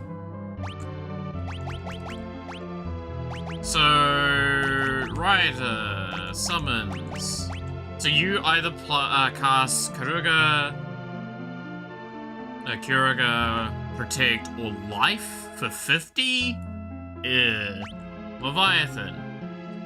Cast Tsunami.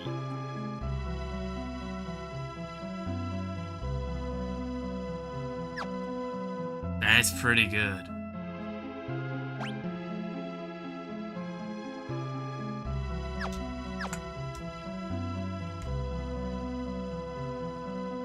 Tsunami is a good one. Tsunami is a very good one. I mean, that means we're done here then, right? That's the wildest part? So we've ticked all the boxes for this area?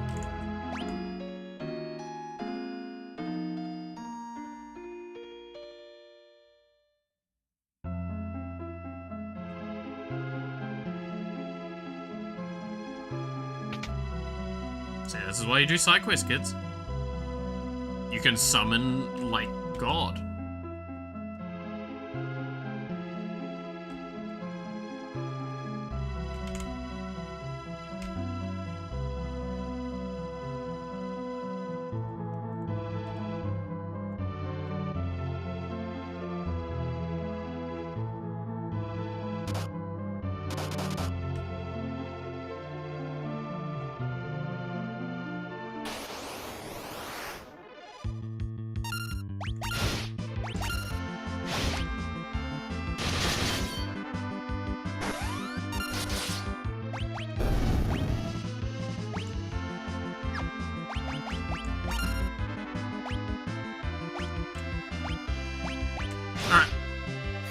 Go back to the normal cycle. There's no reason to do Leviathan here because it is 50, and it makes it much more costly to do. Even though it might do more damage, Shiva does enough for this area.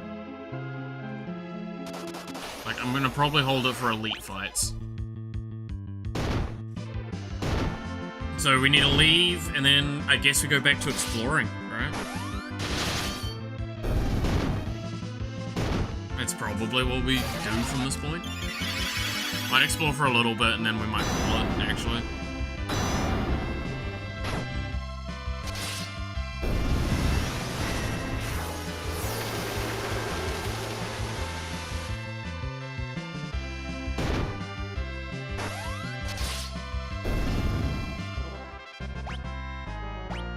Rosa leveled up some more, which is really nice. It's really, really nice. We're getting there. We're getting there very, very strong now. Very, very happy with that. This was definitely a worthwhile side trip. Even though we had to, like, do a shitload of leveling to even do this fight. Right. Again, this is one of those things of we did a lot of work to be able to do the side quests, so we're probably over level for the mainstay content again. That's always how it is, right? You do side content, you become like godlike in comparison to the main content at the time. It's the best way to do it, right?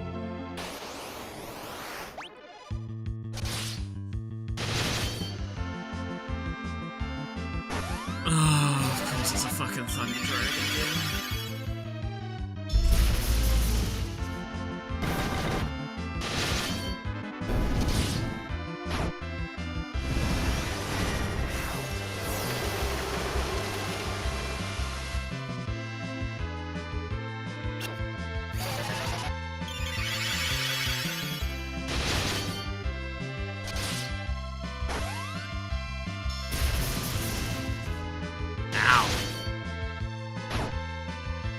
That thunder, man, it does a lot of damage.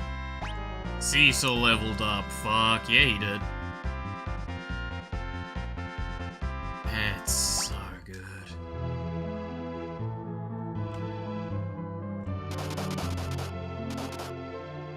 Dude, I'm feeling happy. I'm feeling strong.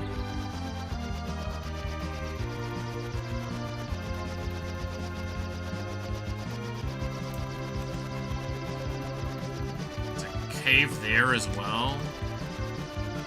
There's also the tower there. There's a hole here. Interesting.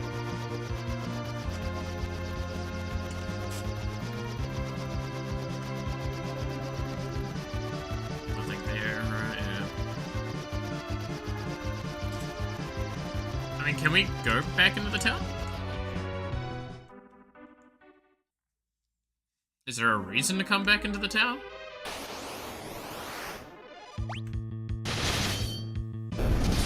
I mean, we're probably over-leveled as fuck for it now, right? It's because I assume that it's probably going to be the same power level as what it was last time we were here. Yeah.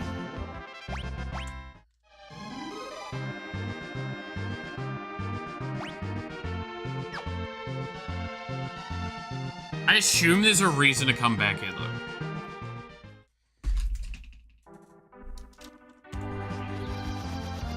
Especially knowing that it looked like you can disembark there. Wait, you can disembark on top of the cliff things? No, there's no way. It's gonna bounce me, right? No!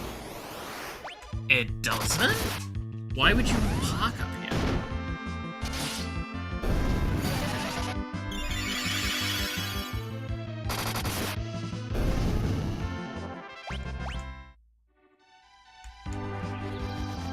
Now you've made me super curious, game. Why would you need to park on one of those?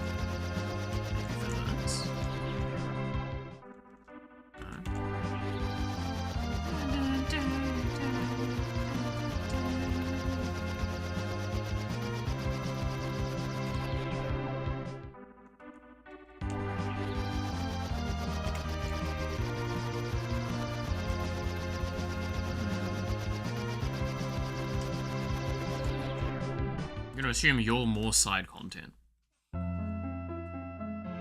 Yeah, this is the other thing that we were, like, reference to. Is this also damage ground? Yeah, it is. Oh, god damn, there's a secret passage. Secret tunnel.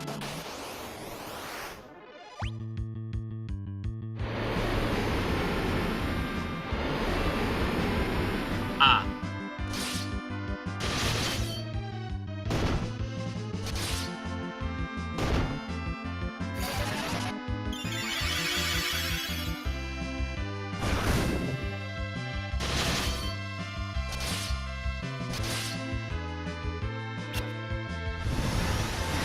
I just kind of want to test general damage right now.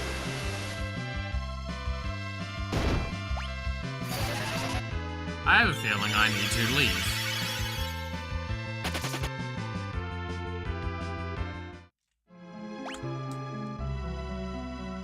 Yikes.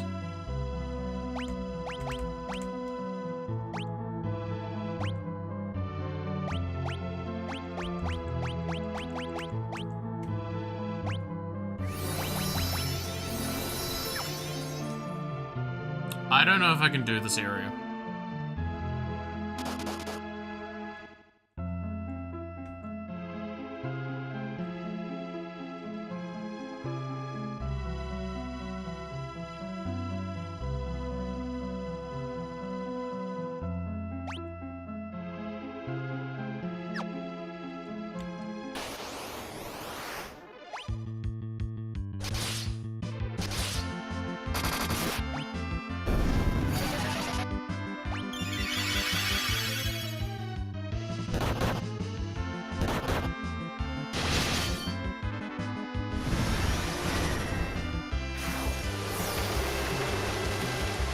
Let's see.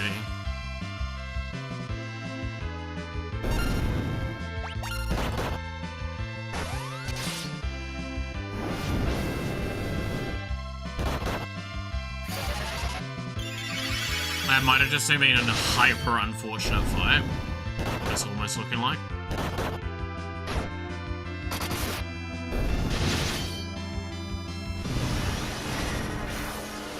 Which can happen, right? Like, I just hit, hitting back enemies and, like, one of the few types of enemies that just really fucks me up because that status affects me.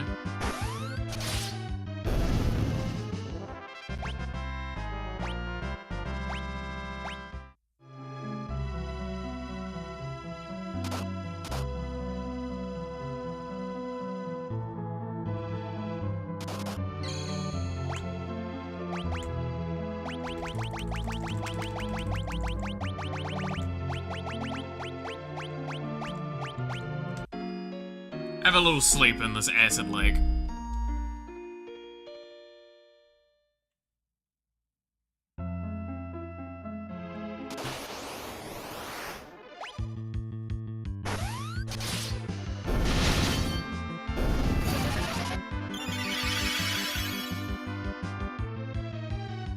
Ribbit.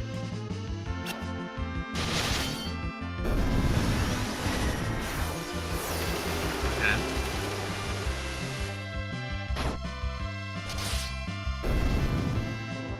Yeah, okay, no, I think it's starting to look like it was just a very unfortunate thing.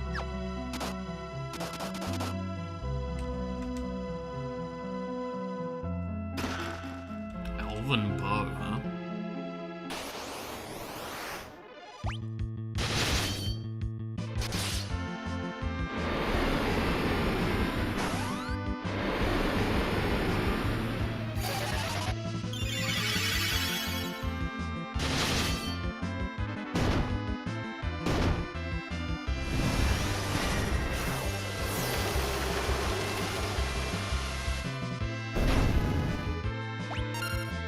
I'm just gonna leave. I think the Malboros are just an auto runaway for me for now.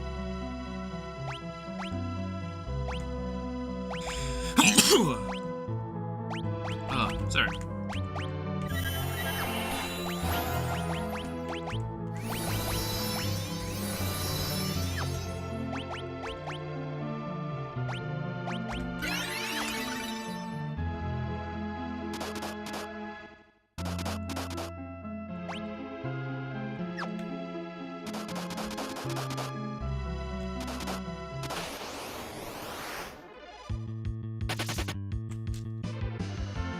I can't kill them fast enough. They hit me with a lot of status effects. I don't have a massive advantage into those fights.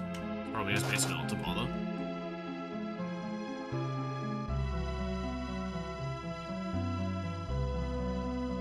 Is a chest open here?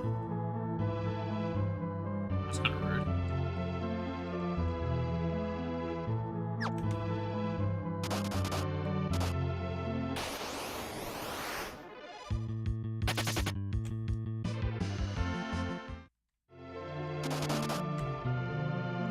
Okay, they're turning up somewhat regularly, which is telling me we probably don't want to stay doing some of these fights.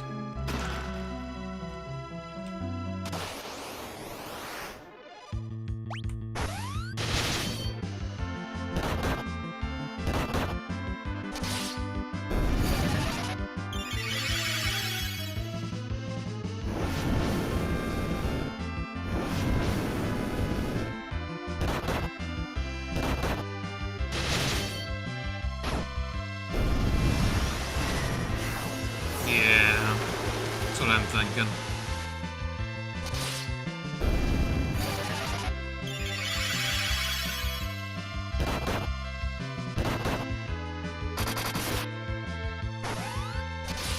I'm running through a lot of mana for these fights. Because they just go for so long and they do so much damage, and I can't actually turn off the healing.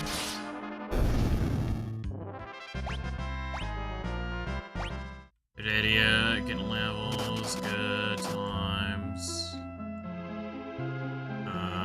Yeah, I think we just back the fuck out now.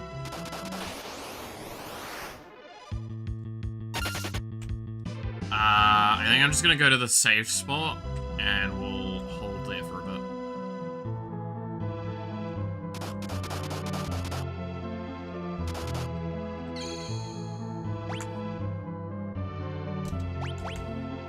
Dump out a few tents, get up to full again.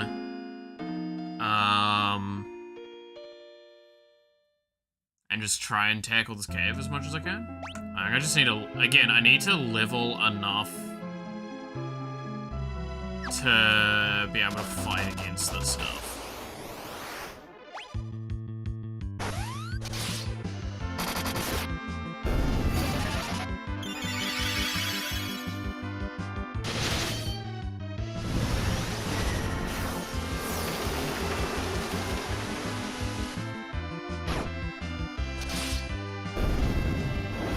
Wondering how I want to approach them.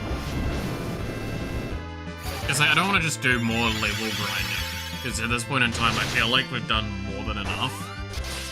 I don't think I'm behind in levels. I think what I'm annoyed about is that I'm not ahead enough in levels that I can just brute force the fights. But also, if those dudes keep turning up highly regularly, it makes it really hard to justify the approach to it.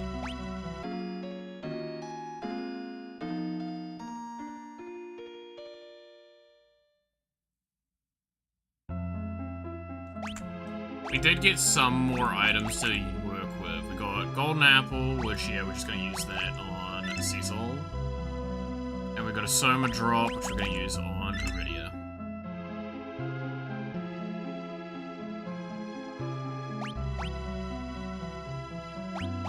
Elven Bow is so nice. Mage Slaying Bow made by the Owls, cast Shell.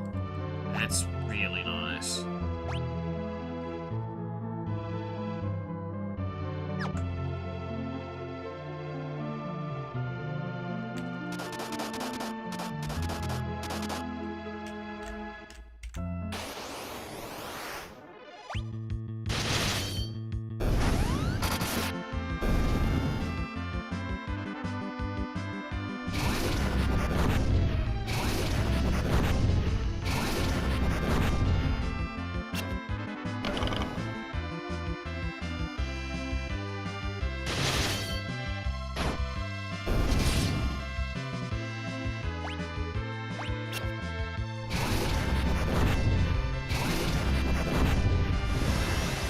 Oh god, it can recast, so it can de-do it. That's so fucking stupid. It's such a dumb fight. Oh, I'm gonna hate this area, aren't I?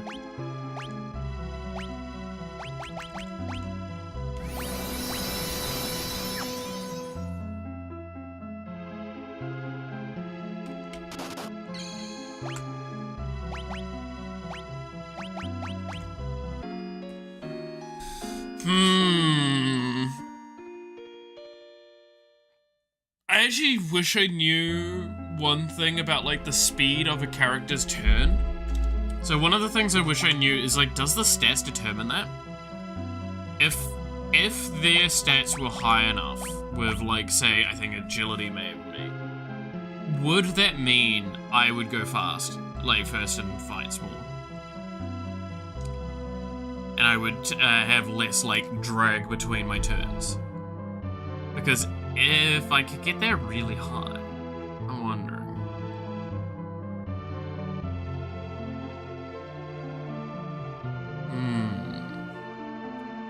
That is an interesting question.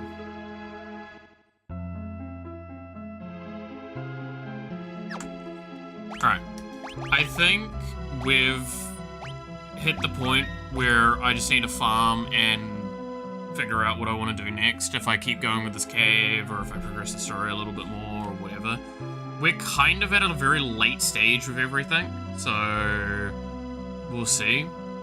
We'll probably be playing this into next week. I expect I'm probably not going to finish tomorrow, because I'm going to want to finish early tomorrow to ensure that I can get that internet sorted.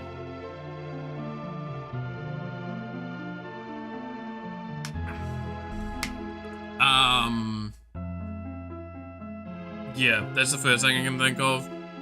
So we'll probably be playing this next week. Just as a reminder, and I know I'm going to talk about it tomorrow again, no stream on Monday. We normally have a stream on Monday, no stream on Monday, or well, the first day of the week. I think it's Sunday for most people. I have a doctor's appointment. That takes priority, and we all agree that it should probably be best to just take the day off. So, with that all being the case though, thank you so much for watching. Hope you enjoyed. You're awesome, stay awesome, and I hope to see you again next time. Until then, bye.